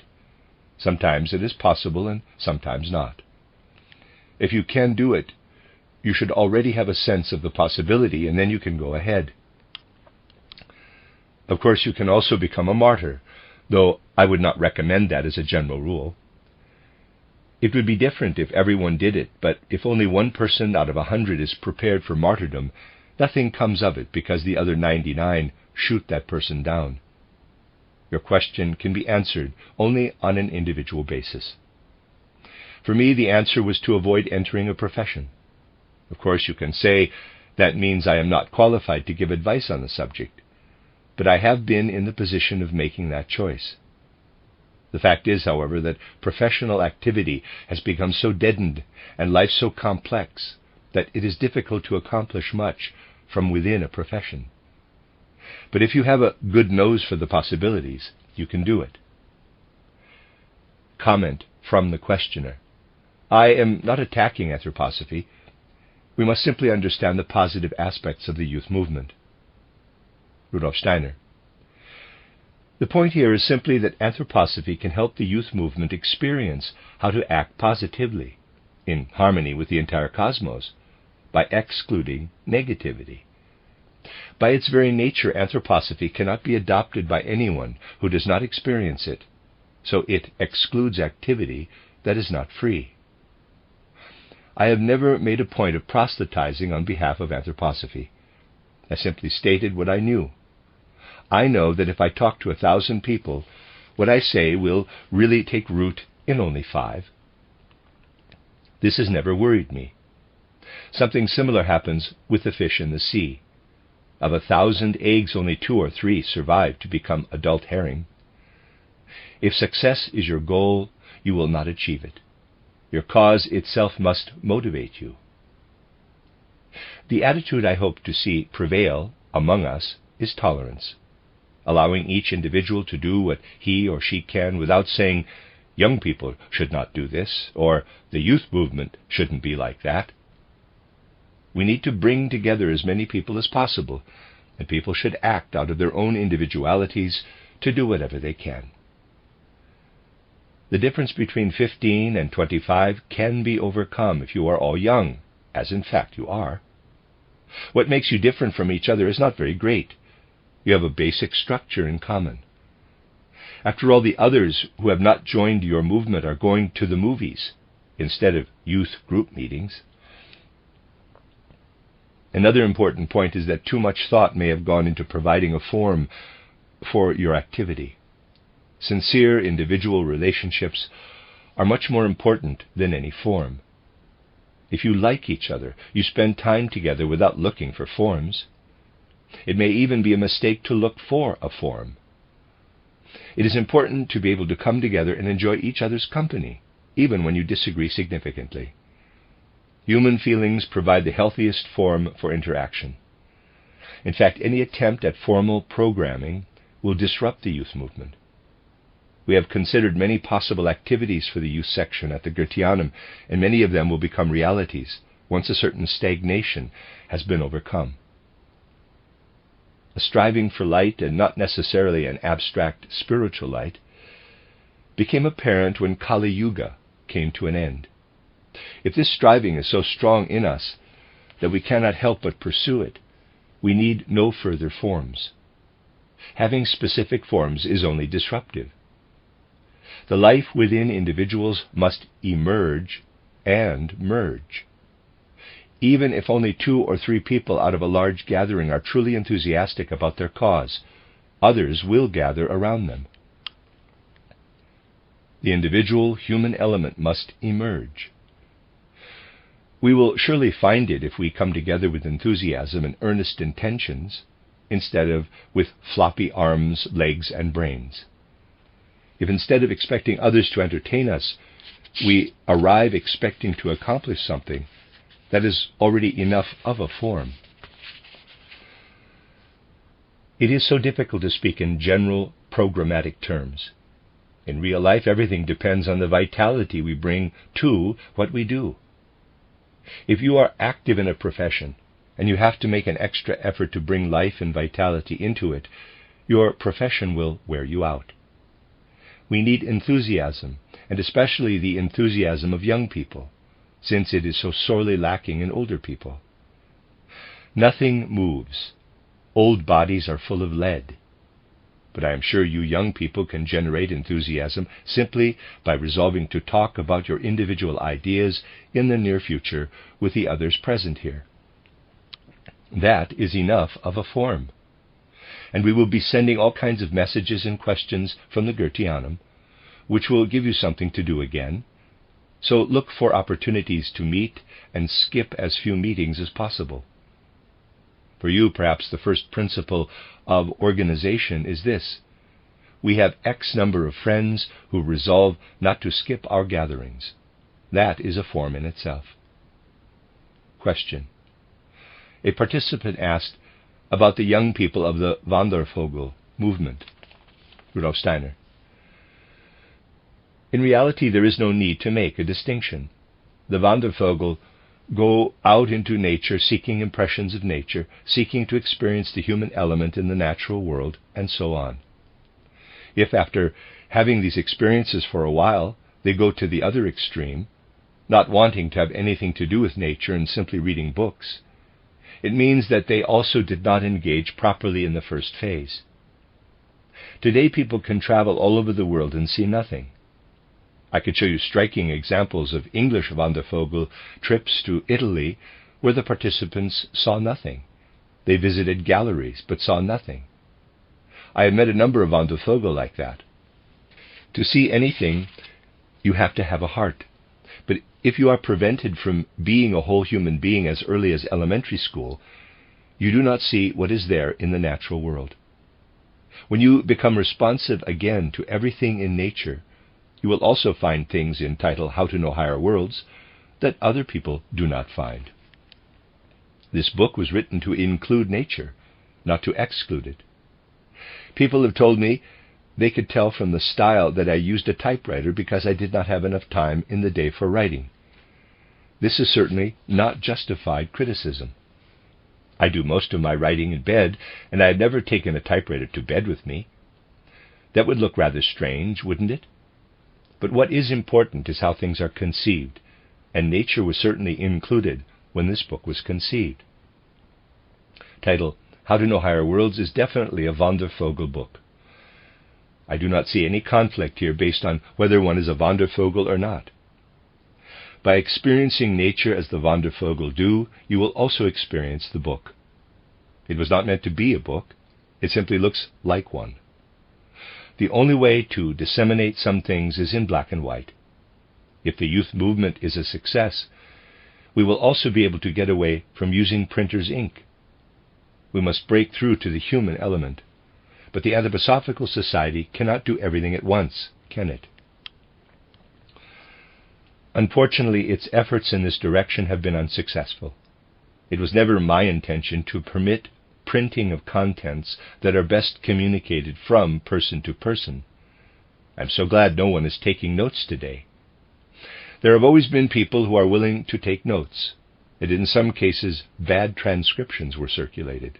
So in the end, I did have to find a way to get the material printed.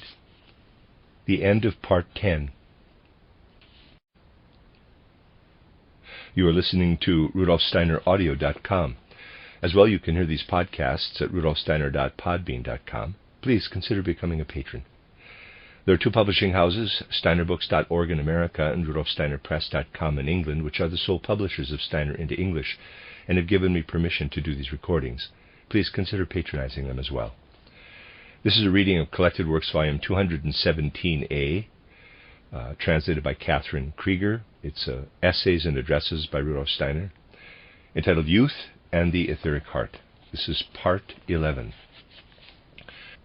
Entitled How to Rediscover the Forces Active in Nature. First small section here is from Rudolf Steiner's report in the weekly newsletter entitled What is Happening in the Anthroposophical Society, News for Members, Volume 1, Number 25. This part here is written on June 20th, 1924. A number of younger members of our society who participated in the agricultural course felt the need to meet together at the end of the conference, which they then did early in the morning of June 17. Speaking from the depths of their hearts, these young friends told how they longed to use their own creativity and work to approach spiritual insights that connect human beings to the forces active in nature.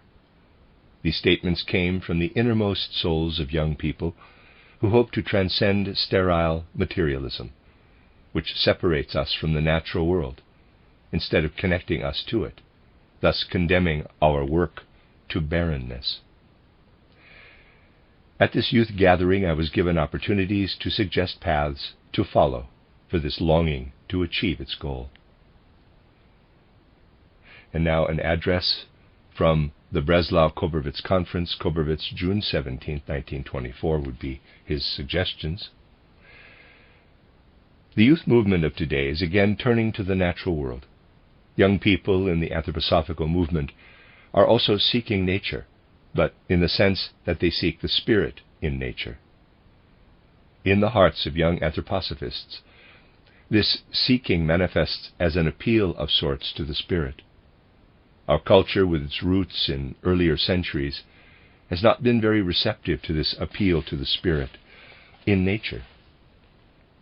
Of necessity, the spirit has gradually been disappearing from the unique cosmic karma of humankind since the 15th century.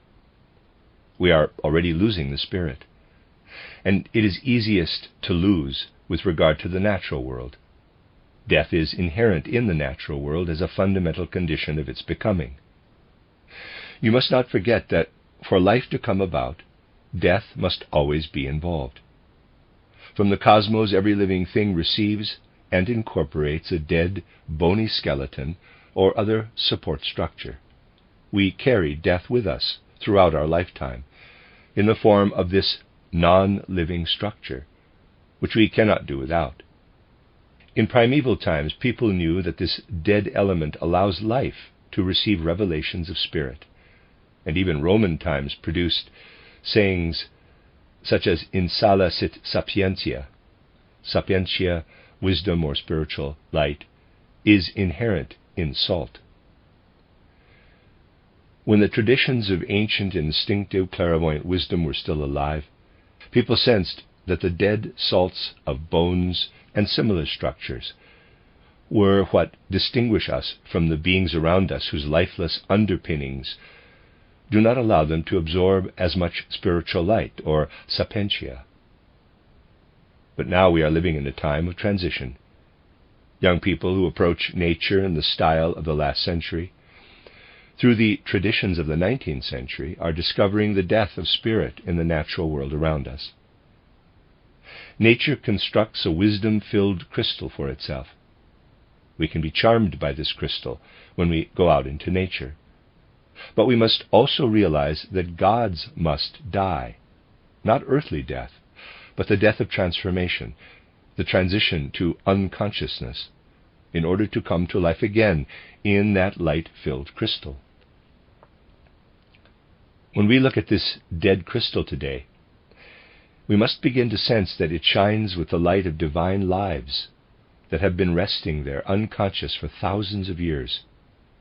In our own souls we must find the possibility to discover heart-quickening light, which shines on us from the sun everywhere in the natural world. We must sense it as the light of the gods. Although it is difficult to express in words, what young people today are seeking is a simple fundamental fact. Wherever an appeal to nature resounds, it comes from these youthful souls. They want to remember and reconnect with the divine source of everything on earth and in the starry heavens. In their renewed search for nature and spirit, young people today sense a profoundly serious cosmic karma. Only serious souls can truly grasp this karma in the right way. Today, let us attempt to sense the world of the divine soul that has rested for thousands of years in the heavenly glories of the natural world around us. Seeking souls can find a great deal in that world. The young people of today are seeking very ancient human knowledge that was associated with humankind as early as the ancient Saturn epoch. With the coming of the sun and moon epochs, this knowledge lapsed into cosmic sleep, a resting consciousness of sorts, so that its own spirit substance could form the foundations of earthly nature. For today's young, feeling souls, who sense this fact but cannot see through nature to the spirit, the earthly natural world is as if covered with snow, even in summer. Death, that is, unconsciousness, is inherent in this, in quotes, snow of bright spirit crystals.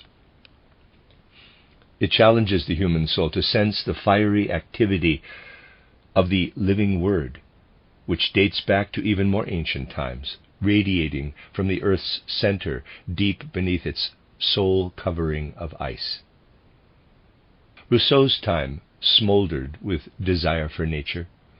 In German literature, there was the Sturm und Drang period, dominated by the precursors of Goethe and Schiller, though its influence was felt in much wider circles. Let us recall the abstract literary appeal to nature that resounded through broad swaths of the civilized world at that time. Let us also recall the warm, intense appeals to nature that came from Rousseau's soul. Even today these appeals move many people. Nature, we want nature again, young people were calling. But what came of these calls? With almost elderly and uncanny deliberateness, Goethe himself cried out, quote, "Nature, we are surrounded and embraced by it. Unasked and without warning, it pulls us into the circle of its dance." Close quote. Goethe did not want to become conscious of the appeal to nature that was so evident in Rousseau and his followers. When we feel our way into how Goethe then felt about nature, and how he approached others' appeal to the natural world, We can feel our skin prickling slightly. We feel the slight shiver Goethe felt in response to this appeal, which seemed unnatural to him. He wanted to be taken into the circle of nature's dance without asking, and he sensed that nature neither asked nor gave warning. The 19th century saw a rigid materialistic response to Rousseau's appeal in the form of so-called scientific knowledge of nature. This response appeared like a realm of demons who first snickered as Rousseau and those around him cried out for nature, and then laughed derisively as nature appeared to humankind in its extreme Ahrimanic form. This is the background of our present situation. When we seek a middle way, we are overcome by a sense of tragic destiny. Since the end of Kali Yuga, young souls have been filled with a subconscious yearning that is extremely difficult to bring to full consciousness. This appeal to nature must resound. The working of ancient gods must be found in the earth, water, air, and fire of the natural world, and in all its shining beings. We must rediscover the ancient spirit in nature. But how can we avoid the circle dance of wild demons that answered this call in the 19th century? We must not be overwhelmed by them. The 20th century must not become materialistic. And so, today, the voice of karma in the souls of young people calls out, quote, "If you allow the 20th century to become as materialistic as the 19th, you will lose not only much of your own culture, but much of human civilization in general." Close quote. If we can hear such voices at all, this is what we hear repeatedly and in a great variety of guises, wherever young people gather.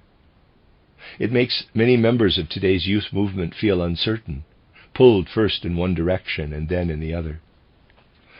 Simultaneously present in their soul, however, is a certainty that possesses some intrinsic strength, though it is not yet completely clear.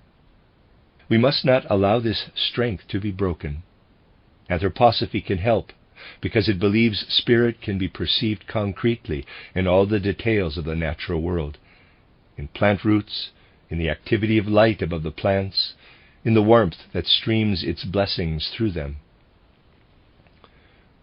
Anthroposophy also believes that the animal kingdom, which is in need of healing in many respects, exists as a warning call to humankind. Animals are present on the earth for the sake of human beings. Acting appropriately toward animals and the rest of the natural world requires the ability to sense and ultimately to acknowledge all of the natural world's individual spiritual beings. We sense this requirement whenever the need arises to speak about spirit, not in generalities, but in connection with the details of agriculture or any other human activity in the natural world. That is why I was so sympathetic to your request to share a few thoughts today. In brackets, discussion ensues. Even today, those who have found their way into the anthroposophical spiritual movement experience uncertainty and feel a need for strong support to find what they are seeking. Why is this so? What happens to young people who feel passionate about meeting other individuals in new ways that contrast with the transmitted wisdom of centuries past? Outer circumstances, at least, almost always force these seekers back into old channels. Since the end of Kali Yuga, it could not become clear, and apparently must be unclear, what has approached us as the modern, hidden seeking of humanity, proceeding from nature, in quotes, to look into and search in nature, and to seek and search into the spiritual with the spirit.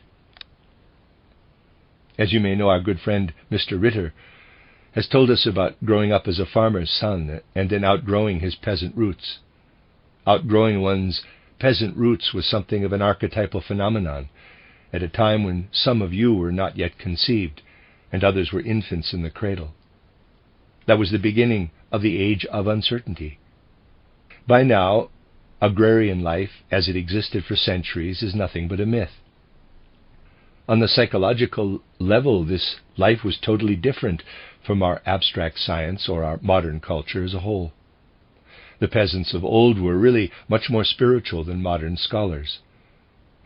But in the 1860s and 1870s, this peasant spirituality died off, and one of the manifestations of its dying was a sudden urge on the part of farmers to send their sons to college. This abstract notion, which appeared in the last third of the 19th century, points to something very different from the old peasantry that knew how to live in and with nature. Of course, some sons of farmers had gone to college before, but they did so in order to join the clergy, not to become farmers. Becoming a clergyman was compatible with the consciousness and spiritual seeking of the old peasantry. When farmers sent their sons to institutions of higher learning, they were seeking spirit. In the last third of the 19th century, however, these students suddenly became poor in spirit, spiritually empty. The farmers who had insisted that their sons go to college began to realize that they were losing their offspring to a very different way of life. The most I can do is to hint at these things, because they can actually be grasped only in real life. In the spiritual deterioration of the late 19th century, the agrarian class developed an active antipathy, bordering on hatred, of all things spiritual and intellectual. I am thinking of an amusing cartoon from a farmer's almanac.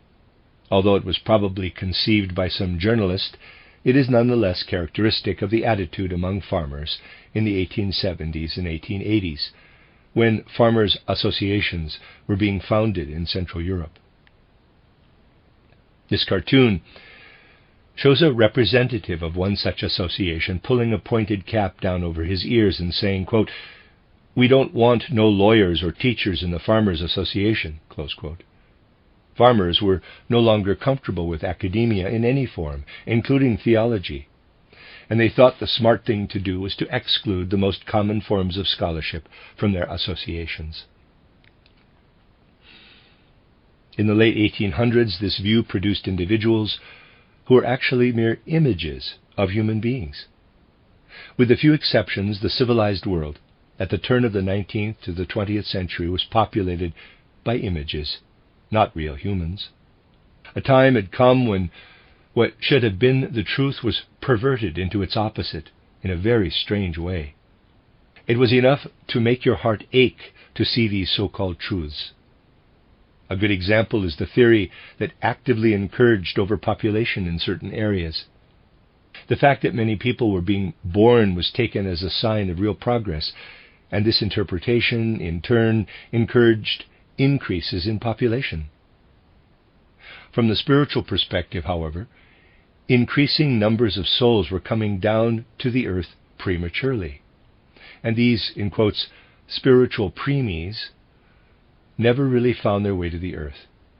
They came to the earth without discovering the content of their essential being. Once here, they walked around like mere appendages to their own rationality, like mere shadows or images of themselves, estranged from the natural world. They were a terrible sight to see. Then, in the early 20th century, many of the souls being born experienced what was lacking in their immediate predecessors, and they felt the need to go looking for the truly human element. But all kinds of old social establishments remained in place to quash the souls of these young people. If our ability to reshape outer life were as strong as our ability to awaken souls through anthroposophy, things would be very different, and we would not have to talk about the need for anthroposophy to become, in quotes, concrete. In the absence of outer deterrent forces, we would sense how anthroposophy could reshape the world. Just think about how young people are growing up today. Dr. Ritter had the opportunity to spend his formative years on a large estate that remained spiritually intact, so to speak, while the materialistic world around it went crazy. This is a phenomenon in itself, but such a phenomenon is present today wherever an outer refuge is found for what young people are seeking. In every such instance, Anthroposophy must stand behind it in some way, because when we want to learn, we anthroposophists do not study in the sense of striving for rational understanding, but rather we become priests, in quotes, in the best sense of the word. And when the transition from the old priesthood, which has become a falsehood, to the new priesthood happens remarkably fast, then it becomes quite noticeable. For instance, what happened in Goetheanum is quite remarkable. Anthroposophy shaped first the landowner and then the estate. In our hearts, we must learn to transform artificially thought-out spirit, which remains estranged from nature, into developed spirit, which again finds its way out into the world of natural objects. That is why I have attempted to draw on actual experience during this course. Today, the only way to find spirit is to clothe it in words provided by nature, so that our perceptions also grow strong again. Now, in the age of Michael, you are on the right path if you manage to develop real reverence out of what is already knowable, but appears to dwell exclusively in ideas. Transforming such knowledge into reverence is the best path of all. Meditation means transforming what we know, specifically what we know about individual concrete things, into reverence, and the results are sometimes surprising.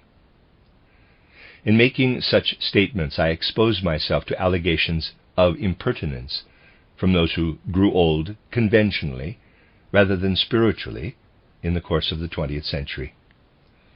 Unlike you, they have no access to the profound feelings that arise when we realize that the human brain develops similarly to manure, but in a different direction. You also sense that this manure substance is given back to the forces that shape the cosmos. It is received by spirit, as the human spirit receives matter from within, but on a much higher level. When we take in matter from outside, we have no inkling of what we take in, along with the cultivated plants we consume. It begins to work in us with divine energy as soon as it touches our tongues and is transformed into taste. We are briefly aware of this sensual experience, but then it disappears from consciousness and re-emerges full of profound wisdom. Within the human body, matter that is subconsciously transformed in this way ends up in the, in quotes, dung heap that fills the brain, where it allows us to grasp nature. We must learn that our task as human beings is to transfer this manure, in quotes, to the cosmos in the right way. This does not mean making mechanical toys for children out of compressed dung, which is how modern individuals use their brains. Instead of manuring spiritual fields so that spirit can work there, we use our brains to make machines. We must acknowledge that the purpose of the human brain is to manure spiritual fields for the gods who descend to humankind. Considering the brain in this inner light leads to awe and wonder as we learn to divine what is happening in our unconscious and subconscious. We become aware that nature is created in the image of the human being.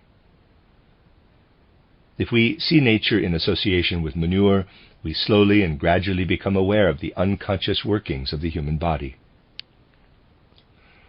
From within ourselves, we learn to renew the faith that has long since become mere tradition.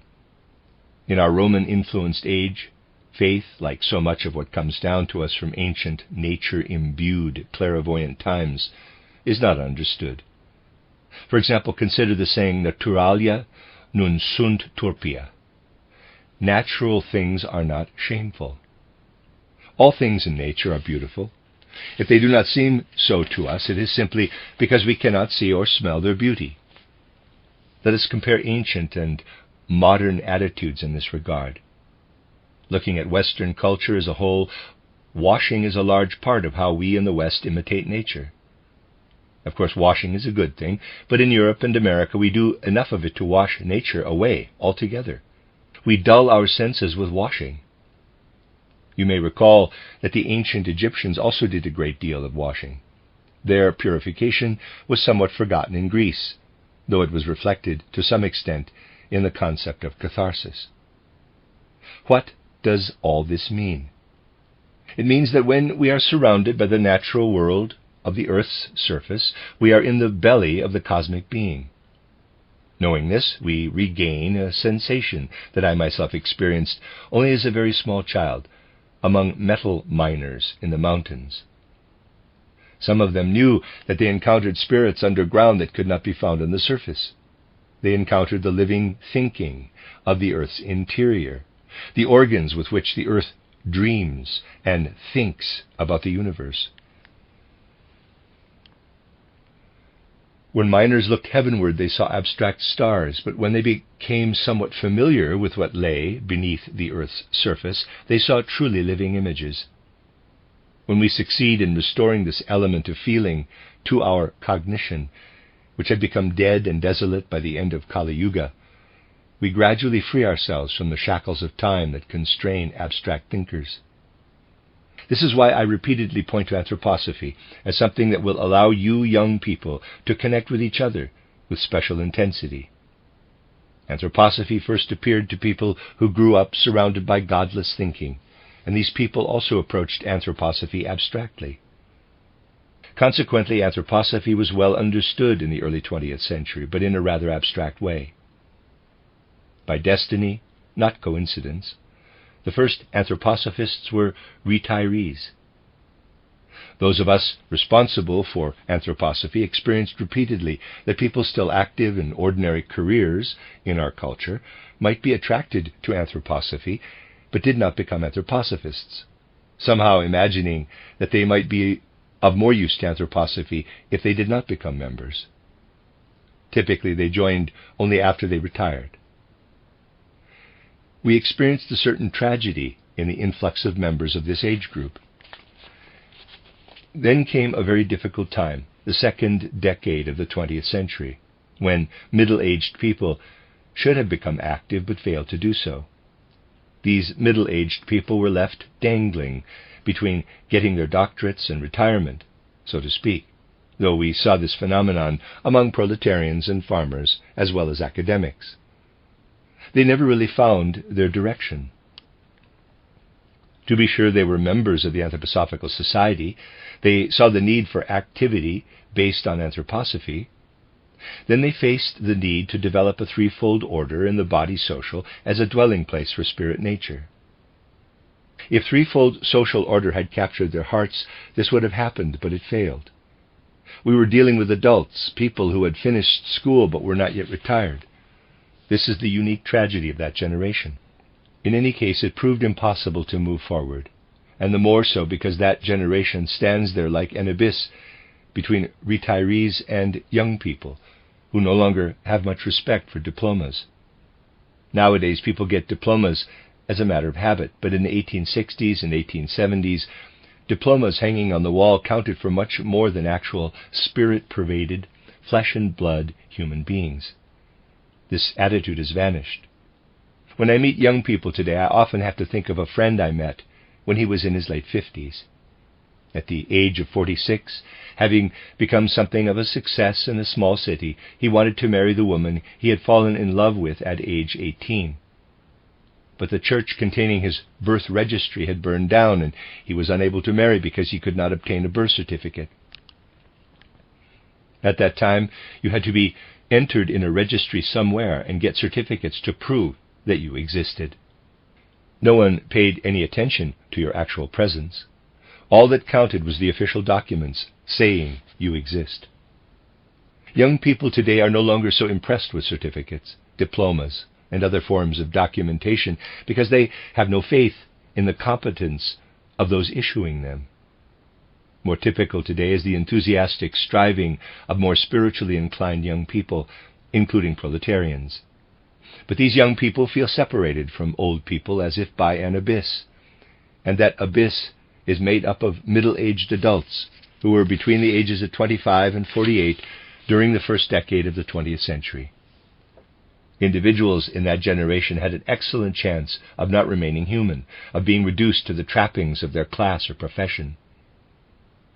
But for young people with their yearning for real life experience, the point is not to continue to transform anthroposophy into abstractions, ideas, concepts, or even fields of study, but to actually act out of an anthroposophically based understanding of the natural world. This is what I wanted to emphasize especially strongly today. We say we are forging the sword of Michael, but there is more to it than that.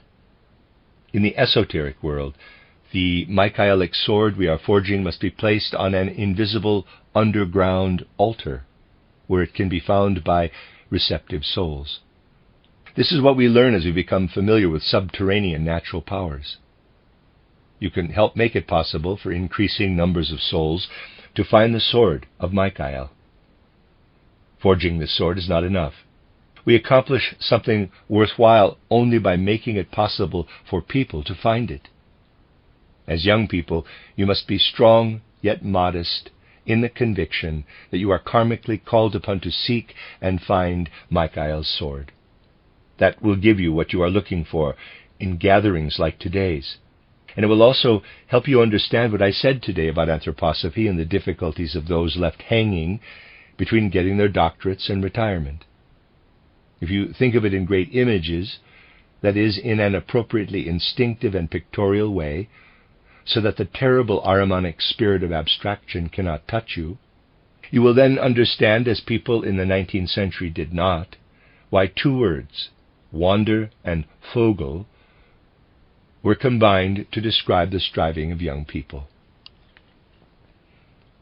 When we hear these words today, we wonder whether any modern traveler understands what wandering meant in ancient times. We must hearken back to a pictorial form of soul experience. Does anyone thinking about birds today know that we must do as Siegfried did in order to understand the language of birds? To understand the Wandervogel, we must first understand Wotan and Siegfried. We must move away from an abstract conception of the Wandervogel to Wotan, who lives in the surging wind and clouds and waves of the earth's body, and to the hidden language of birds. We learn this language by activating Siegfried's power of recollection within ourselves, along with his sword, which is simply a prophetic precursor of the sword of Michael. We must find the way from wandering to Wotan, to Siegfried, the way that once again makes us receptive to believing in the secret language of birds. This is a path that you all have sensed. If you sense it deep within your souls, you will also find it possible to sense the natural world and to know these things. And if you then also dream a bit, you will learn to live in nature with your heavenly dreams. Initially, we can dream our way into nature through sensing and feeling, without thinking about it. Your efforts in this regard will allow you to form a community after your own hearts. And after taking a number of steps together, you will find that what you are looking for. May we keep this possibility alive in our consciousness and allow it to fill our souls. The end of Part 11. You are listening to RudolfSteinerAudio.com. As well, you can hear these podcasts at rudolfsteiner.podbean.com. Please consider becoming a patron. There are two publishing houses, steinerbooks.org in America and rudolfsteinerpress.com in England, which are the sole publishers of Steiner to English and have given me permission to do these recordings. Please consider patronizing them as well. This is a reading of Collected Works, Volume 217A by Rudolf Steiner, Addresses and Essays, translated by Catherine Creeger, entitled Youth and the Etheric Heart. This is Part 12, entitled The Life of the World Must Be Constructed Anew from the Ground Up. Address during the Anthroposophical Teachers Conference, given in Arnheim, July 20th, 1924. Dear friends, the questions and longings that bring you together as young people are essentially the same as those that have occupied the hearts of modern youth for 2 decades. Insight into humankind's evolution allows us to recognize that point in time as the end of Kali Yuga and the dawning of the Age of Light. Equating our own time with the dawning of the Age of Light easily gives rise to misunderstanding, since the increase in light is still barely noticeable.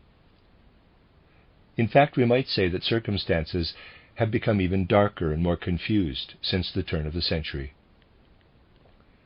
As with the inertia of external physical objects, human beings also exhibit inertia, tending to remain in a state they have once assumed. Most people today are visibly out of place in the 20th century. One has the impression that they were alive at least 100 years ago. It is not that they have simply remained the same age. They seem to have become stuck in a time long before their own births. Nonetheless, when we consider the beings involved in the Earth's destiny, we find that humankind has outgrown the age when our souls were more or less unconsciously guided by creative divine powers. In our time, some spiritual beings have retired from involvement in human life, while others whose impulses have more to do with human freedom have begun to intervene in our evolution. As a general rule, people today remain relatively unaware that entirely new spiritual powers have become involved in humankind's evolution. Since the turn of the century, however, young people have sensed, at least in subconscious depths, the shake-up that is taking place in humankind's evolution. Of course, people say it has always been like this, in any age. Young people have always resisted the contributions of their elders, or of traditions. Very brainy people say crown princes are always the emperor's opponents. Youth always resists age. Indeed, this has always been the case to a certain extent, but what is happening among today's young people, in part totally unconsciously, has never existed before. We might say that the discrepancy and contrast between young people's inner experience and its outer expression have never been so great. We have seen all kinds of youth movements, including the Wandervögel and various independent youth groups with different names. We have seen many examples of young people attempting to extract themselves from what old people call culture, to flee to the safe haven of powers they cannot clearly define. But from the very beginning it was quite clear to me that the majority of modern youth have a strangely comprehensive understanding that a great earthquake-like transformation must now occur in the evolution of humankind as a whole. Sometimes we perceive such things in very shattering and haunting ways. As an example, I have often recounted an incident that happened to me in Norway. A very young man, a high school student, came to see me, and they wanted to turn him away, thinking that such a very young person would only pester me. In such cases, people's good intentions are not always the right ones. As karma would have it, I met him on my way out the door and asked him to come in. For some reason, despite his age, I felt the need to start a conversation with him. He explained that the students in his high school were longing for something the school did not provide. They wanted to start a newspaper just for themselves, just for high school students. Could I help? I promised to help in any way I could if the project got off the ground. Then I went on talking with this very young person, who was not even close to graduating from high school. It became quite evident that he shared subconsciously in the so-called youth experience, which is something very few old people understand. I have often asked old people what they mean by, quote, youth experience, close quote, and they say only that young people have always resisted the status quo. I have also asked young people who claim to have had this youth experience, and their answers are equally uninformative. Nonetheless, I knew that many of these young people had a subconscious experience of youthfulness that they could not describe. Very little comes out when you ask them about it, but it is obviously present in their subconscious. It comes out, for example, when they marvel at a natural view. People have always marveled at such things, but not in the way modern young people do. Perhaps modern young people do it much less perfectly, but they do it with a clear feeling of their own helplessness, knowing that the most basic elemental forces are involved in even the simplest act of marveling at nature. When one encounters such examples, one gains a very deep sense of the inner significance of this entire youth movement. Recall, for example, the monumental appeal to the natural world that came about through Rousseau and his followers. That too was a youth movement, explosive in its manifestation, even stormier than today's. And what came of it? The great intellectual materialism of the 19th century, the very thing that makes today's young people feel so out of place in modern culture. The intellectual activity that people enjoy or become annoyed about in conventional ways has grown old. Young people feel much more than that, but I must place great value on the more insightful aspect. There is so much talk today of revolution and reform, but the desire to revolt has become so deathly old. It is no longer anything that someone born around the turn of the century might want to grow into, if that person is honest with himself or herself. Young people sense this. They feel that they have not had a chance to grow up alongside older people who modeled joy and enthusiasm for the natural world. They feel that their souls were left to their own devices as they grew up. And the result was a cry to, quote, "Let me out of here. Get me away from here. It doesn't matter where. Get me away from centuries of tradition," close quote. You can tell that I'm not being very specific when I talk about this issue, but a heartfelt lack of precision is exactly what we need now.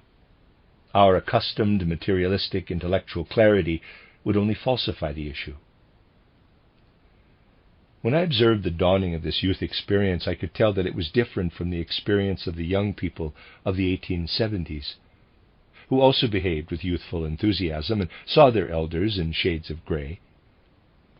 But I also saw one of those young people express his enthusiasm by giving a great speech about someone who died in the uprisings of 1848. As I listened to this speech, I thought that he sounded just like a privy councillor. And in fact, that is what he became. I met others who never grew into any of the traditional professions, and I saw them sink into an early grave, because it was simply impossible for them to participate in humankind's current evolution. At that time, a youth movement existed subconsciously, almost as if people were ashamed of it. They did not admit what they were feeling, and chose to let it waste away, rather than allowing it to rise to the surface of their existence. What they felt did not allow them to participate in the normal human developments of their time. Years passed, and then decades. Now the vessel is full to overflowing, and the old shame can no longer endure. Young people have been forced to ask themselves why they are suffering and what they long for. This is what we saw flow into various youth associations in the modern youth movement. A relatively short time ago, a number of these young people entered the Anthroposophical movement. Remarkably, what lived in their hearts met there with some understanding. In the relatively short time that has elapsed since then, young people have grown into a great variety of activities within our movement. But what is most needed in the youth movement is the will to meet other people on the human level. Without this, we will not get beyond fruitless discussion. To understand other people on a human level, the contents of our conversations are really terribly unimportant. It is crucial, however, that we feel in our hearts what the other person is feeling. If we can do this, we will always be able to reach agreement. This is something we must understand with our hearts. In this connection, it is essential for individual leaders in the youth movement to develop more confidence in the Anthroposophical movement's sincerity and reliability. Without this confidence, the youth section will go nowhere. Initially, I felt compelled to inaugurate the youth section because of young friends who clearly and sincerely feel in themselves the longing of young people in the context of our modern lifestyle. If these people really come together in the youth section of the Anthroposophical Society, we will make a reality of the youth wisdom I mentioned in the Mitteilungen news. This youth wisdom will not be pedantic at all. It will be worked out among individuals through cordial mutual understanding. Of course, we are feeling our way forward, attempting to understand out of love, as young people do today. We began by attempting to poll young people about how they imagine the youth movement. We solicited thoughts of any kind on this subject, or perhaps not thoughts, but more concrete feelings and intentions. We were ready for anything we might hear, but nothing came of this effort. I then decided to take a more pointed approach and sent out a survey to young people. I'm sure you have seen it, asking how they imagine the human world would look in 1935 if it incorporated their youthful desires. If you take this question seriously, it can serve as a starting point for a great deal of in-depth thinking and feeling. Where is our old world headed? We know that we are not living in the three elements of the body social proposed by the movement for the threefold social order. Today we live in the trinity of fixed phrases, conventions, and routines that have taken hold of all aspects of our life. Since childhood, today's young adults have learned how to behave toward other people, but these conventions no longer apply. Since the turn of the century, your souls have received an entirely new impulse. Decades before the end of Kali Yuga, I felt something emerging that could not be encompassed by any of our traditional vocations. I myself never entered a profession. If I had done so, there would be no anthroposophical movement today. The anthroposophical movement was created independent of all traditions. The slightest tradition bias would have made it impossible. Anyone who cannot understand the fundamental need for such a movement is an opponent of the anthroposophical movement. In this sense, the anthroposophical movement is pure youth. So why shouldn't young people find their way to it? If the anthroposophical movement is honest and young people need honesty, what else do we need? Only courage, real courage. We need the courage to say that the life of the world must be reestablished on totally new foundations. This courage is something we either learn very quickly or not at all. In fact, I have never seen anything but this inscribed in the subconscious of young adults. The world must be constructed anew from the ground up. What they really want is to reestablish the world on new foundations. There are all kinds of reasons to refute this statement, endless discussions, all sorts of cover-ups. They simply falsify this very sincere subconscious statement and the courage it requires. The anthroposophical movement can become an institute of higher learning where we study courage.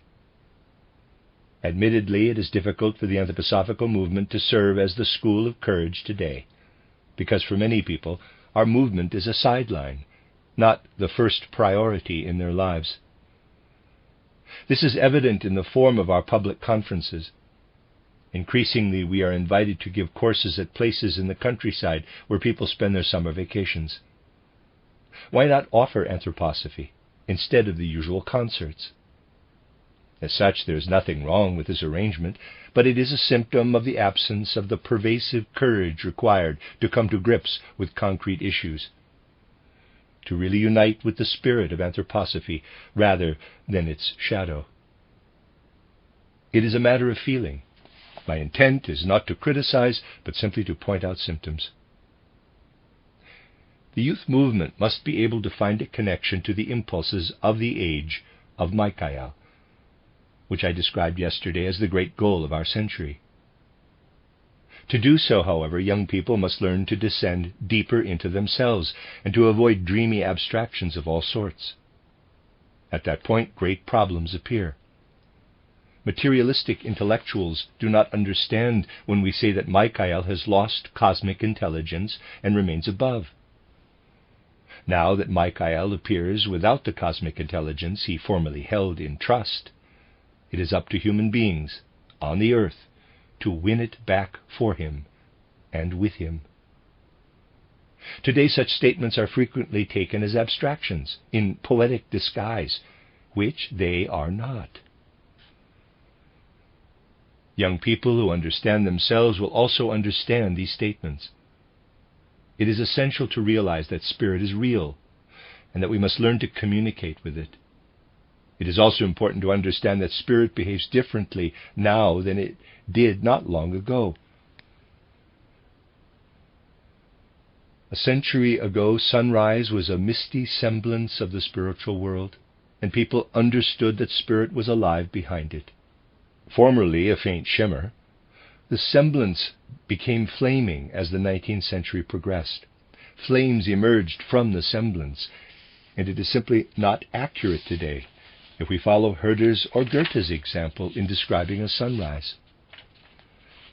Sunrise has changed from glimmering to flaming, and from the flames emerges spirit that challenges us to act. The spiritual world's gesture toward the physical world has changed. If people understand these laws of the spiritual world, we can prevent the youth movement of the 20th century from becoming as materialistic and intellectual as the post-Rousseau period became. If young people with their youthful enthusiasm can understand the reality of the spiritual world, the age of Michael will indeed dawn.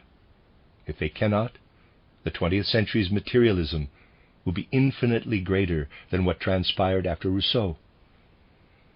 The 19th century, far exceeding earlier centuries that had not experienced Rousseauism, developed an exceptionally upstanding bourgeoisie.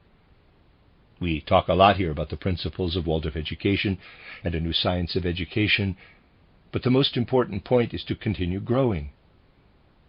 Each day we face the danger that things will go sour on us. When we want to do something, to prepare for something new, it is important not to fall asleep by clinging to old habits. We must make a habit of creating a clear divide between sleeping and waking. We must be able to both sleep properly and wake up properly. At present, we are constantly sleeping when we should be awake.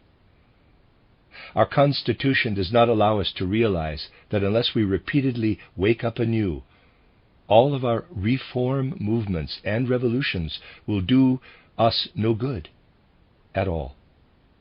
It is much worse when material intellectualism takes hold of our best efforts. Wherever the light is strong, shadows are dark. What is needed is not thinking about what should happen. People need to feel that the spirit outside of us speaks to us from the flames of nature. The sunrise has changed. But also our heart has changed. We no longer bear the same heart in our chest. Our physical heart has grown harder, and our etheric heart more mobile. We must find access to our supersensible hearts. This is the way we must understand spiritual science. Spiritual science, as dry as it may sound, has become something everyone is talking about. Science is really suspect. We have to realize that spiritual science must live in our hearts. In this respect, young people have hearts ideally suited to feeling when something is right. It simply requires courage to really think it. In his enthusiasm, Schiller had a lot to say to the world. He died under strange circumstances. His autopsy showed that his heart looked like an empty sack, totally desiccated and burned out. All hearts that grasp their own renewal will burn like Schiller's. If we take spirituality seriously, we must have the courage to admit that if we cannot participate in the world as it is, it must be because we have new hearts. This is not just an empty phrase. We must become conscious of having new hearts that feel and experience the world very differently from old hearts. If we take this fact seriously, the youth movement will become a flame rising up in response to the flaming sunrise. This will happen, but not because of any discussions about being young or talk about experiences. Believe me, I have had strange experiences in this regard. In Breslau, I was welcomed into the ranks of the old when they called me the father. But in the youth gatherings, I was called the youngest of the young, even though I was 3 times the age of most of those present. The point is to be able to admit this age to oneself. Flames arising from within must join forces with flames coming from outside. It is not a question of learning or defining anything. The point is to develop a new type of enthusiasm. Nietzsche once said of Michelet, whom many people thought capable of enthusiasm, that his was the sort of enthusiasm that waited until he took off his coat. Michelet always had time to take off his coat before waxing warmly enthusiastic. It is as if he always had to take off his coat and put on his silk vest to be properly enthusiastic. Real enthusiasm, however, has no time to take off its coat. It does not notice that it is sweating in a hot coat. That is the enthusiasm we need, my friends. Enthusiasm that overwhelms us so that we forget we have our coats on. Enthusiasm that develops out of our direct experience of life. We really need to overcome everything that is old and tired. We are not at leisure to wait for clarity. We do not have time to gain clarity in the old way. We must really become enthusiastic, inspired, enspirited. Enthusiasm will accomplish everything. Then the old saying that, quote, enthusiasm bears spirit within it, close quote, will become really meaningful. This is only natural. We need enthusiasm. Enthusiasm supports the God within. God is inherent in the Word itself. So that the Michael impulses can become reality, let us become one with the flame that is enkindled today. These impulses cannot become reality without flames. But to live and work out of the flames of enthusiasm, we ourselves must become the flame. Flame is the only thing that is not consumed by flame. When we feel ourselves becoming flames that cannot be burned by flames, we can afford to leave our physical hearts behind like empty sacks, because we will possess etheric hearts, hearts that understand that humankind is entering a new age and a life of spirituality. The complete youth experience means becoming one with spirituality. The end of Part 12. You are listening to RudolfSteinerAudio.com. As well, you can hear these podcasts at RudolfSteiner.podbean.com. Please consider becoming a patron. There are two publishing houses, SteinerBooks.org in America and RudolfSteinerPress.com in England, which are the sole publishers of Steiner into English and have given me permission to do these recordings. Please consider patronizing them as well. This is a reading of Collected Works, Volume 217A by Rudolf Steiner, Essays and Addresses to the Youth, translated by Catherine Creeger, and it is entitled Youth and the Etheric Heart. This is Part 13, made up of a few different sections. This is Part 13.1. It's entitled Appendix. The appendix also includes reports on addresses for which no transcripts are available. We would like to take this opportunity to thank Mr. Kurt von Wistinghausen, who reviewed and corrected his account of the missing gathering in Breslau, especially for this edition. The letter about choosing a profession was made available years ago by a member from Stuttgart, now deceased. In addition to his account on page 161, Fred Pippick also touches on the problem of choosing a profession and conveys what Steiner said on this subject in Dornach. Quote, in a different group which was struggling with the problem of choosing an occupation, Rudolf Steiner advised the participants to meet weekly to talk about related problems. No one was allowed to miss a meeting. He said that by meeting repeatedly to clarify their goals, they would ultimately discover the right way to proceed. Close quote. These collected addresses to young people were given during an important period in the history of the Anthroposophical movement. Because this volume addresses a specific circle of readers, primarily young adults, including a certain amount of documentation in the form of an appendix, seems justified. First and foremost among these documents is Rudolf Steiner's title Appeal to the German People and Culture, which he himself mentions, and the Appeal to Academic Youth, which led to the first higher education course at the Goetheanum. No less important is the appeal of February 13, 1923, to the members of the Anthroposophical Society after the catastrophic fire, which was followed by the Assembly of Delegates in Stuttgart in late February, as reported in title Awakening to Community, Collected Works, Volume 257.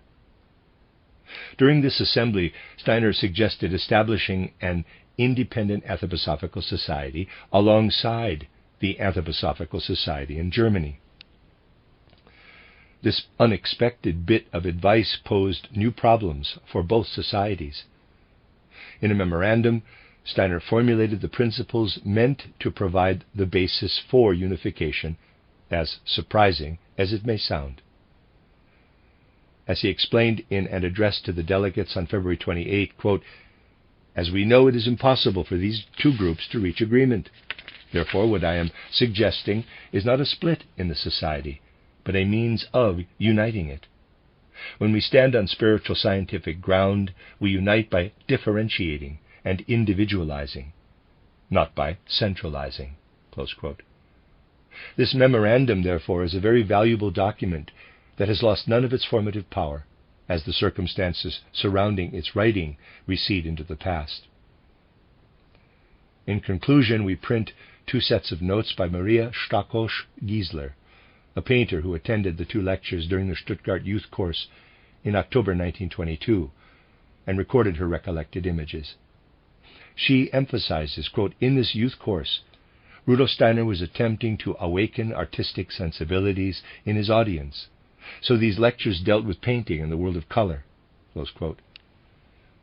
In addition, Steiner offered explanations and addenda on the speech formation classes led by Marie Steiner, which took place almost daily. Marie Steiner's account of this 1922 course on artistic speech formation was published in the afterword to title Creative Speech, Collected Works, Volume 280. End of section 13.1. Section 13.2, Appeal to the German People and Culture, Rudolf Steiner, 1919. The German people used to believe that their federal building, constructed half a century ago, would stand indefinitely. In August of 1914, they still believed the building would prove invulnerable to the catastrophic war that was then just beginning. Today there is only rubble to look at. Surely self-reflection is called for after this experience, which demonstrates that the beliefs which prevailed for half a century, and especially the dominant thinking of the war years, were an error with tragic consequences. Where can we find the reasons for this fateful error? This question forces self-reflection on the German people, whose survival depends on having the necessary strength for such self-reflection. The nation's future depends on seriously pondering the question of how it fell into this error. If Germans ask themselves this question today, the answer will be illuminating. Half a century ago, the German people founded an empire, but neglected to endow it with a mission born out of the essential content of German ethnicity. In the empire's early years, attempts were made to align its inherent possibilities with demands that arose from year to year on the basis of old traditions and new needs. Later, the empire's outer position of power, based on material strengths, was consolidated and expanded. Alongside these efforts, measures related to the societal demands of the new age accommodated some momentary needs, but lacked any greater purpose derived from insight into the evolutionary forces that humankind must take into account in modern times. The German Empire emerged in a global context, but no essential goals were formulated that would have justified its continued existence, as the course of the ensuing catastrophic war so tragically revealed. Before the war broke out, the empire's behavior showed non-Germans nothing to suggest that its stewards were fulfilling a unique mission in world history that ought not to be simply swept away. The absence of any such obvious mission shaped the views of the non-German world. For anyone capable of real insight, these views constitute the deeper reason for the collapse of Germany. For the German people, immeasurably much depends on a bias-free assessment of the situation. Misfortune is encouraging the emergence of insight that has been lacking for the past 50 years. Petty thinking about immediate, momentary demands needs to be replaced by a broad view of life that makes every effort to recognize the evolutionary forces affecting humankind at present. The trivial urge to dismiss anyone who focuses on these forces as an impractical idealist must be abandoned, as must the pride and pretensions of those who think themselves practical, but are the very people whose narrow vision, masquerading as practicality, brought about our misfortune in the first place. We must consider what truly practical people currently condemned as idealists have to say about what is required in modern times if humankind is to continue to evolve. Practical people of all schools of thought have long been aware of the emergence of new demands on humanity, but have attempted to meet these demands within the context of traditional institutions and habitual thinking. Modern economic activity has given rise to these demands. Meeting them through private initiatives seemed impossible, and to individuals of a certain class the shift from private to public activity seemed indispensable in certain areas, and was implemented wherever this class deemed it beneficial. Radical conversion of all individual work to public work was the goal of a different class, with no vested interest in preserving private goals as modern economic activity developed. To date, all efforts with regard to these new demands on humanity have had a common foundation. There has been a general push for the socialization of private activity, which is to be taken over either by communities, such as state or local authorities, that are based on old premises having nothing to do with the new demands, or by new communities, such as cooperatives, that are also based on old forms and traditional thinking and are not fully aligned with these demands. The truth is that no community based on old habitual thinking can assume these responsibilities. The forces of our times are pushing for understanding of a social structure for humankind that looks very different from anything we see today. To a great extent, our social structures have been shaped by our social instincts.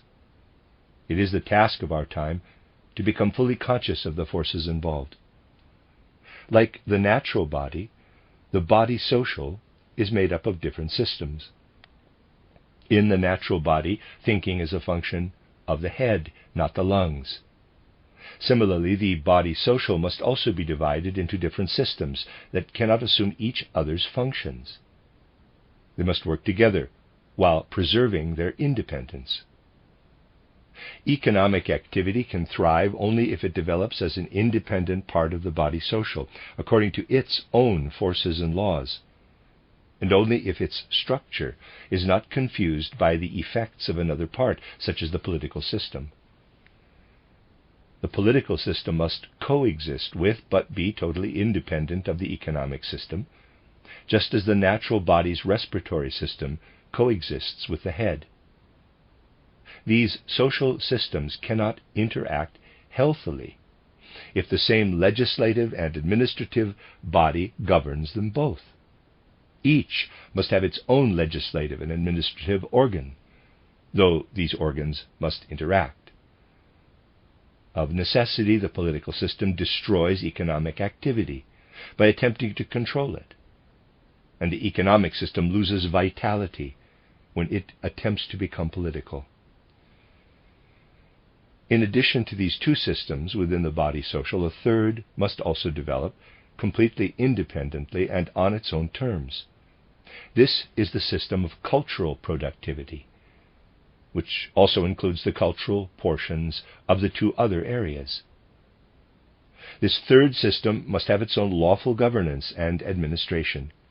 It cannot be controlled by the other two systems, and is influenced by them only to the extent that a natural body's organs also influence each other.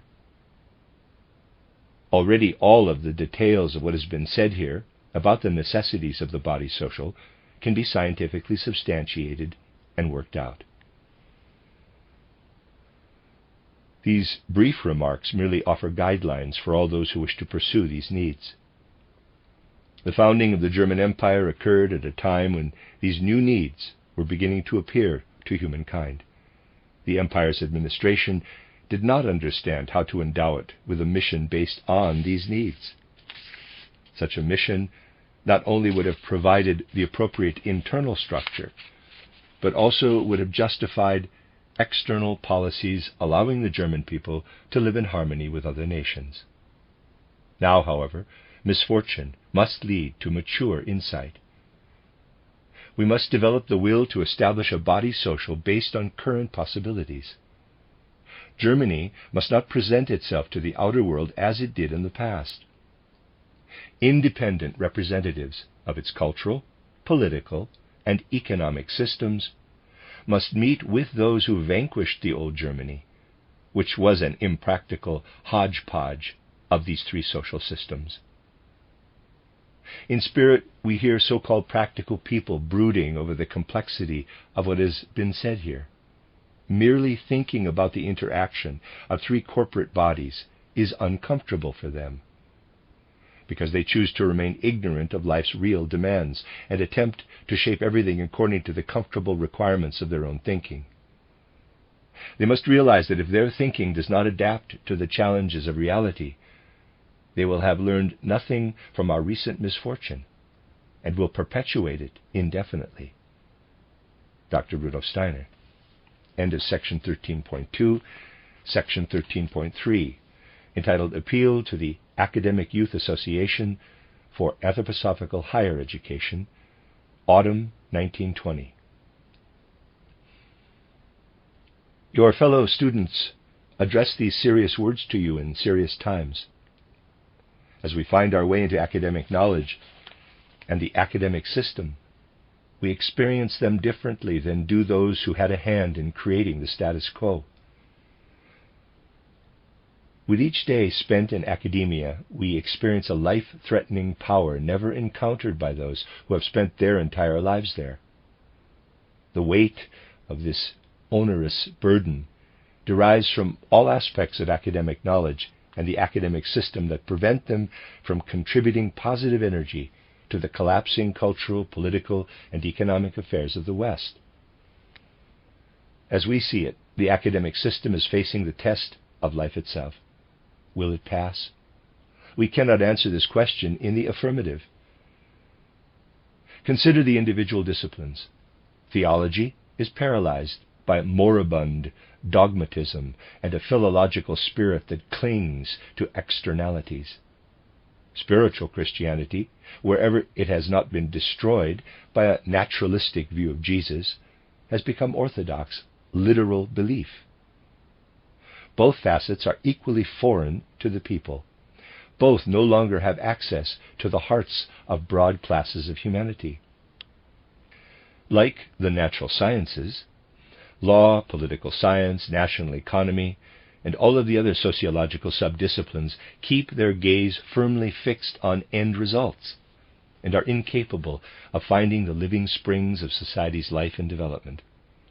These springs were broken open by the ground motion of recent upheavals, only to have their waters held back by all the obstacles of outer life, institutions, programs, and attitudes that originated in the dead thinking of those who took the refuse of academic workplaces and developed it into abstract worldviews and moribund philosophies of life, such as Marxism, formal democracy, abstract liberalism, political phraseology, reactionary historicism, and conservative political fat catism. Medicine and the natural sciences are degenerating as the result of spirit-free observation and the accumulation of facts out of context. Born out of the absence of spirit, they find no access to the problems of organic life or to the human heart's longing for liberating worldviews. In sickness and in health, the human being as such remains inaccessible to us, because no bridge has been created between human beings and the natural world. A stillborn, mechanistic science kills philosophical inquiry as it germinates. The natural sciences do not engender any spirit-releasing philosophical energy, and our philosophy departments are devoid of real philosophy. Specialization has destroyed the university's universality. The study of words is undermining the wisdom of language. History has become a reference list. and cultural history distorts human life into an abstract fabric of causality woven with no understanding of human will. This departmental spirit never became the sun that could illuminate the age of materialism. Not surprisingly, the technical, commercial, and agricultural colleges that are products of this age lead to mere routines rather than authentic practices. We students are on the lookout for individuals with leadership potential. They have failed us. Left to our own devices, we stand here leaderless. Political activity and the body social have become mechanized and call on us to become cogs in their machinery. We are horrified by the disappearance of moral foundations and ethical momentum from public and private life. Leaders we might freely choose to follow would have the will and strength to carry the full burden of our academic past and present, and to wrest from it the fullness of life that is attempting to emerge in us on the basis of true religious sensibility. We have found the combination of youthful energy and the maturity of serious and thorough science only in Rudolf Steiner. Through his philosophy of freedom, he released a fountain of youth that cannot grow old. On the strength of this freedom, his anthroposophically oriented spiritual science has for decades united our expert disciplines into a unified, articulated structure in which they no longer mutely confront our individual and societal activity as a sum of specializations. As this new universitas, the product of free human will, they have begun to speak a truly spiritual and social language. To become organs of this living language of spiritual reality, to become servants of the Word, that is what spiritual science calls upon us to do. The cultural and social impoverishment of the present day challenges us students to free our life from the restrictive burdens of the corpses of what were once life forces.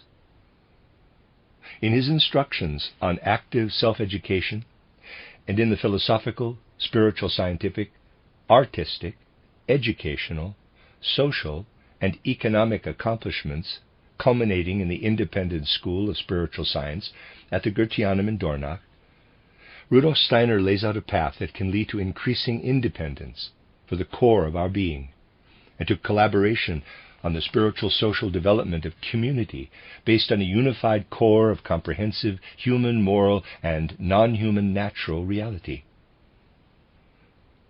We hope to bring these thoughts and insights in all their binding weight to the consciousness of every individual student. We are addressing the healthy heads and hearts of our academic fellow citizens, as well as anyone opposed to any sort of petty intellectual materialism and overblown phraseology. We speak as representatives of a matter that is greater than we are, knowing that it will make us greater than we are now.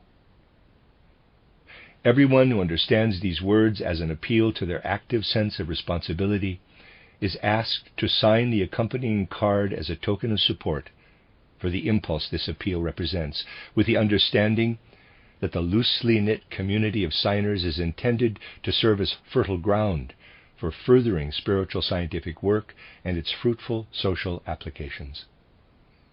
This work has been actively begun at the Goetheanum in Dornach and at Stuttgart's independent Waldorf school. The forms it may assume elsewhere will not be pinned down in advance through abstract formulations, but will develop on the basis of free mutual understanding wherever the will to work is kindled. Readers aside, I am unclear who wrote this, clearly not Rudolf Steiner. The first person in the list of names is Hans Altemüller, who's a medical student in Munich. I'm not going to read the names. There's probably 50 or 60 here. And that is the end of, and then at the end it says, Association for Anthroposophical Higher Education, Business Address of the Working Committee, Champagnystrasse 17, Stuttgart. That's the end of section 13.3. Section 13.4, entitled Circular from the Anthroposophical Society's Representative Body to the members of the Anthroposophical Society, February 13th, 1923.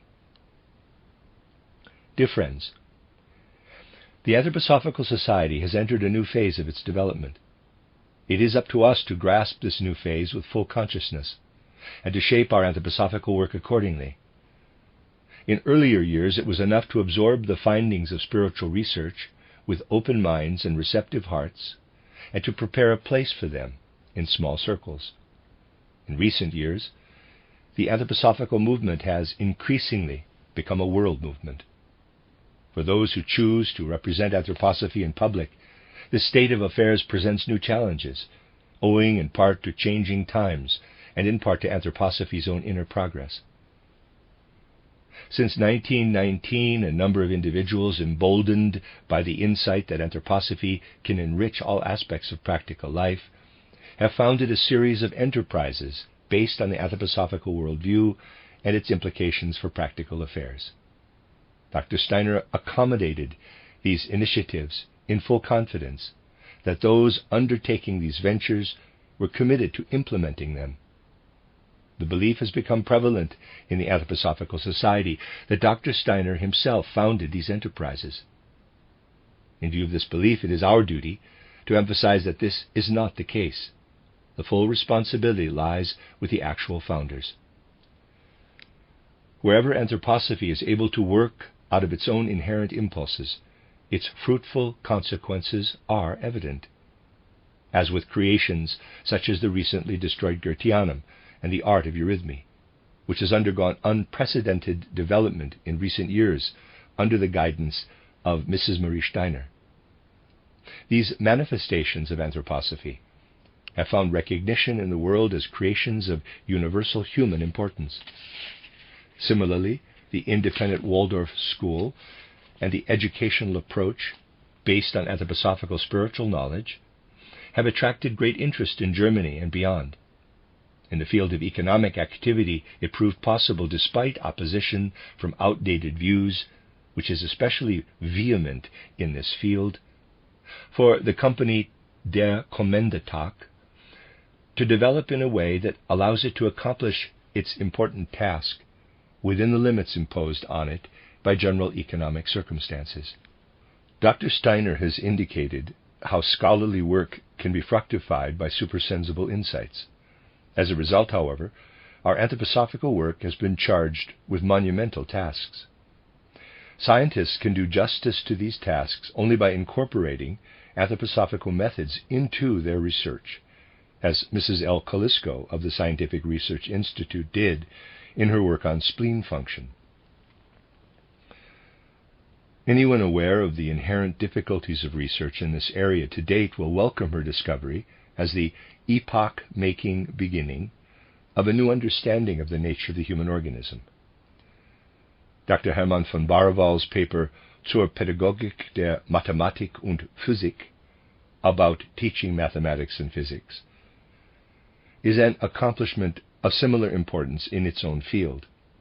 And Dr. C. von Heidebrandt's scathing critique of experimental teaching methods is also a real contribution to the field of education. Dr. Heidebrandt's writings expose the grotesque aberrations of experimental psychology as applied to education, and contrasts them for the first time with the positive results of the spiritual scientific art of education. But how can we expect non-anthroposophical scholars to value these accomplishments if they are not fully appreciated in our own ranks? Above and beyond such positive results, Dr. Steiner has often pointed out how researchers can discover the route to supersensible perception as an extension of legitimate scientific research. If the Anthroposophical Society intends to be the true vehicle of anthroposophical activity, it must take an active interest in these important tasks. The Society's primary task is to foster the process of achieving spiritual scientific knowledge.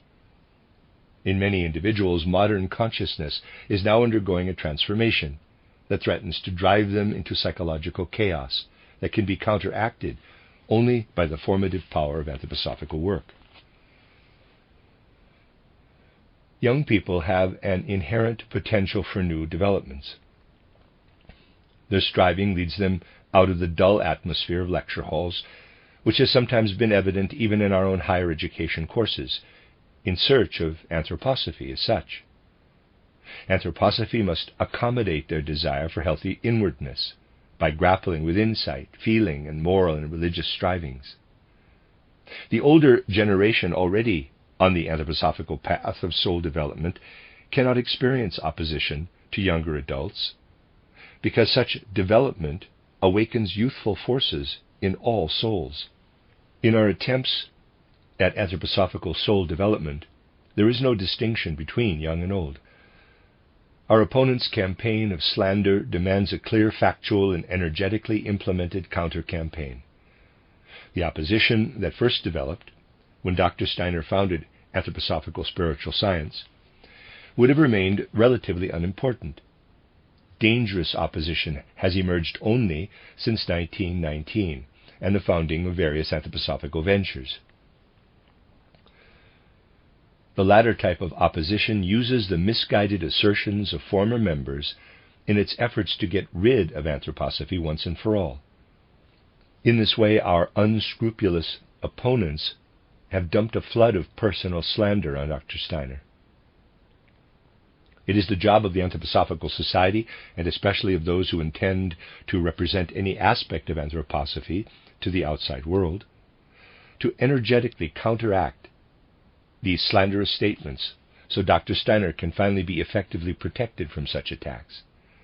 In particular, attacks such as those contained in the Psychischen Studien, psychological studies which have been accepted without question by almost all of our opponents, must be combated by exposing the true character of their perpetrators and holding them publicly accountable. For example, there was an individual in Munich who expressed a fanatical devotion to Dr. Steiner in a very annoying way by attempting to kiss his hands at every opportunity. Out of injured vanity, this person later became an equally fanatical opponent, and all of our other enemies drew from this source. A recent example also reveals the character of our opponents. Under the cover of scholarly interest, a lecturer at an old and famous university attempted to obtain unpublished material from us. Around the same time, he also proved his manly courage by asking a few of our members not to ruin his career by treating him like Professor Drews in the ensuing polemical discussion, his words. It is essential to note and publicize the methods of many of these new opponents. In many cases, they have abused their official positions or scholarly authority in their attempts to impose a distorted image of anthroposophy on their contemporaries, often by maliciously taking passages from Dr. Steiner's books and lectures out of context and lumping them together. It is up to us to counteract this distorted image by factually representing anthroposophy's spiritual assets. We owe it to anthroposophy to represent it in its full dignity and in a way that is accessible to all human souls. We can do this only on the basis of independent spiritual experience. Assertions by our opponents, for example, that supersensible perceptions of previous stages of humanity's development have no significance in real life, can and must be counteracted simply by the practical actions of anthroposophists themselves.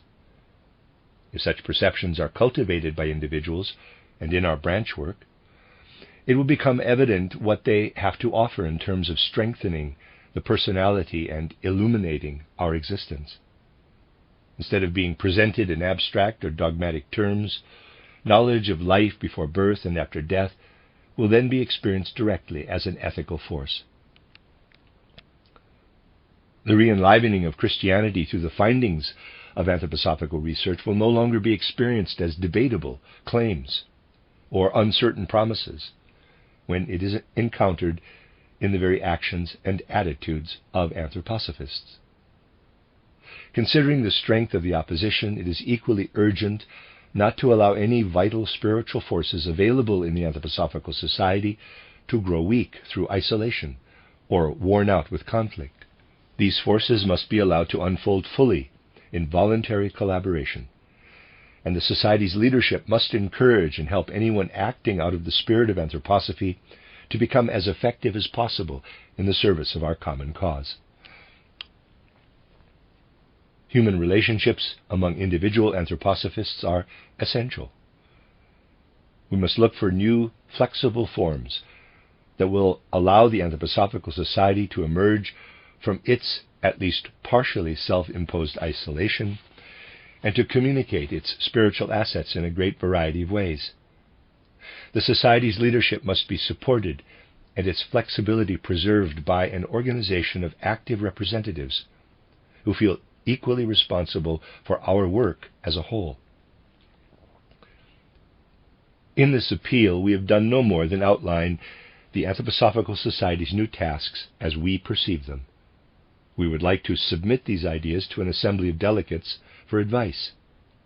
In view of the extraordinary scope and consequences of the decisions we must make, we are asking the working groups in Germany to send delegates with a warm interest in reconfiguring the Anthroposophical Society to a Congress that will take place from February 25 to 28 in Stuttgart.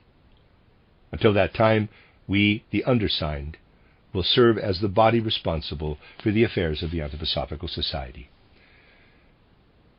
Stuttgart, February 13, 1923, signed by Jürgen von Grona, Dr. Eugen Kalisko, Johanna Mücke, Emil Leinhaas, Dr. Otto Palmer, Dr. Friedrich Rittelmeier, Dr. Karl Unger, Wolfgang Wachsmuth.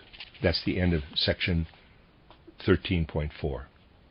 This is part 13.5, entitled A Memorandum to the Committee of the Independent Anthroposophical Society for Purposes of Orientation, by Rudolf Steiner, given in March 1923. Number 1. With regard to the external constitution of the Independent Anthroposophical Society, the goal should be compliance with the old Anthroposophical Society's draft Articles of Incorporation.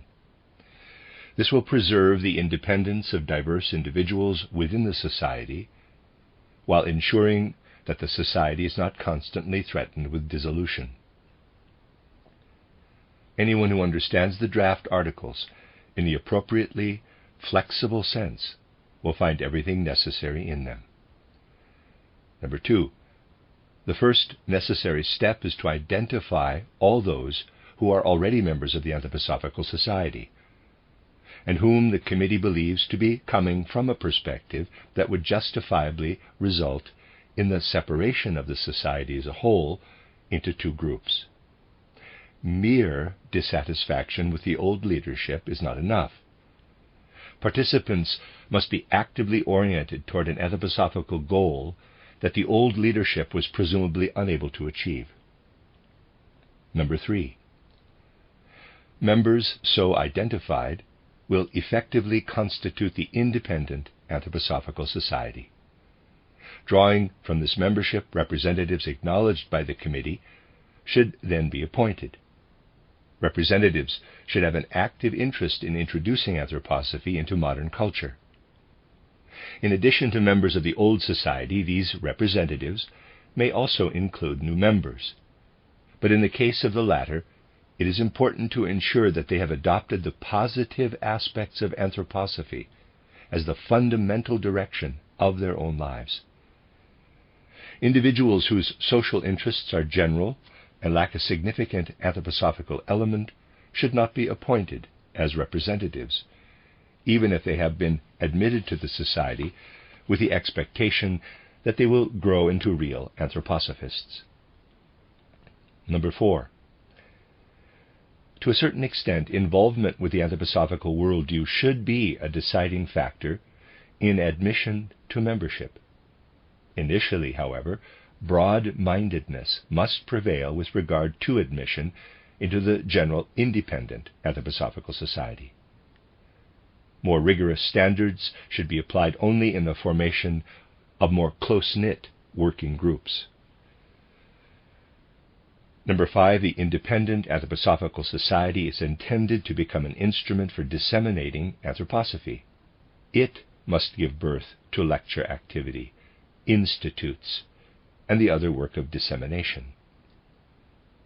Number 6, the Independent Anthroposophical Society at large is distinct from the communities to be formed within it. The latter whether exoteric or esoteric, must bring together individuals who sense that they belong together and choose to experience spirit in common. In addition to such groups, it is quite possible that branch activity will develop in the sense of the draft articles of incorporation. It is also possible, however, that members of the independent Anthroposophical Society will join branches of the Anthroposophical Society and work together with their members. Number 7. The work of the communities of choice that develop within the society will be self-contained and aimed at the spiritual advancement of their own members. When doing outreach work, the members of such communities function as representatives of the independent Anthroposophical Society at large. Of course, such communities may also develop outer activity of their own, but it remains desirable for their individual members to appear as representatives of the independent Anthroposophical Society at large. This proviso need not be imposed by a bureaucratic administration, but can remain a matter of individual consciousness. Number 8. The two committees, that of the Anthroposophical Society and that of the Independent Anthroposophical Society, should establish representative bodies co-responsible for the common affairs of the Anthroposophical Society as a whole. Number 9. All the institutions of the Anthroposophical Society as a whole must be encompassed by the interests of the two societies. It would be good to establish a central location for administering the affairs of the society as a whole on behalf of the two committees, via their representative bodies. The separation of the society into two groups should certainly not lead to any anthroposophical institution, especially a pre-existing one, to be seen as involving one group to the exclusion of the other. A portion of both societies' income from dues, the proportion to be determined by the committees, should be credited to a central treasury to finance the administration of matters involving the society as a whole. Number 10, it should be understood that the two groups came about only because of very clear differences of opinion among the members, and that both groups wanted the same anthroposophy, but wanted to experience it in different ways.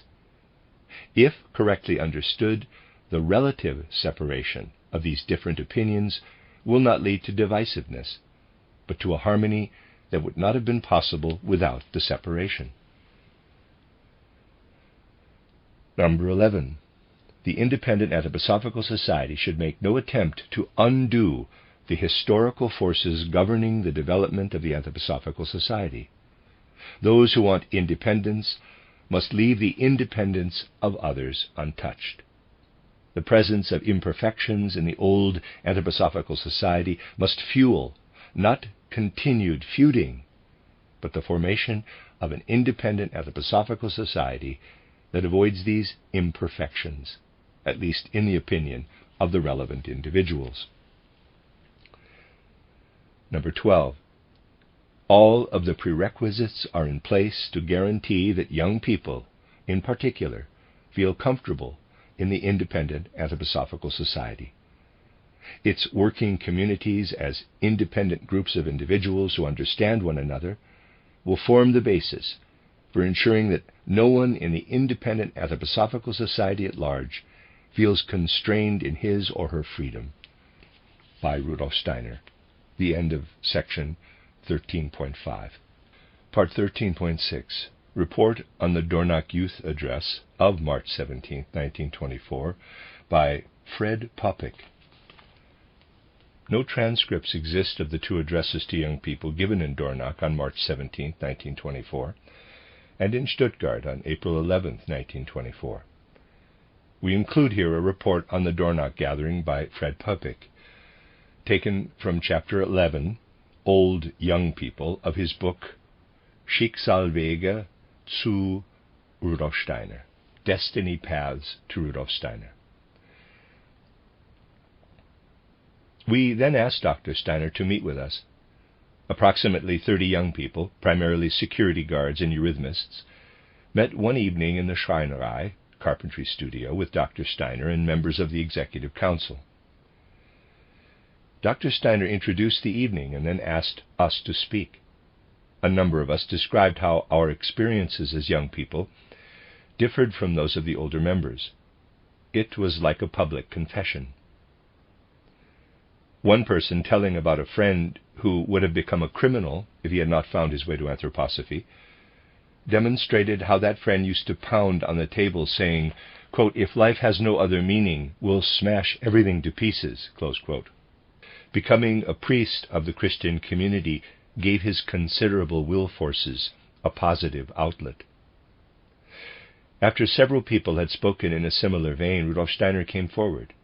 Instead of stepping up to the podium, he leaned against the lectern as he talked casually about his youth. Quote, "When I was as young as you are now, young people's experiences were in some respects similar to what you describe. Even then there were young people who enjoyed chasing the girls and students who were dissatisfied with what was going on in the universities. But there is one thing we did not see back then that shows how times have changed. In my day, you would never have seen serious students like you committing themselves to guarding some old barn, which is what this Schreinerei actually is. The fact that you are here reveals something of the change in contemporary culture and in your own lives. That you are here guarding our property is a clear indication that you are dissatisfied with what you find elsewhere. What was not the same when I was young was that modern spiritual science did not yet exist. As a consequence, many of my student friends fell apart later in life. They could not cope with life because they found no answers to their profound inner questions. This is different today. Today we have a spiritual science that can provide concrete answers to such questions. Ultimately, are you not here because you expect to find what you cannot find in our general culture? But how did this spiritual science come about? At this point, dear friends, I want to tell you about a very external aspect of my life, without which spiritual science would never have been possible. You can also read about this in the chapters of my autobiography that are now appearing entitled Das Goetheanum. Just think about what would have happened if I had accepted a public position as a teacher or university instructor instead of doing freelance work. Spiritual science or anthroposophy would never have happened. It was able to develop only because I chose not to enter any of the existing professions. As our spiritual scientific work continued, it became obvious that the lectures I had to give, which are rather remote from the rest of contemporary culture, did not fit into the context of existing public lecture halls. They were out of place there. Those spaces simply did not match the content of the lectures. So what had to happen? We had to create the right space, a worthy venue for these spiritual scientific lectures and related artistic presentations. So that is why we built the Goetheanum. We had to build because no suitable space existed for the events spiritual science was meant to foster. You see, my young friends, you must do something similar. Each one of you, wherever you find yourselves in life, must act to make the right thing happen. Close quote. Then he added, quote, "I wish the man one of you described, the one who always pounded his fist on the table, could have been here. That is what it all depends on, those initial acts of will." You have all described very interesting aspects of your life, but that will not get us any further. Much of what we hear today from the mouths of young people is actually just the old, tired soul content of the times. So we get the impression that young people talk just like old folks. There's something old about young people's words that covers up their deeper impulses instead of revealing them. As a result, we are often stuck in the same old rut. What do you actually want to do here on earth? That is what you must keep in mind. You can become conscious of your youthfulness only if you focus on what you have to do differently from today's old people. close quote. The end of section 13.6. Section 13.7. Reports by various participants on the Stuttgart address of April 11, 1924. Rudolf Steiner mentions the Stuttgart meeting in his report titled Educational Conference at the Stuttgart Waldorf School, in the newsletter titled What is Happening in the Anthroposophical Society of April 29, 1924, number 15. Quote, "Our young anthroposophists held a youth meeting to discuss the significance of anthroposophy for the aspirations of modern young people. It was evident in the faces of these young friends that their feeling of youthfulness coincides with their feeling for anthroposophy. I look back on this part of the education conference with profound satisfaction." Close quote. In his essay, titled Impressions of the Stuttgart Education Conference, which appeared in the newsletter of April 27, 1924, number 16, Ernst Lehrs writes, quote, "The special youth meeting with Dr. Steiner in the packed hall of the building on Landhausstrasse was organized by the Independent Anthroposophical Society for conference participants. But instead of being one meeting among many, it became part of the conference itself. Dr. Steiner himself spoke at this meeting, and for the first time the public call went out to young people, quote, 'Kali Yuga is over. This lives as an active force in your souls.' Close quote. The Stuttgart meeting is also mentioned in a letter to the members of the Independent Anthroposophical Society by Ernst Lehrs, Maria Röschel, and Wilhelm Rath. Newsletter of April 27, 1924, quote, "Rudolf Steiner called upon young people to become conscious that it is not enough to wait for the Spirit to descend. Rather, it is inherent in our being to struggle to break through to the Spirit through our own efforts. My dear friends," he cried, "this takes three things: courage, and still more courage." Spirit, however, needs no programs. It is unique in that once it is active somewhere, things begin developing by themselves and continue to do so. The youth section at the Goetheanum intends to serve spiritually striving young people out of this living spirit. Consequently, it makes no sense to ask about the section's program. How much the section means to young people will depend on these individuals themselves. If young people know enough to ask about spirit, Anthroposophy can provide the youthful wisdom they need to be co-active in world renewal. Close quote. The end of section 13.7.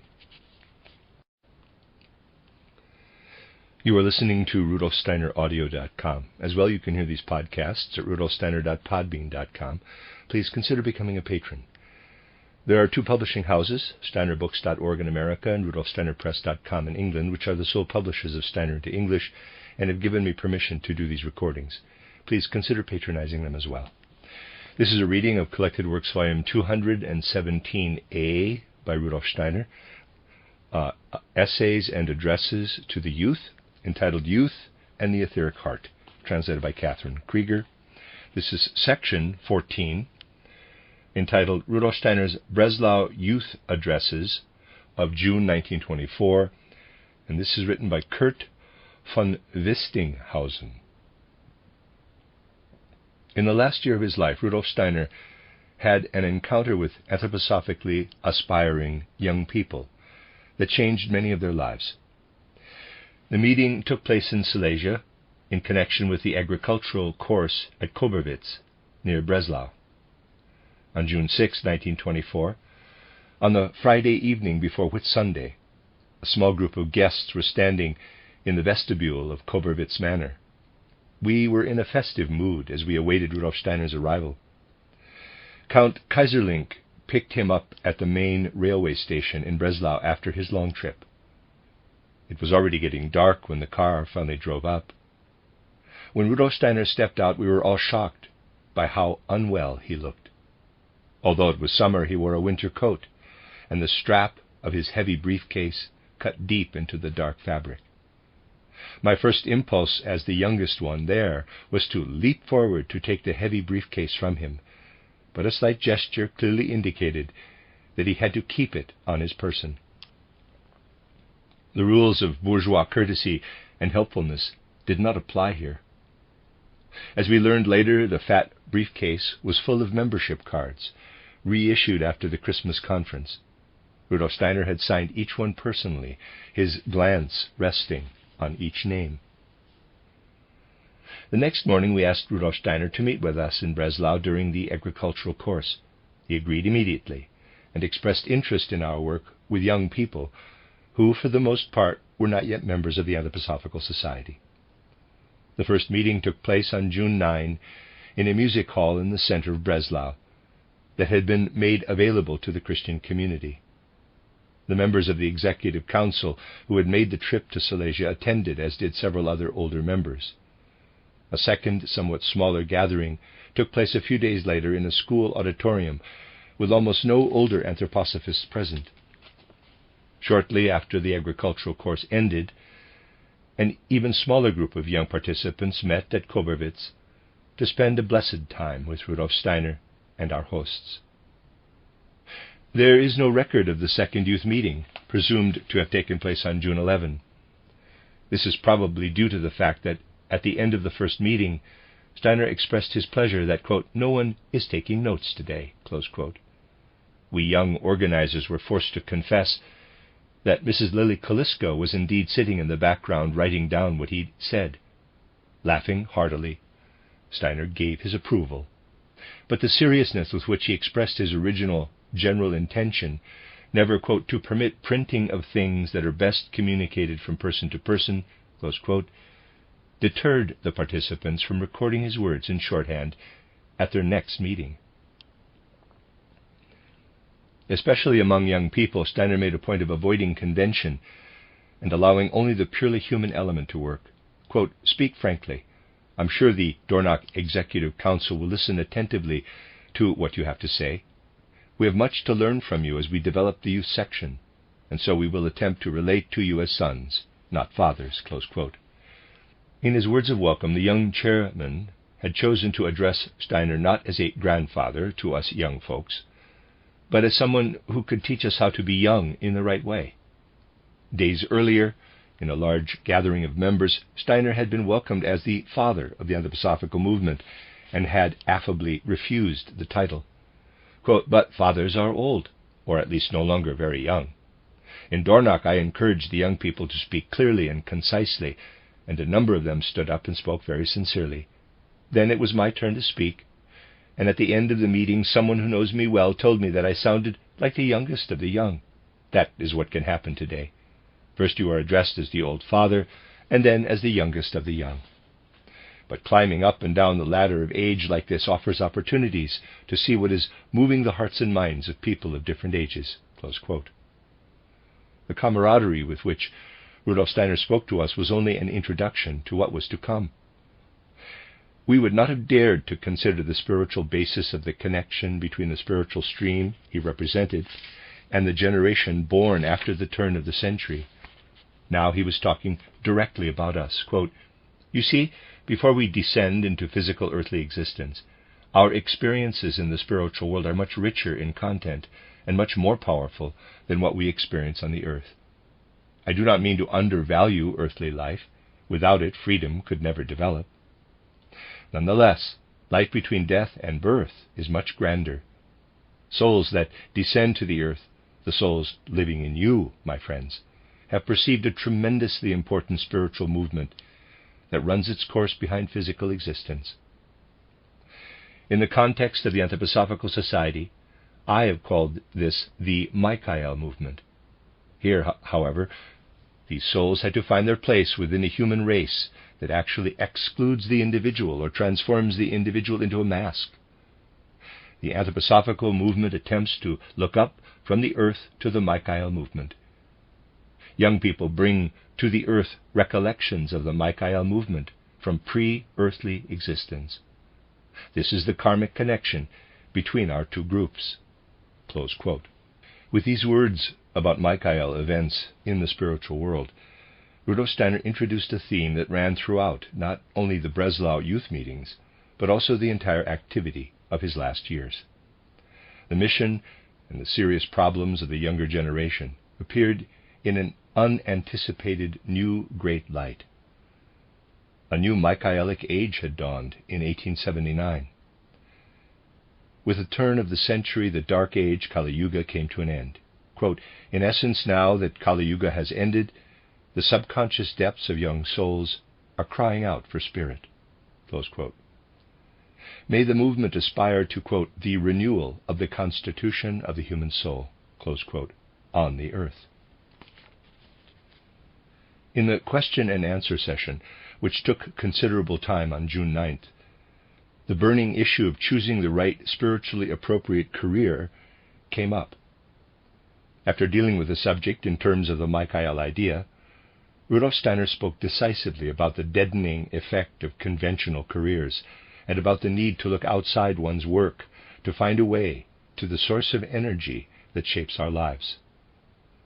In this context, he talked about the great Michael festivals he hoped to see happen in the future, saying that he would absolutely prevent them from happening as long as the Anthroposophical movement was not strong enough to celebrate them worthily. Quote, "Celebrated with due dignity, such festivals will trigger great impulses in humankind." Close quote. As Steiner spoke of these future, quote, "festivals of hope and expectation," close quote, he gazed over our heads as if into a great distance, with a steely look in his eyes that seemed to us to reflect the world he was perceiving directly. Raising his voice, he told us that in celebrating these festivals, quote, "the image of Michael, with his guiding eyes and hands and his spiritual armor, must stand before us." Close quote. It was a fatefully impressive moment. His talk ended on an equally unexpected note. Steiner described his book, titled How to Know Higher Worlds, as a, in quotes, Wandervogel book. He said that, like most of his books, he had written it lying in bed, so his critics were wrong in saying that it had been composed on a typewriter. On the contrary, its writing definitely included nature. Hiking by itself is not important. What is important is to see with the heart. A related question was asked at the second gathering, devoted entirely to questions and answers. There are two ways of experiencing nature.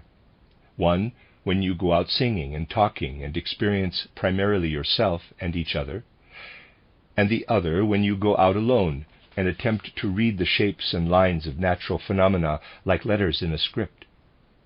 Which way is the right one? Steiner emphasized the importance of the question, and in connection with Nietzsche's title, The Birth of Tragedy, he talked about Dionysian and Apollonian modes of experience. The importance of the latter in deepening our understanding of nature on the basis of anthroposophy emerged clearly and suggested a totally new way of understanding the Wandervogel. Steiner then spoke with great earnestness and tenderness of the nearness of comrades who had died in the World War. Because of its importance, I will still specifically mention Steiner's answer to one other question during this second youth meeting. A young woman was at odds with her parents because of her participation in the Anthroposophical youth group, and the resulting difficulties were disrupting the peace at home for her many brothers and sisters. She asked whether it would be better in such instances to give up anthroposophical activities.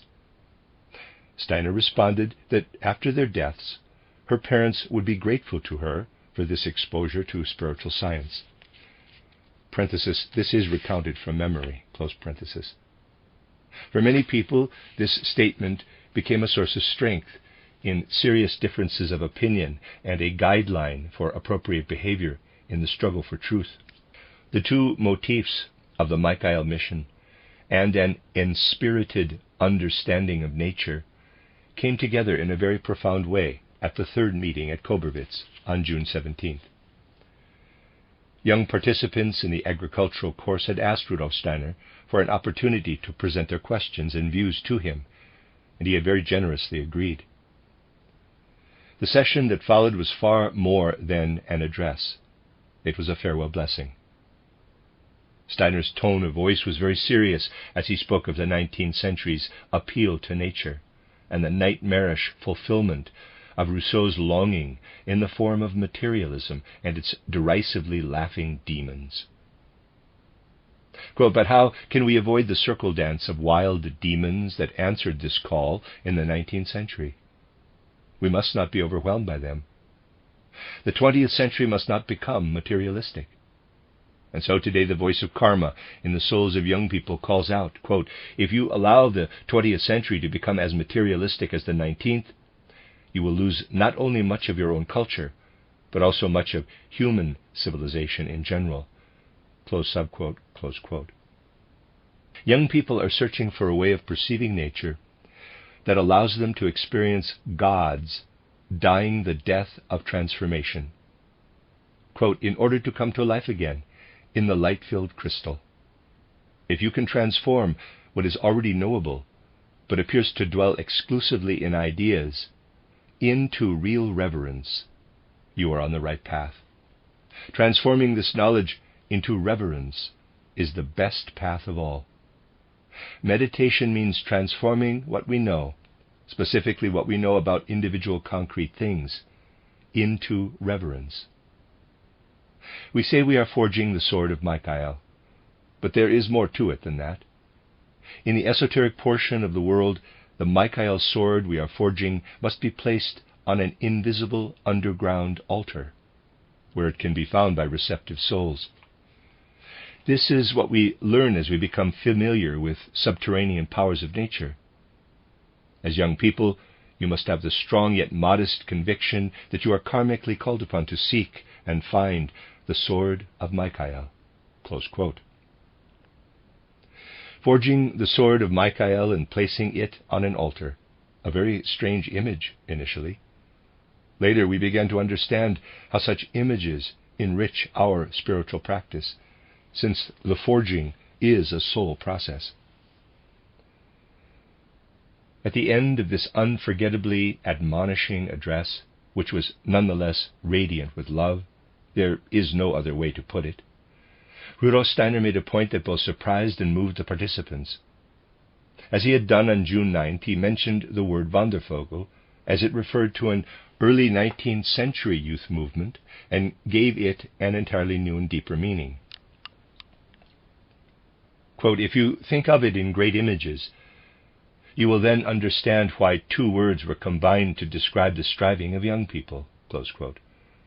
What these young people were actually looking for was Wotan, the wanderer of ancient times, quote, "who surges in the wind and clouds and waves of the earth organism," close quote, and the language of the birds, which we learn, quote, by activating Siegfried's power of recollection within ourselves, along with Siegfried's sword, which is simply a prophetic precursor of the sword of Michael, close quote. With his sword, Siegfried overcame the dragon. He bathed in its blood and tasted it to learn the language of the birds. Quote, "We must find the way from wandering to Wotan, to Siegfried," close quote. A longing fed by ancient Germanic mysteries is alive in the young generation that came to the earth after the turn of the century. This longing, however, must be understood and taken further in order to grasp the Michael mystery of our time. If it is not, we can reasonably conclude that it will succumb to demons as it degenerates into materialism and calls for an untimely return to the forces of the past. This is what Steiner told us at Whitsun in 1924. Shortly afterward, the youth section challenged us to look forward to the 1930s in a preview of the growing dangers to which Central Europe later succumbed in its secret urge for grand movements, true leadership, and the I mystery of the blood. Steiner's words, however, remain a legacy to the present and to those born later. What happened in 1924 can be seen as a very first step, barely understood by those involved at the time, toward true Michaelic youthfulness, with Steiner as our simultaneously grave and joyful guide. At the end of the Koberwitz address, Steiner grasped the hand of each participant in his own two hands. Then we accompanied him to the Breslau railroad station and saw him off to Jena, where he was to inaugurate Anthroposophical curative education. The first youth meeting described at the beginning of this account had a brief and unexpected sequel. I was one of the organizers and was also allowed to participate in the agricultural course as a guest. The next day, Steiner met me in the entry and stopped me to ask, quote, "Were you satisfied with how it went yesterday?" Close quote. Greatly surprised by the question, I stammered out thanks on behalf of all the participants. In the same instant, however, I had the impression that now would be an opportunity to ask a question. So I said, quote, "Dr. Steiner, you're writing weekly letters to the members in the newsletter.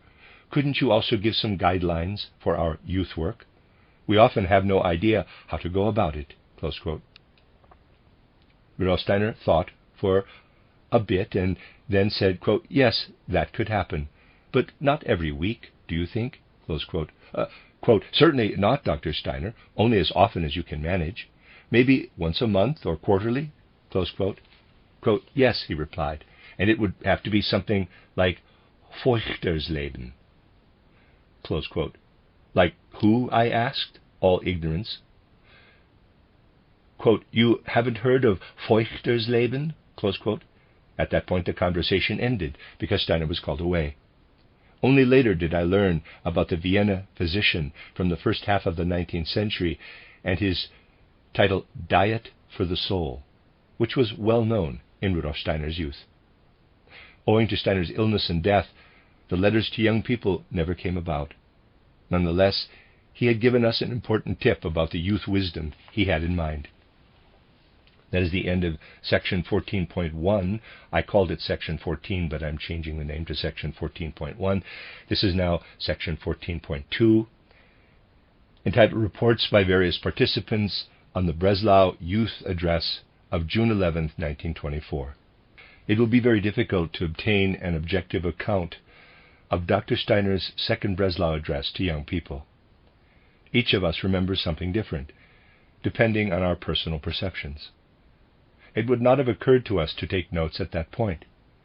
We were deeply impressed, not only by Dr. Steiner's comment in that regard, but also by his whole approach to the individuals who asked questions and to the current situation in our circle, as well as by how he said some things to us. After the introduction, as I recall, the first question was something like this, quote, "When we go out into nature, I always feel uncomfortable about how noisy we are in enjoying it. And I often wonder whether we humans shouldn't also be giving something back to nature." Close quote. Dr. Steiner said, quote, "That's a very nice question, a very good or important question," close quote, and added that he wanted to come back to the theme of the first meeting about Apollonian and Dionysian approaches. He told us very seriously that young people live one-sidedly in the Dionysian element, and added, quote, "You know, in the end, Nietzsche's Zarathustra goes mad. That is the danger. The Dionysian experience must be complemented by the Apollonian, which also needs to be sought out and cultivated." Close quote. In retrospect, this answer was quite shattering, because the young friend who asked the question died 2 years later as a consequence of mental illness. No further notes are available on Rudolf Steiner's recapitulation of the Dionysian Apollonian elements, close bracket. The next question was this, quote, title, "How to Know Higher Worlds Challenges Us to Always Practice Tolerance." How can we rise to this challenge as young people who so often find ourselves in conflict with older people, such as our own parents? We don't practice tolerance in these situations, close quote. Dr. Steiner said, quote, "After their deaths, your parents will be grateful to you, because disagreements with young people have beneficial consequences for old people after death." Close quote. The last question dealt with relationships with the dead.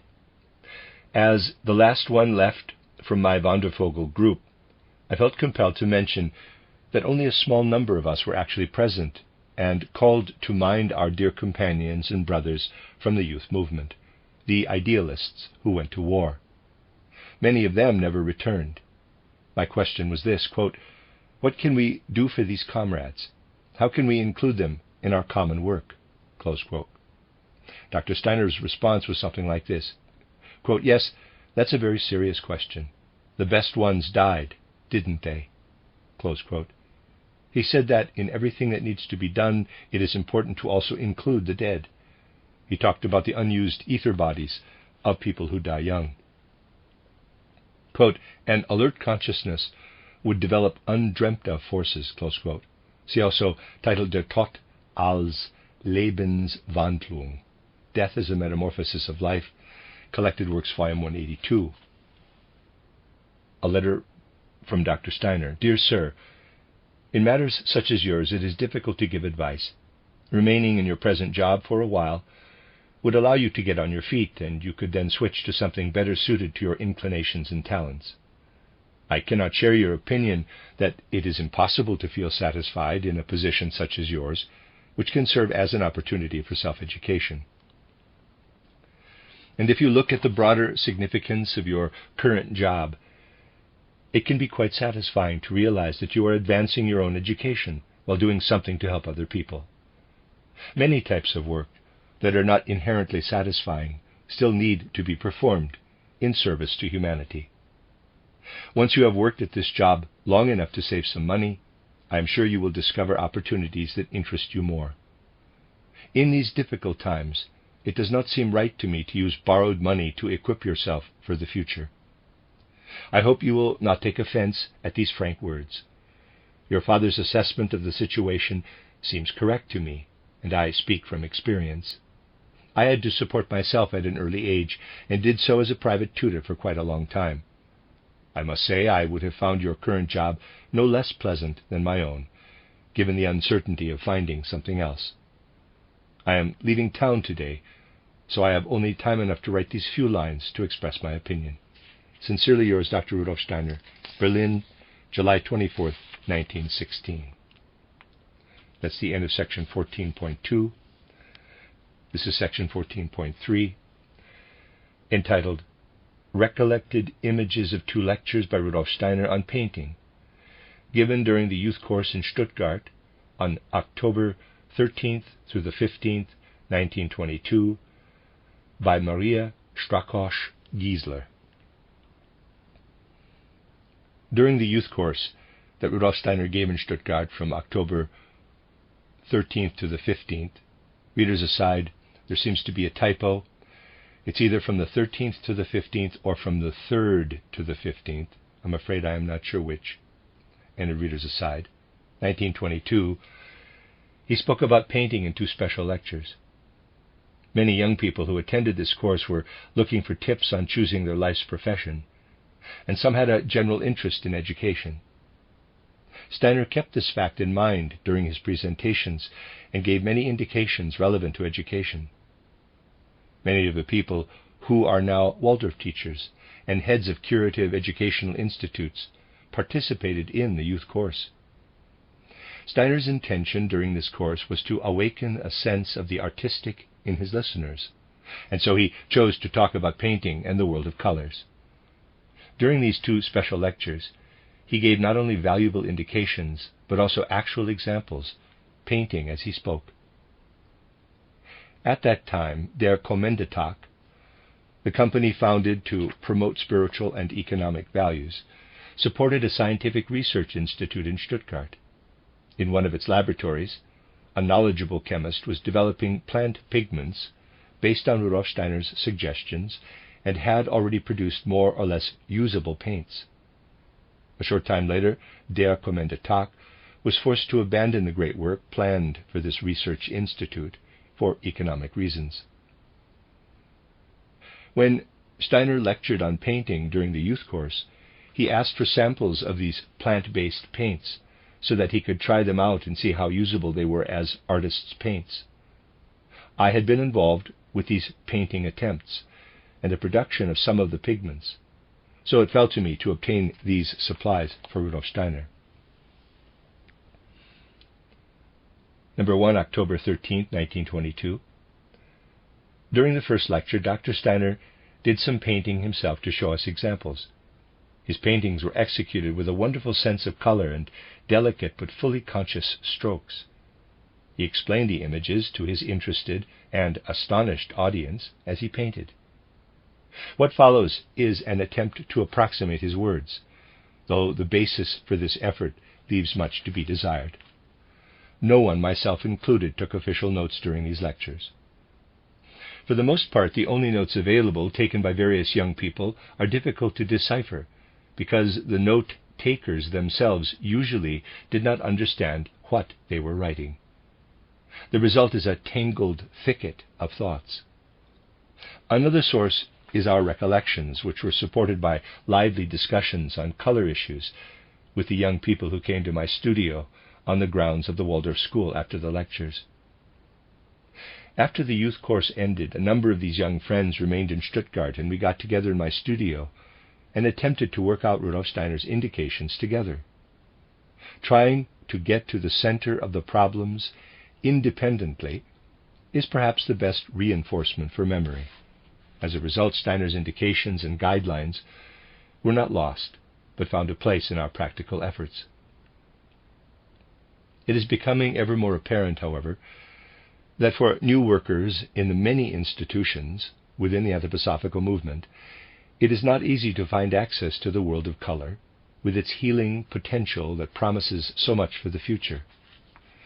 This is why I will attempt here to reproduce some aspects of these lectures, in part from various notes and in part from my own experience, which gradually developed out of my recollections of Steiner's words. Here and there in these sketches are words and sentences, often only half sentences, that Rudolf Steiner actually spoke. To identify them, these passages are printed in italics. On October 13th, in the first of the lectures on painting, given during the youth course, Dr. Steiner spoke first about art in general, saying that Kunst, art, comes from the word können, to be able to do something.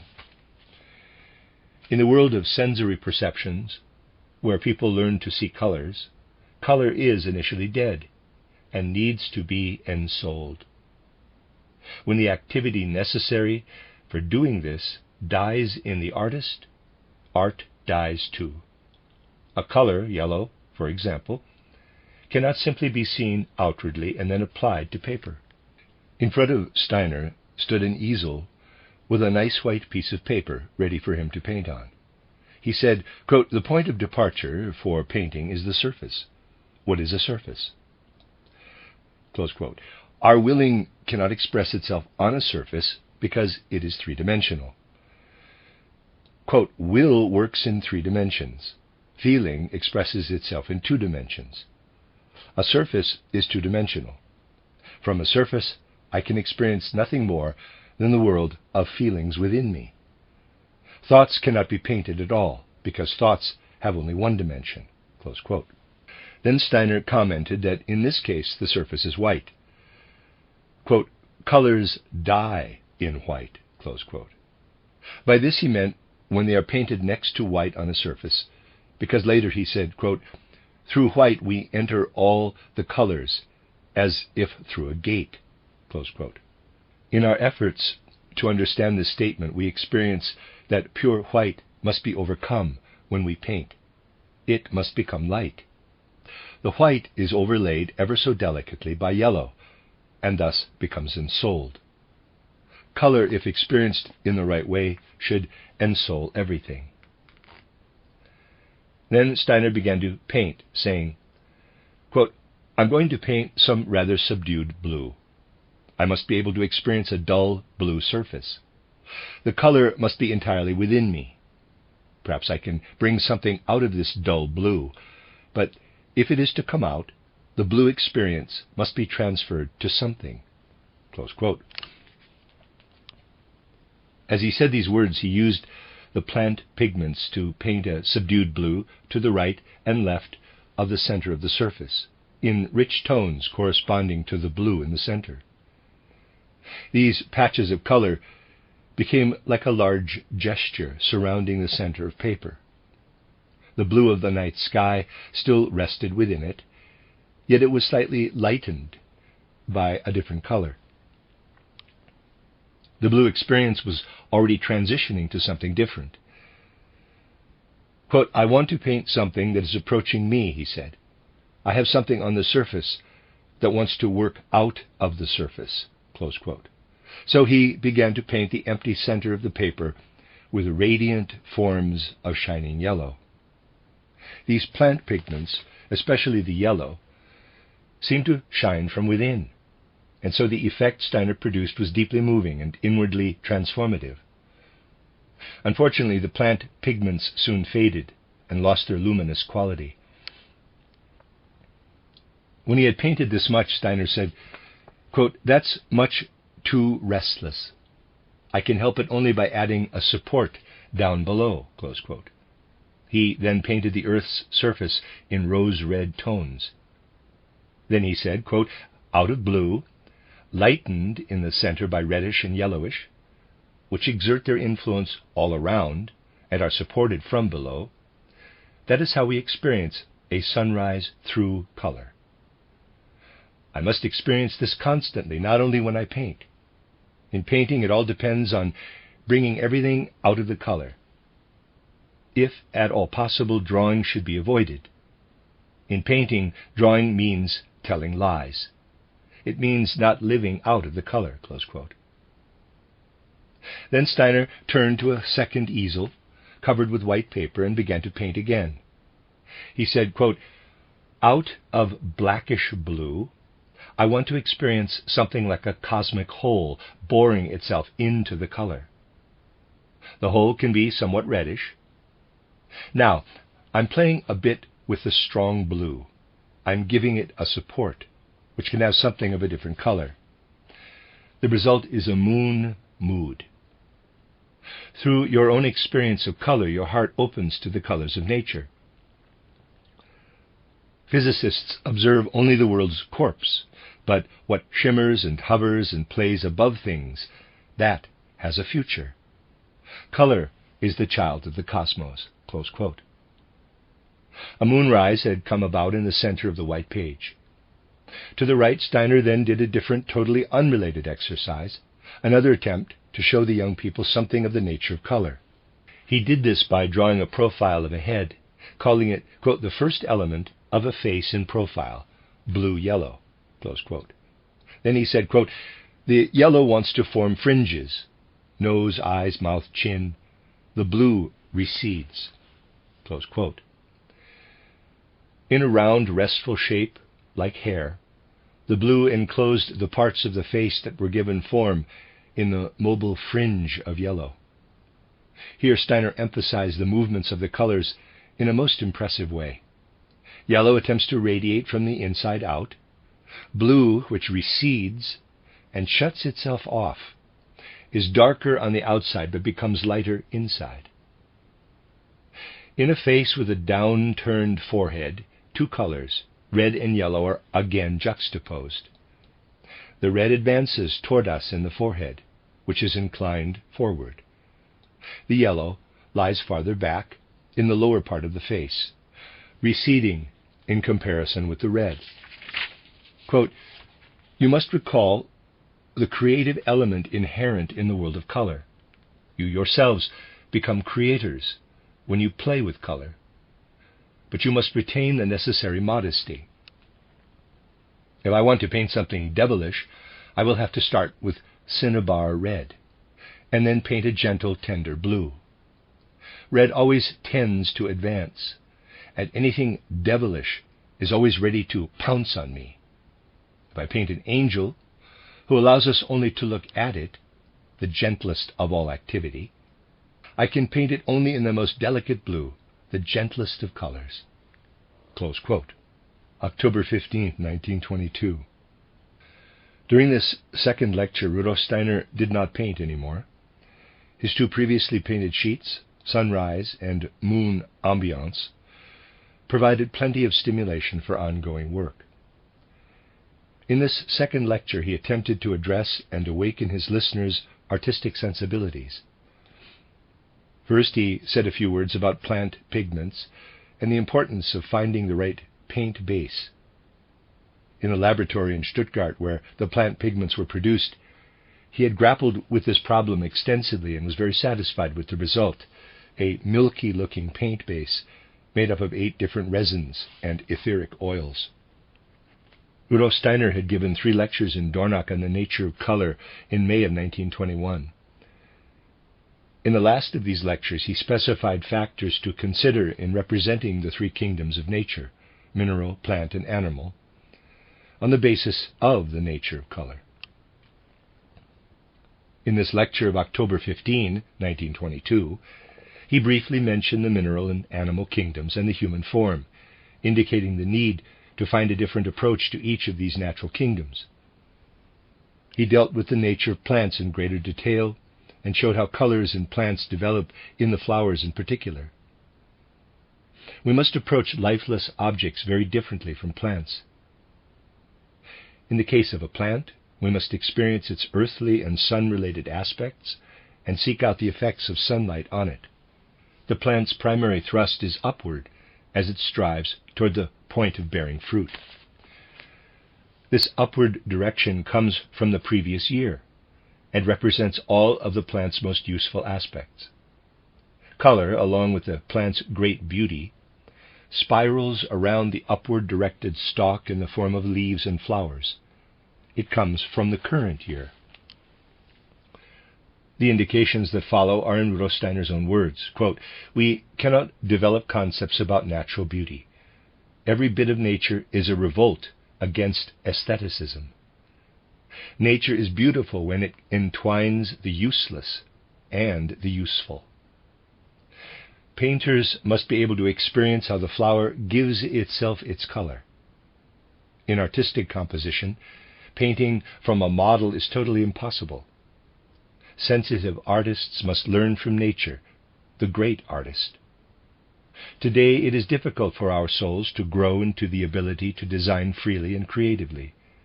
But the world of color is inherently creative, and we must find our way into it actively and thoroughly." Close quote.